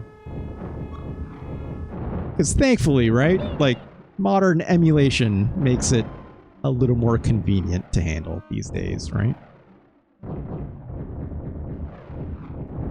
Come on, blow that up. These seeker missiles are pretty good, right? They're helpful. Oh god, the knockback on some of these enemies is just ridiculous. Come on. Just keep shooting. Right? There we go. He's like, as long as you're doing that somersault jump, you can make a lot more jumps than you think. Oh! Okay, that's not so bad. Almost screwed that up real bad. Begging Nerd says, I mean, I get it. The games are so short, they had to make them difficult. Yeah. That was Japan's belief a lot of time, right? It's like the rental market made it so that... worth note, you cannot make this jump. Okay, so you have to wait till that comes by. That will absolutely fool everyone who has played this for the first time. Oh gosh. But yeah, the rental market in the US meant that, oh, we need to make the games more replayable, right? So let's make them harder. Like, thankfully that trend stopped after a bit of time, but I get it, I guess. There we go. There you go, look at that. We made it basically in one, right? Also, here's where I remember there's like hidden pickups if you shoot like places in the air. Look at these hearts just hanging up out here for some reason. I don't know why. Here's a one up here somewhere. If I'm not mistaken, it might be closer to the end. I'm just shooting randomly up in the air. I think the end is like right here. If I'm not mistaken. Ugh, it's worth the note that debris just hurts. Like, you notice, like, I had full health, and now, like, it took down, like, a quarter of a chunk, almost. There we go. Let's grab those. There we go. Why would they put those hidden items there? I don't know. Game is mean. That's what I recall. Screw up these jumps and running out of time suck. Yeah, 100%. But look at this crazy-ass gun. Look at the sound it makes. This rules, in my opinion. Also, like, rebounds off the walls and stuff in a fun way. That's neat, right? There we go. Got a health sword. I like... Couldn't really see it, but, like, that health sword looks like a lightsaber. Sure, why not? Why not? It makes sense. My life bar is a lightsaber because that's just good video game design, right? Why not? Oh gosh, give me that. There we go. This is the best gun you can get. You remember when Luke shot missiles from his laser pistol? Yeah, I remember that. I remember when you did that. Sure, why not? Right? I remember that, like I said before, I remember that just up there at the same time as when he says, use the Force, Luke, right? Use the Seeker missiles, Luke. Why not? Got a thermal detonator. That's good. Oh, we got shields. Okay. It's just like invulnerability, basically, right? Let's just jump our way through this. Worthy of note, right? No lightsaber in this game. Right? No lightsaber in this game. Got health sword. No lightsaber. That wasn't until Empire Strikes Back when Luke gets a lightsaber, I guess. Well, I mean, whatever. He had one in New Hope, right? Just...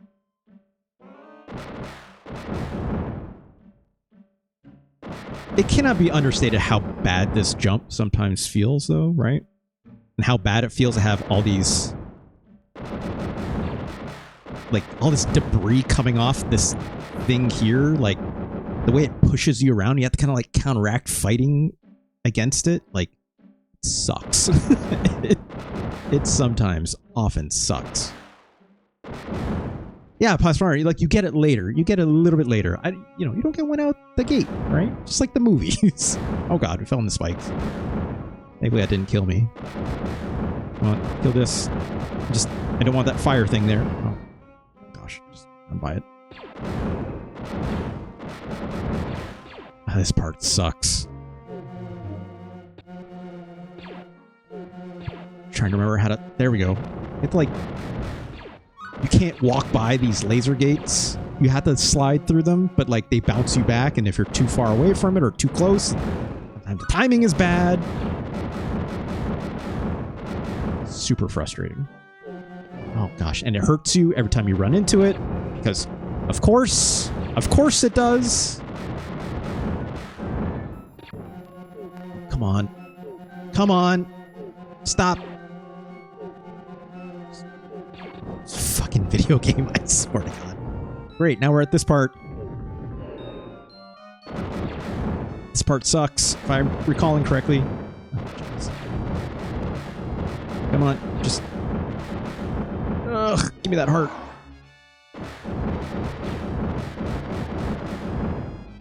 Great, great, great, great, great. I said it earlier. The crouch shooting is very key, right? Because you can crouch down, look at this, shoot, and then still aim at angles, right? Or straight up. Very, very clutch. Very clutch. Someone said that earlier. I can't remember who it was. Oh, God. Oh, gosh. Not these things. Yes, I paused far. Okay. Yeah.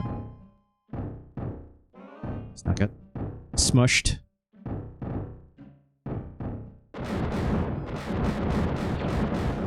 Right. And like some of these angles, like, are not incredible. You have to do like a crouch kind of shot to like get it correct. We are not hitting this thing. There we go. Oh boy. I remember this boss. Get out of here. Get out of here. There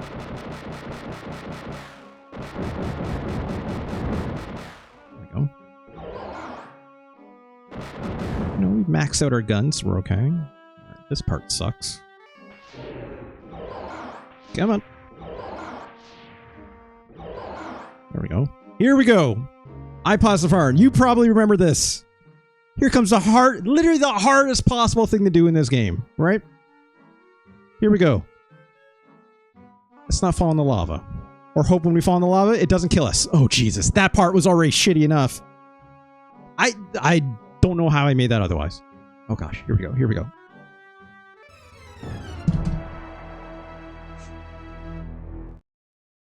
Shit! Let's reverse. let's rewind that. Let's try this again. Here we go. Here we go. Here we go.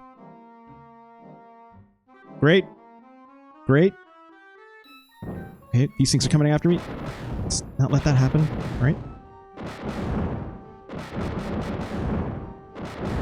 Where's the boss?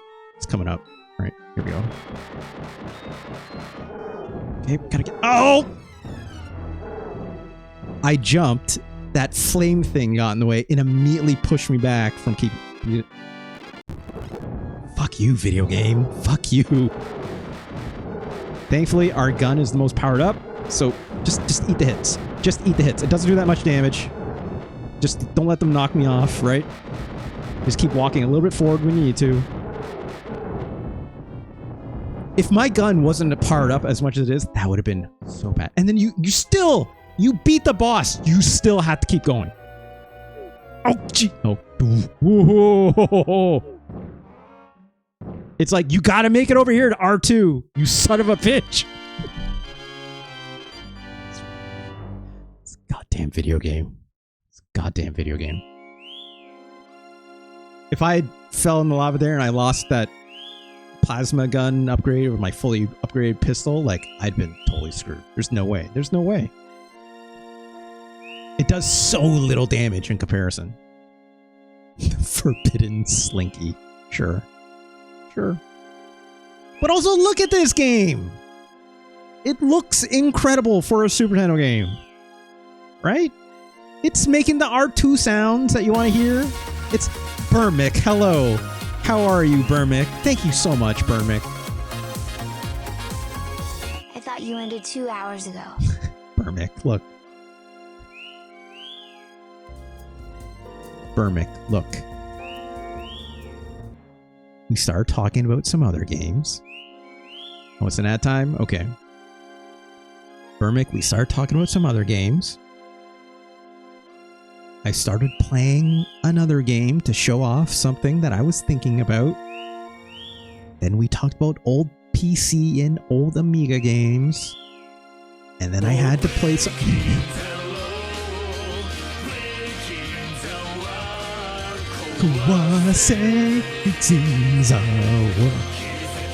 Tenderness. Hey, Burmick. Incredibly kind of you. Thank you so much, Burmick, for very kind subs. Was I about to play more? Look, you know. As I'm saying, ad excuse. Burmick, thank you so much for your kind subs. Your own, and also gifting one to iPosfarin so they can get out of the ad zone. Welcome to the Money Zone, Ipostafarian. I hope you enjoy the ad-free viewing and also the emotes and all that fun stuff, right? What was I saying? Right. I started playing some Doom, okay? I had to play some OG Doom from Doom 1. And it made me remember, oh right, this game rules. And then I started talking about, you know, why? How do we get here? How do we get here? How do we get here?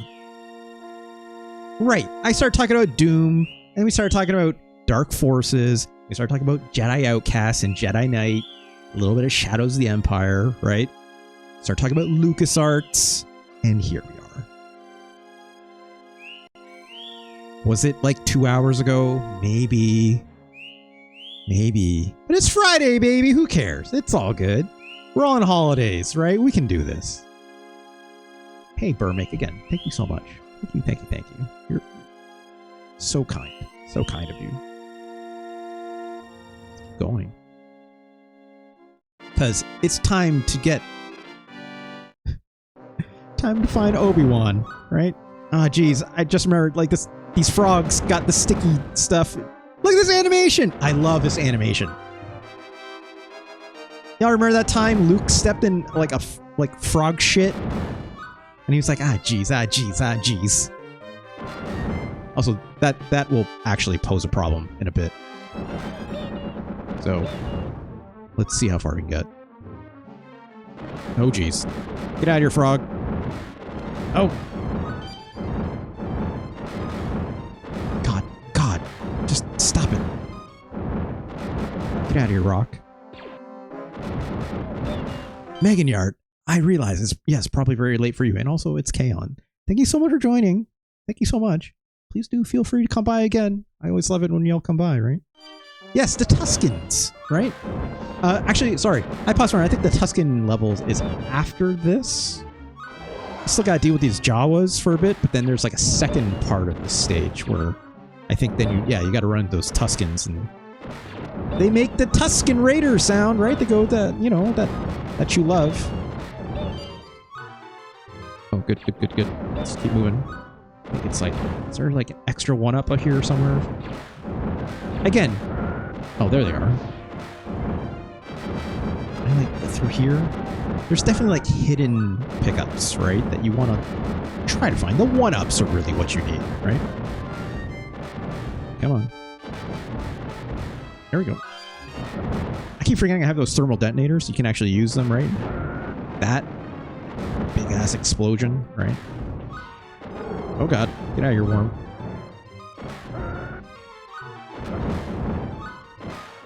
Also, worthy of note, right? The Tuscan Raiders. Their portrayal in the Star Wars series, never always great. I would hypothetically say their portrayal in the Book of Boba Fett series as not good of a Star Wars thing that series was. I like that they humanized the Tuscan Raiders in that show, right? Was it perfect? No. But I like that they humanized them a little bit, right? As opposed to this game, which is just shoot as many of them as possible and when they come at your face, right? Of course.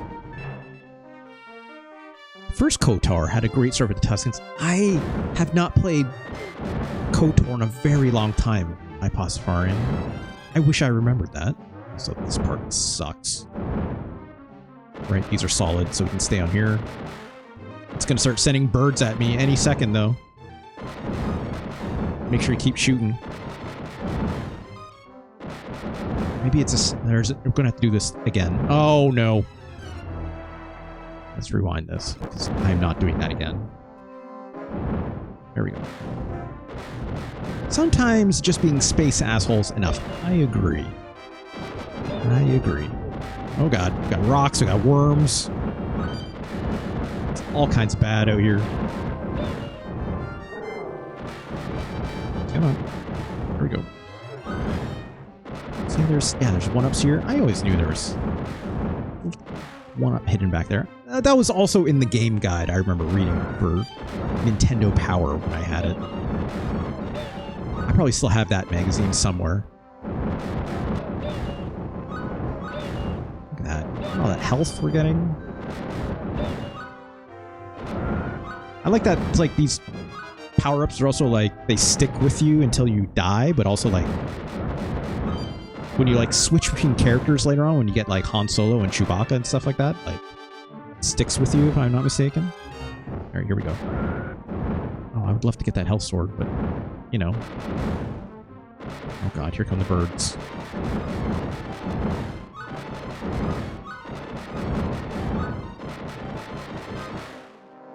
Can't see that platform very well.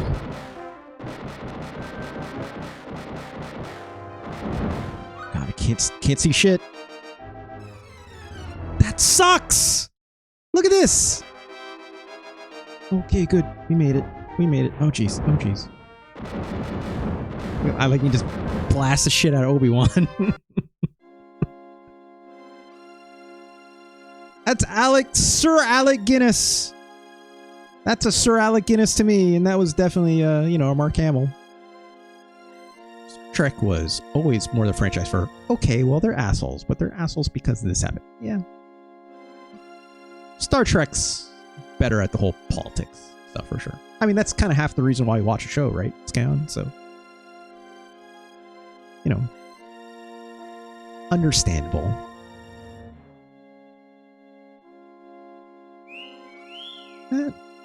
Yeah, they're reusing some of these sprites, but that's okay. This looks great. I still love this game. This game is an asshole. Don't get me wrong. Right? iPosifar, you know. This game is a jerk. But even outside of a modern context, right? When we were kids and we played this was mind-blowing. Hard. Pull asshole. We got a lightsaber now. Look at this. Look at this very silly sword swing. Use the Force, Luke, he says. Well, you can hold up, right? Does a different uppercutty kind of like high swing, and also has this low swing, right? Also, just doing this somersault jump with your lightsaber. It's kind of what I end up doing more than half time. Also, we lost all of our health upgrades. That sucks. I thought that stuff would keep. I thought it did. Well, that's alright. Oh no! Let's fight this Bantha, because why not? That Bantha exploded. I have very little health. Switched my gun, thankfully. By pressing select, right? Which in many cases is better. Yeah, exactly, Aposmar. Lightsaber's neat, don't get me wrong. Need some health. Just grind it out a little bit. Also, like, this thing is upgraded, right? Like, you can't upgrade your lightsaber, unfortunately, right? It's like it doesn't get stronger. But your pistol sure does, right? Take that. It says there's a lot of this game that oddly reminds me of Toki. What's Toki? Why does that sound slightly familiar? Yeah, no Kyber crystals. Sure. Oh, give me that. I'll take that. There we go. We're invincible. Oh, we're invincible. I'll swing my lightsaber around in a circle, because why not?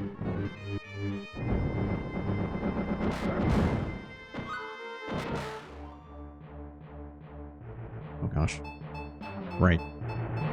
Go this way.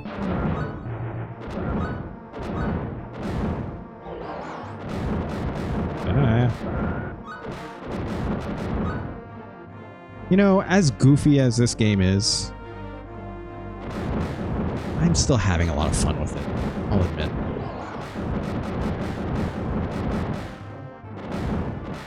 Arcade SNES and Amiga? Okay. I don't remember what this... Oh, big old mutant womp rat. Sure. if I'm not mistaken, this thing doesn't take that much damage from my gun. But it might take more damage from my lightsaber, I think. I can switch. Here we go.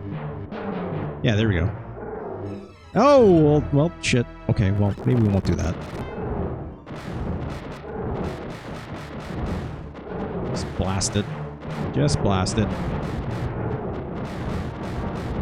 Let's try this again. Just don't jump right into its face, right? There we go. This is going better. Ooh, boy. Yeah, I remember that time Luke did a bunch of somersaults into a giant womp rat. I remember that. That was a great part of the movie. And then that womp rat exploded as big as the Death Star, apparently. Along with all the banthas that Luke absolutely massacred. Jesus Christ. Here we go. Speeder section again. Oh, gosh. Here we go. Here we go. Need to get to Mos Eisley, right? Let's try and save some of these jets a little bit. Where's all the Jawas? There we go. Where are you? Need to turn on the jets to turn is very funny.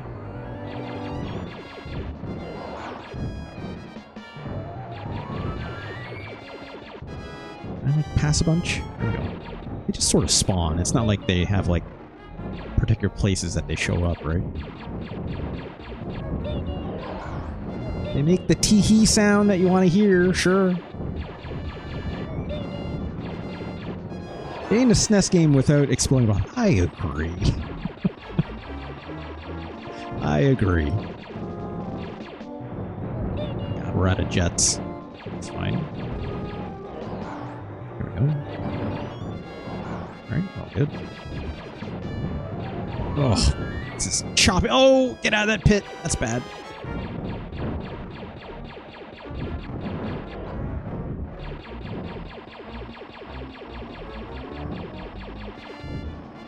God, wait. Where's all the Jawas? There we go. Come on. God, the frame rate on this is terrible, right? But as intended, right? This is the best they could do. I mean, whatever. Like this looks like a Super Nintendo, right? This is what a Mode 7 kind of not really racing, but you know, it's not F-Zero, I'll tell you that much, but it's what you would expect, right? I need that health. Give me that. 6 more to go.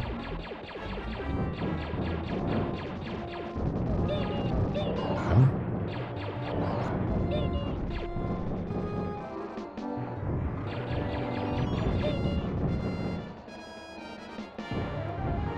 This is probably doing wonders for my bit rate on Twitch.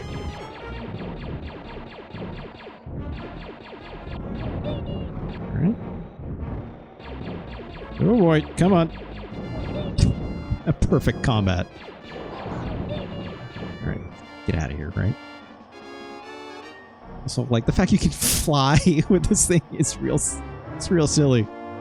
And, like, the controls will be the same when, you know, we'll be getting X-Wing later, right? Frank says, always make the outini sound on a first date when you finish cooking. What? Wait, I'm sorry.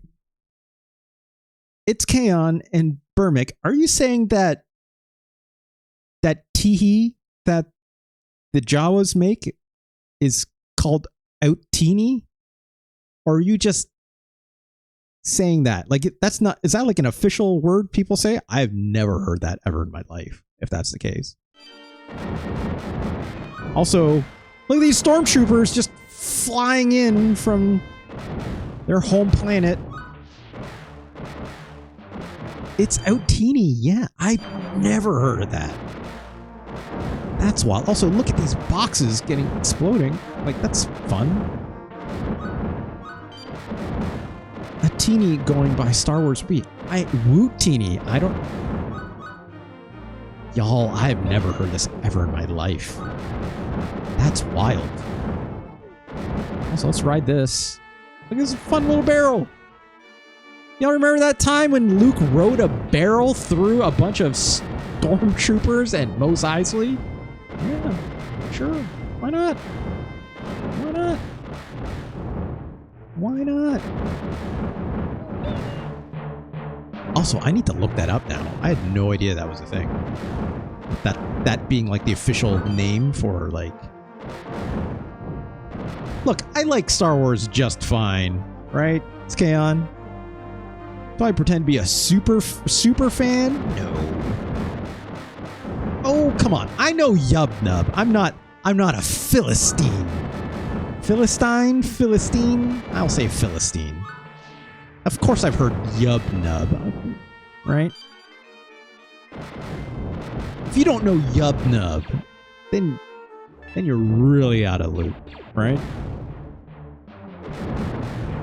Give me that. Ooh, another one. Gosh, the slowdown in this game is wild. I actually don't mind the slowdown in this game because it's like it's pretty busy amount of projectiles and stuff, right? So like the slowdown actually helps, if we're being honest, right? Oh boy, doesn't feel good necessarily, but at least it helps you manage how much shit is flying at you sometimes.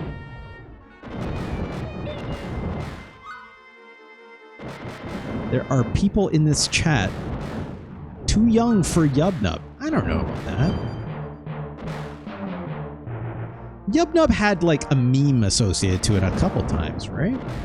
I'm pretty sure about that.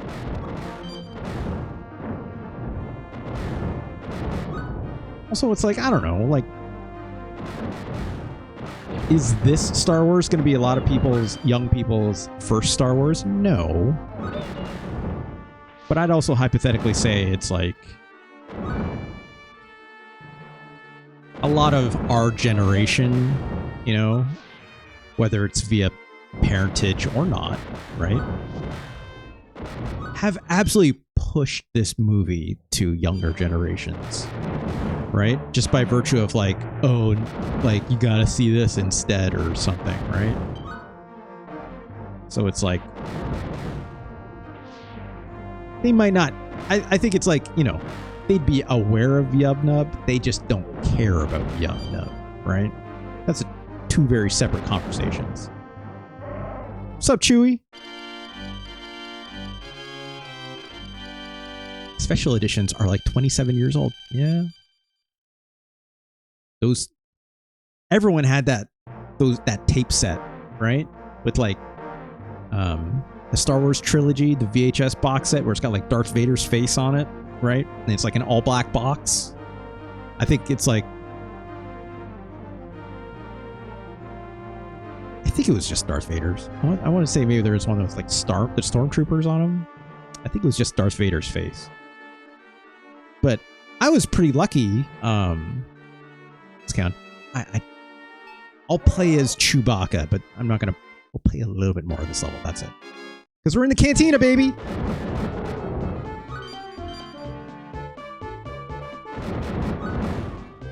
Forget Yub Nub, right? This is where it's at. A little jizz for you? Look, it's called jizz, okay? It's called jizz. It's not jazz. Did not misspeak. Burmick, what?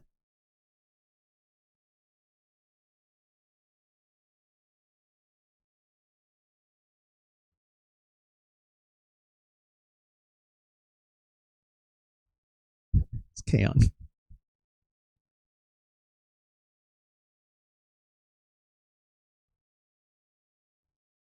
Yeah. I added the permitted term jizz to my chat. It's what it's called. It's what it's called. Don't come out with this yub nub. Sure, I didn't know what outini or utini was. Much like iPostafarian said, I'm aware of a rutini. Utini, utini, outtini, I don't know. But it's jizz.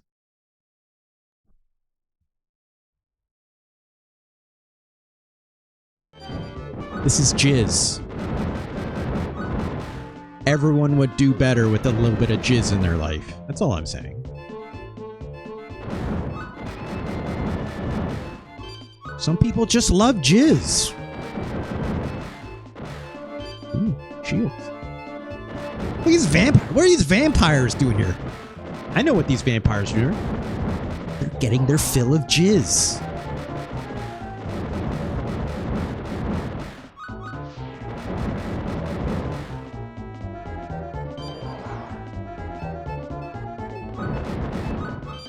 I'm just speaking the truth.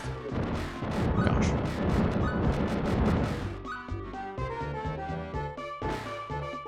There they are. There's the jizz whalers. There they are. Right there.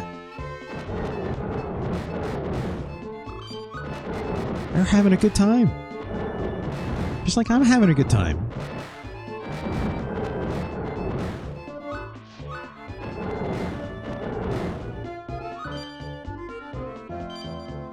Great.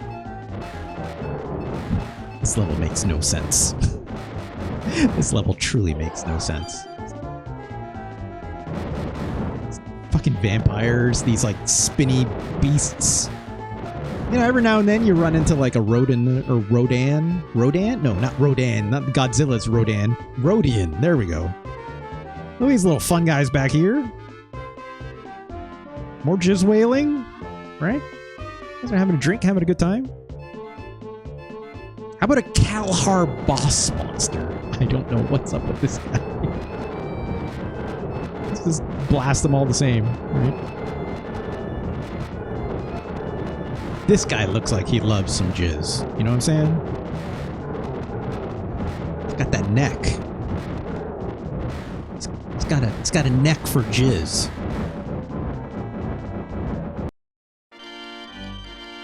Love the Ken Burns doc. Jizz. I bet Ken Burns would love some jizz. One hit through. Yeah, I almost died there. It was almost close. Yeah, look at this. That's a Harrison Ford. Let's pick Harrison Ford. Yes. The throat goat, the Kalhar, whatever, boss monster.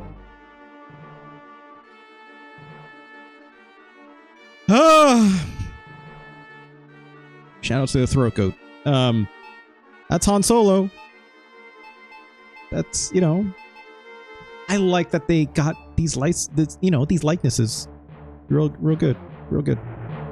Wow, 6 feet tall. 8 feet tall for, you know, Chewbacca.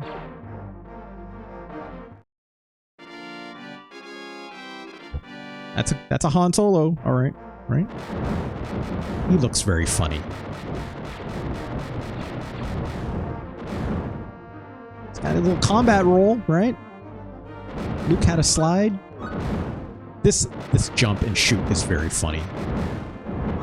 It's just him, the normal standing animation, but it's like bouncing in the air, right? Especially he like points the gun straight up. That's enough of this game. Oop, my jazz music. Not my jizz. Not my jizz. My jazz music. Right? Super Star Wars. What year did this come out? I was not planning on playing this game today, but here we are, right?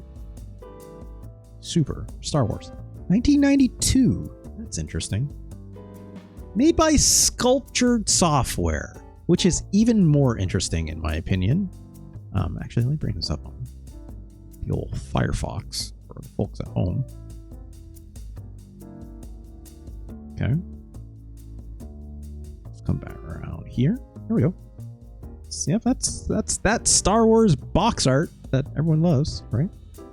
Big old Super in the corner here. I actually love the stylization on Super here. I think that's really cool, right? Goes on everything, right? The fact that this was made by Sculptured Software is wild, in my opinion. You know, Sculptured Software, not an incredible development history for those who may know. Like, originally acclaimed studio Salt Lake City. They did Doom for the SNES, which is incredible, but also terrible, right? Mortal Kombat for the SNES. Kind of a terrible port, right? Mortal Kombat 2, better. Mortal Kombat 3, not so much, but you know. Claim a very inconsistent catalog across the board, right? Regardless of where they came from. So this game is bad, but in a fun way. I'm not going to say this game is incredible, right? This game is... It's not mid. The gameplay is a little middling, but it's blaring the franchise at you, right? Make no mistake, right? This Super Star Wars says, this is goddamn Star Wars. You're going to hear this music. And like a lot of the different kinds of Star Wars music, right? Like we heard that like theme in that last level pretty often, but it played the jizz music, right? It had different cuts of that da da da da da da da da da, right? Like it had different cuts of that. The music in like the first few stages a little bit different according to stage. The Jawa music was like very low key and kind of like when you're in the sandcrawler, it had the sandcrawler. You know, it is following the progression of the movie, right? Very hyperactive, action-oriented way. The game is loud. It's got all the blaster sounds you want to hear, right? And more. The lightsaber sound is in there, right? It does the text crawl. It's got the kind of like, you know, some pixel art of like the screen grabs of like, you know, official art that you might see in some cases from the movie, right? It's a surprisingly good version of pushing the movies onto a console in a surprising way, in my opinion.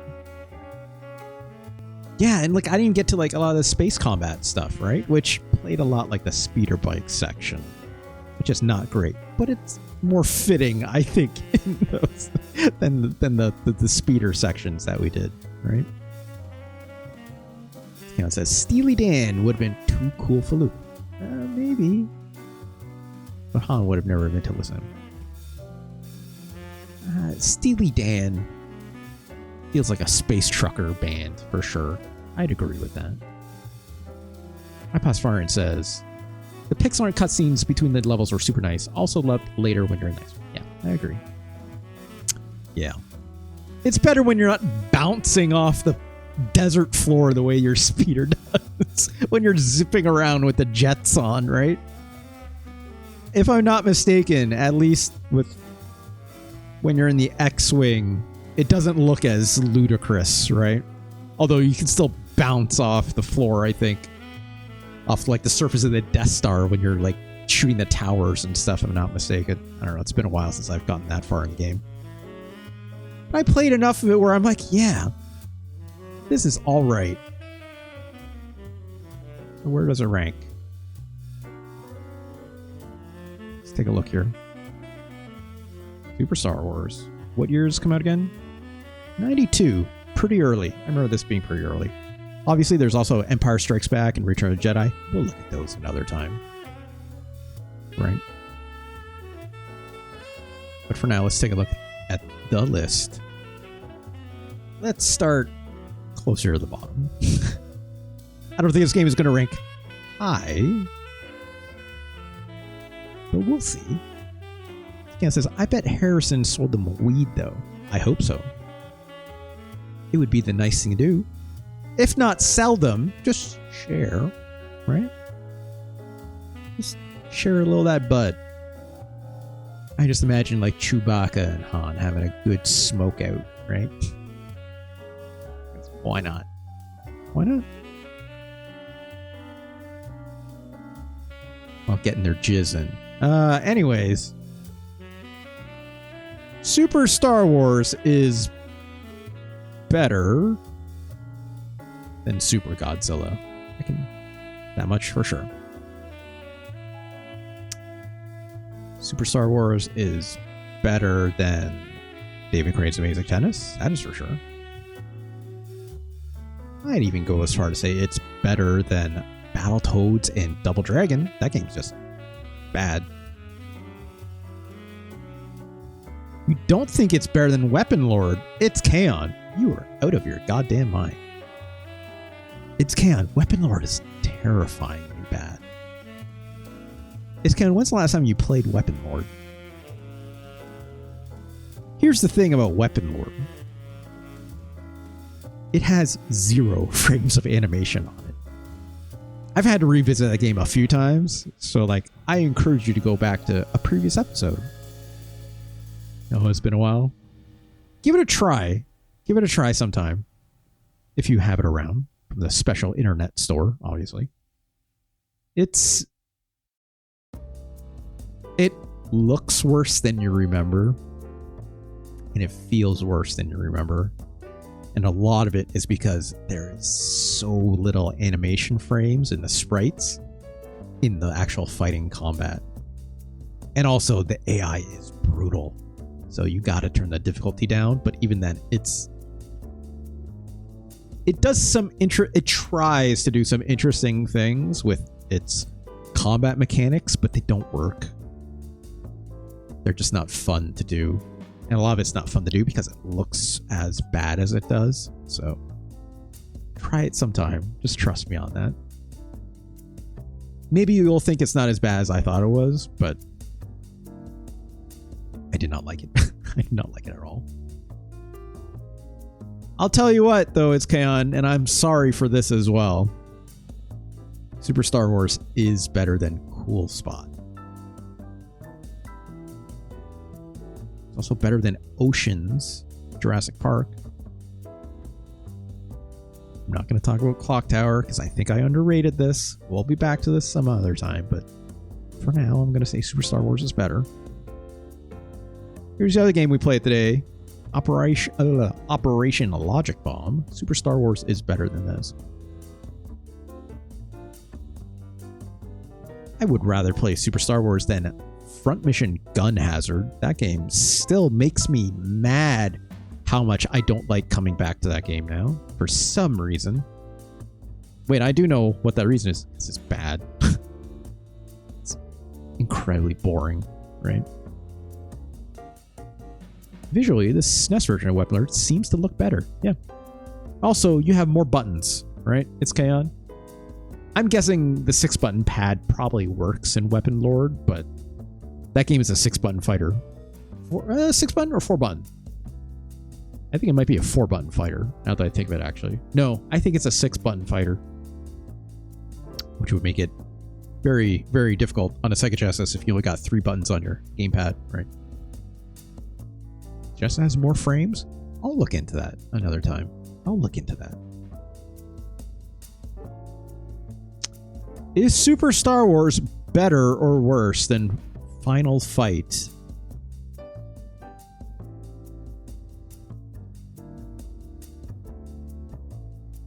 You know?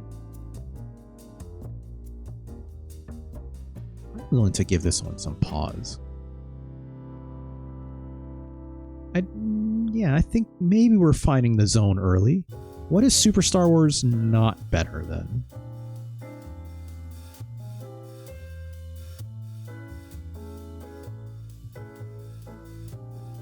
Super Star Wars is not better than Shadowrun. It's not better than Zombies Ate My Neighbors, right? It's definitely not better than any of these games up here. I don't think Super Star Wars is better than Super Black Bass. I don't think it's better than even this version of Cannon Fodder, which is not perfect. I think Blackthorn and Nosferatu are better than Super Star Wars. I think King of the Stone Protectors, I think, is...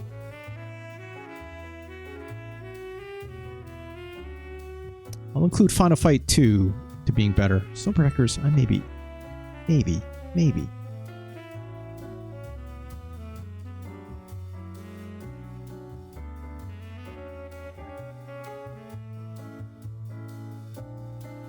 I think Super Star Wars is better than Final Fight.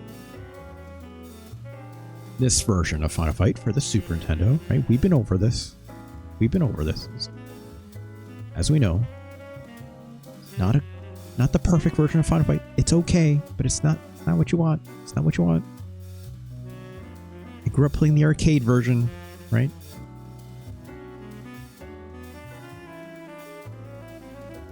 Super Star Wars is better than Kendo Rage.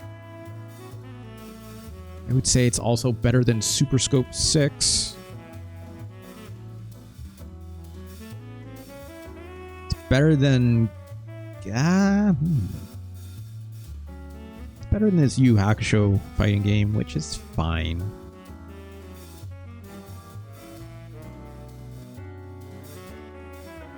Yeah, it's better than Ghost Sweeper Mikami. Ghost Sweeper Mikami is fine. Don't get me wrong.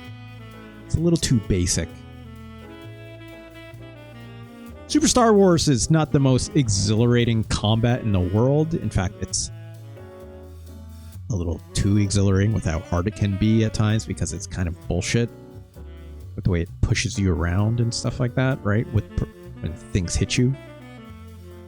And like debris falling off enemies when they blow up, and that can hurt you just as bad. I'm not gonna lie, that chaos is kind of fun. It matches for how loud that game is, right? Again, with how it's screaming Star Wars at the top of its lungs in your face, right? In the most comical way possible. So, it's better.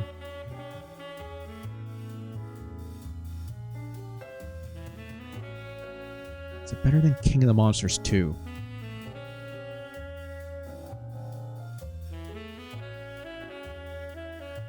King of the Monsters 2, interestingly enough, I played more of from the last time we played it here. Right? A couple weeks ago. Right? I played more of it. That lizard Godzilla-like character is actually like weirdly not as good as the arcade version. It like moves and attacks really slow, but like if you play the other characters, they are actually significantly more broken. You can like actually really progress in that game really what feels like a cheating way. But it's still fun, right? Just don't play as that Super Geon, I think is the name of that lizard. Maybe in arcades it's fine, but not on the Super Nintendo for whatever reason. It's just that character just attacks super slow, super slower than I was originally meant to be in the arcade. So, not an incredible port.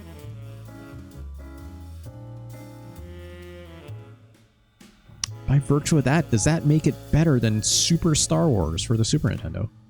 You know? I think Super Star Wars is better than Brain Lord.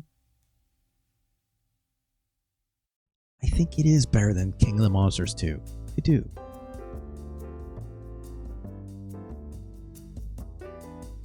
Super Star Wars is not better than Final Fight 2. Or I said before, it's not as good as Nosferatu. But is Super Star Wars better or worse than Stone Protectors? A game that I have a speedrun ranking in for some reason. Because it's funny, that's why.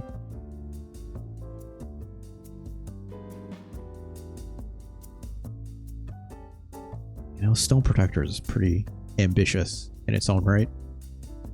I would say Super Star Wars is weirdly ambitious as well. Like, Super Star Wars does not feel like a cash-in, right? It has some craft in it, surprisingly. It's as loud and as stupid as that John Williams score, and for that I appreciate it. You know what I mean?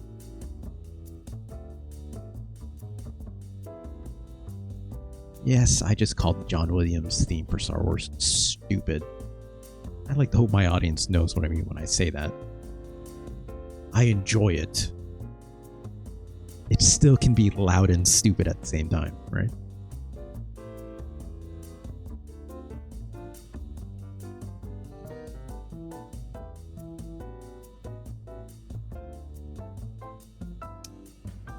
No Stones of Power in Super Star Wars. Stones of Power glow as Fix Hard Eye. Shout out to Fix Hard Eye, who always will be there to remind me.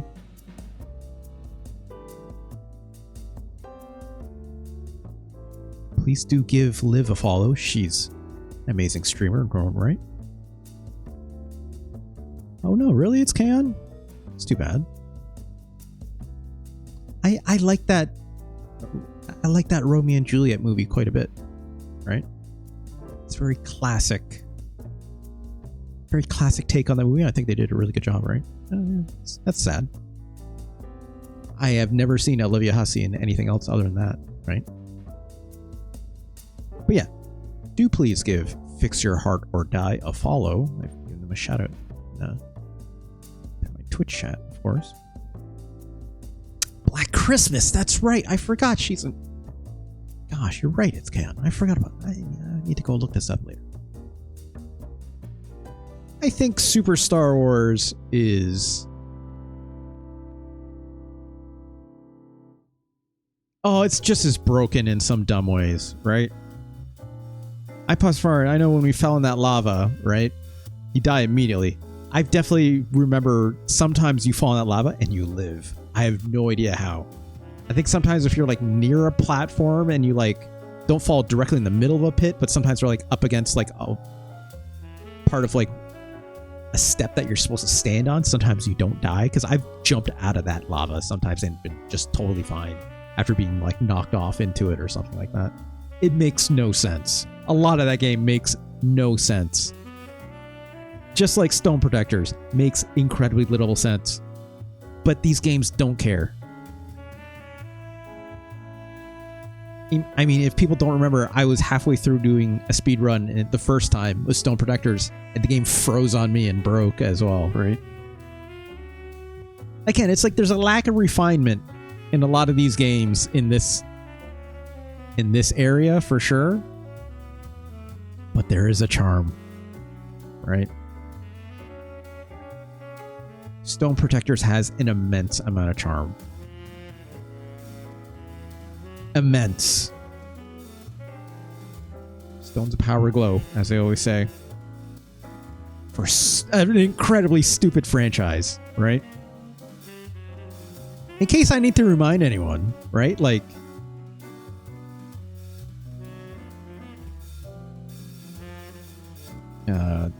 Stone Protectors SNES ending, right?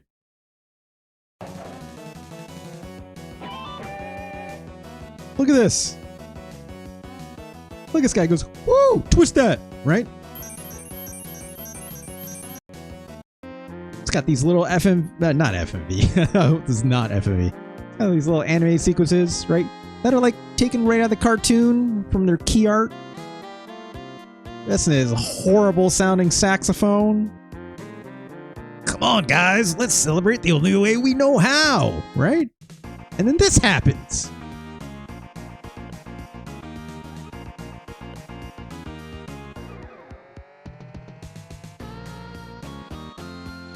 Dun, dun, dun, dun, dun. This is the actual like Stone Protectors theme music from the cartoon.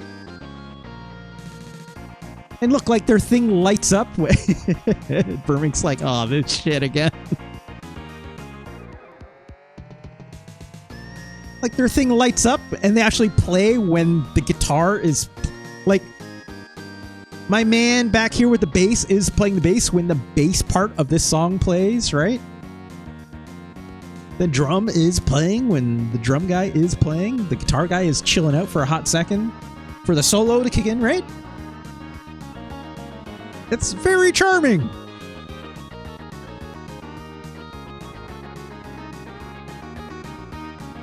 My man in the back there with the machine gun guitar, right?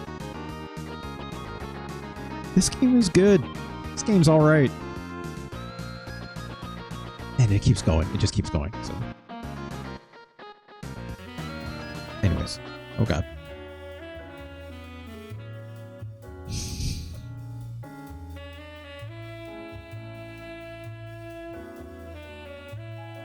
But you know what Super Star Wars has? It's got jizz.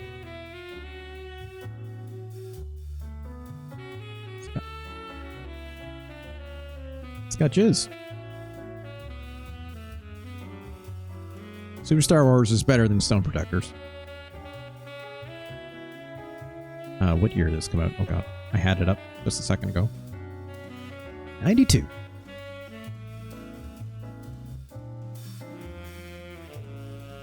I should say NA, not.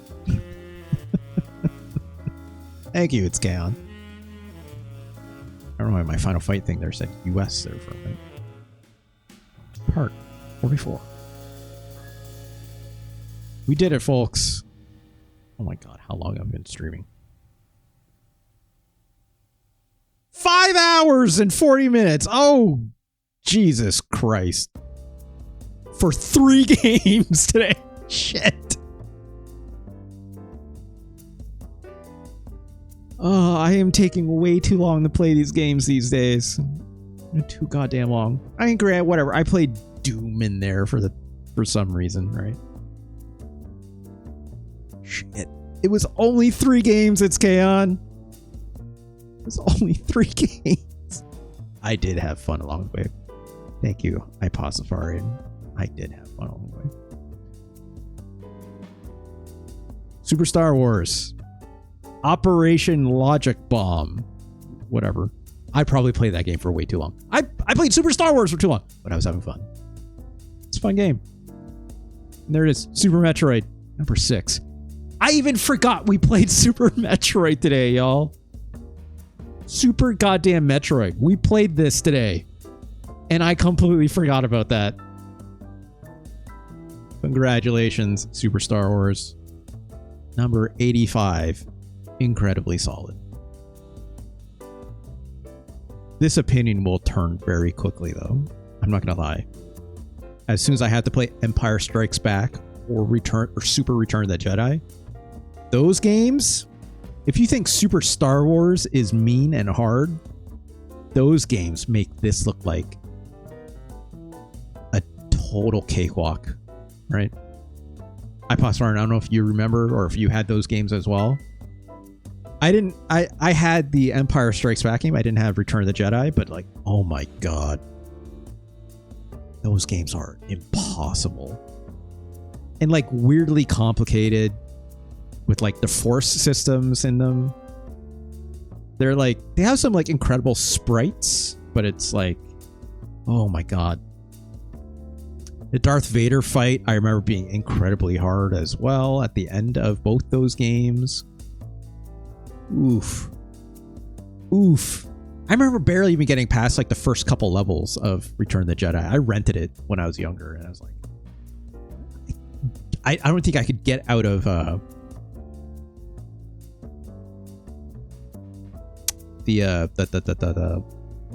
swamp planet is called that, you know, you do your force chaining with Yoda on there, right?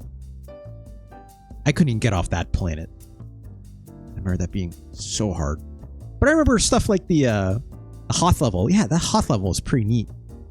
I remember the snowspeeder level and that. It was pretty neat, right? It's all built exactly the same way with like what we saw in Super Star Wars.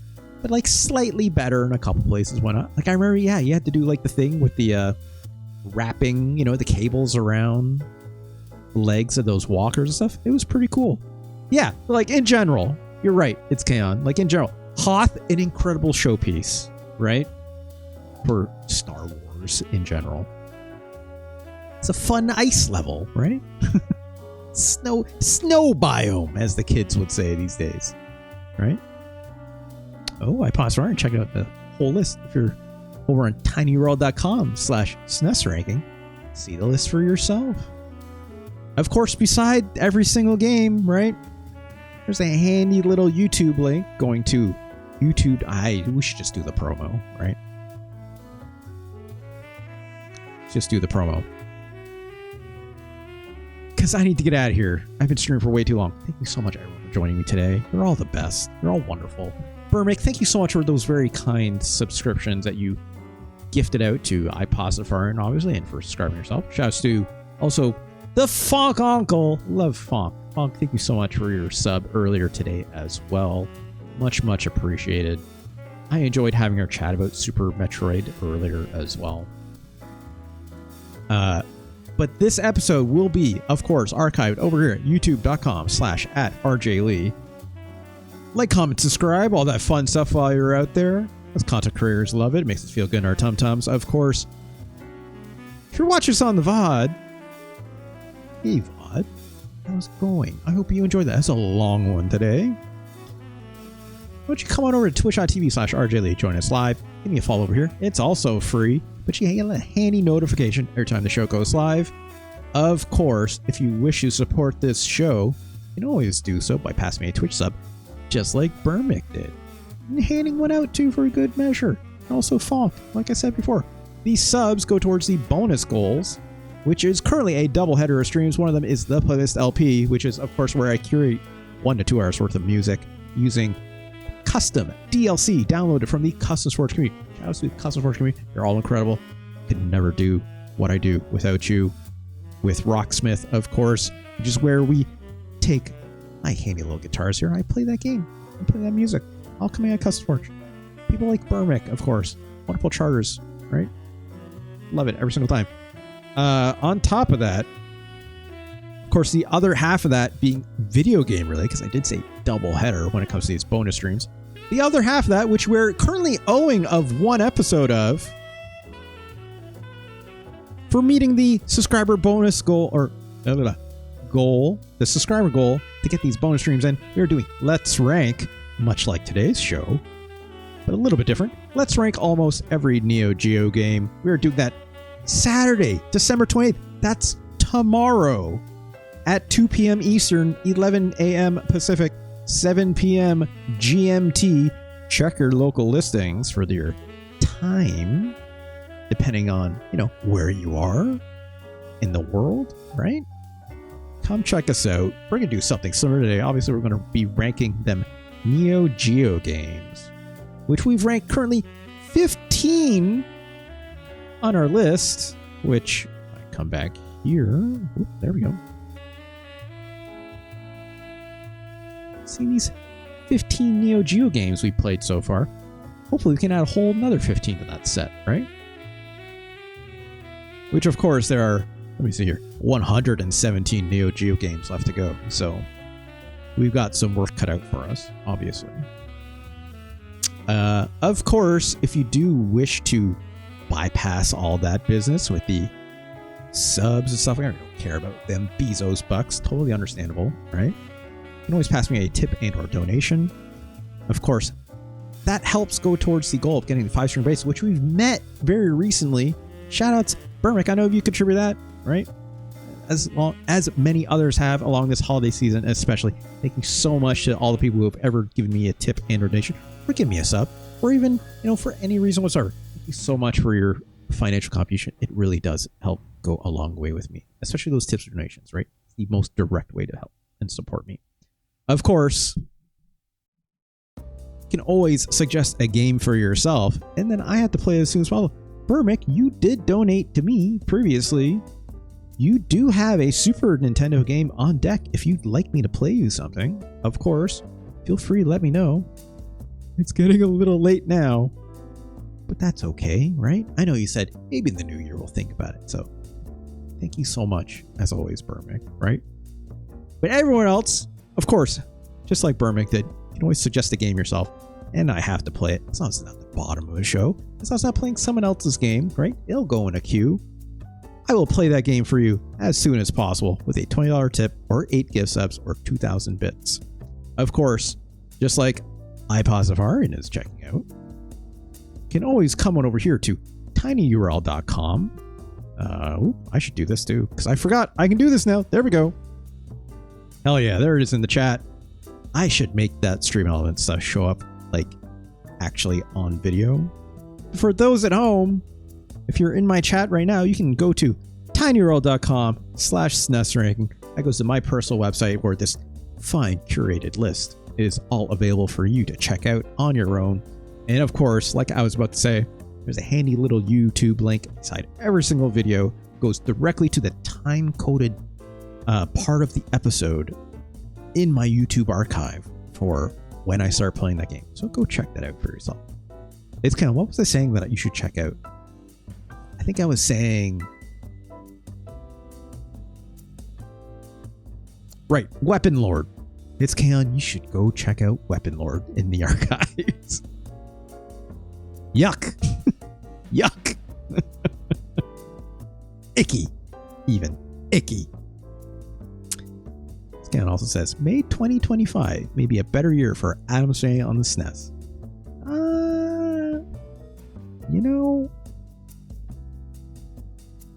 You know, let's just say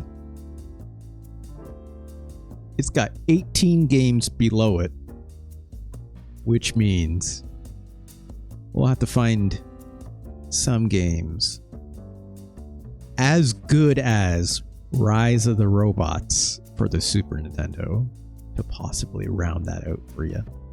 We'll see. We'll see. You know, and that I think of it, is Marvel Superheroes War of the Gems, is that worse than Addams Family? No. Addams Family is really bad. It's really bad. It's really bad. Anyways, thank you so much everyone for joining me today. Thank you so much for everyone with your kind viewership. I appreciate you all very much. It is a lot of fun to do this.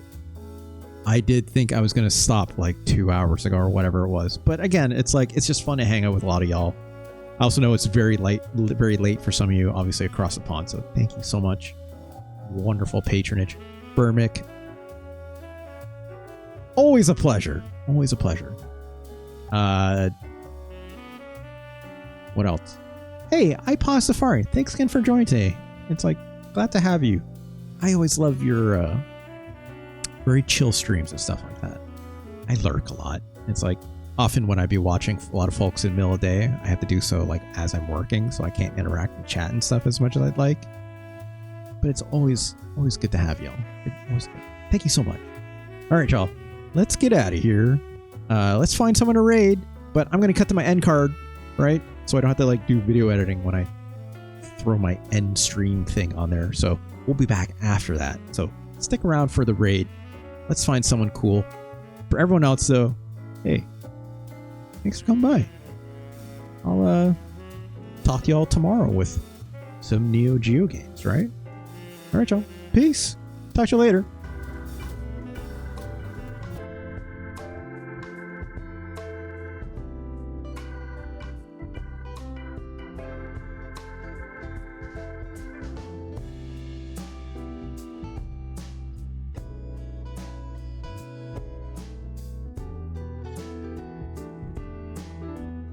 Jizz!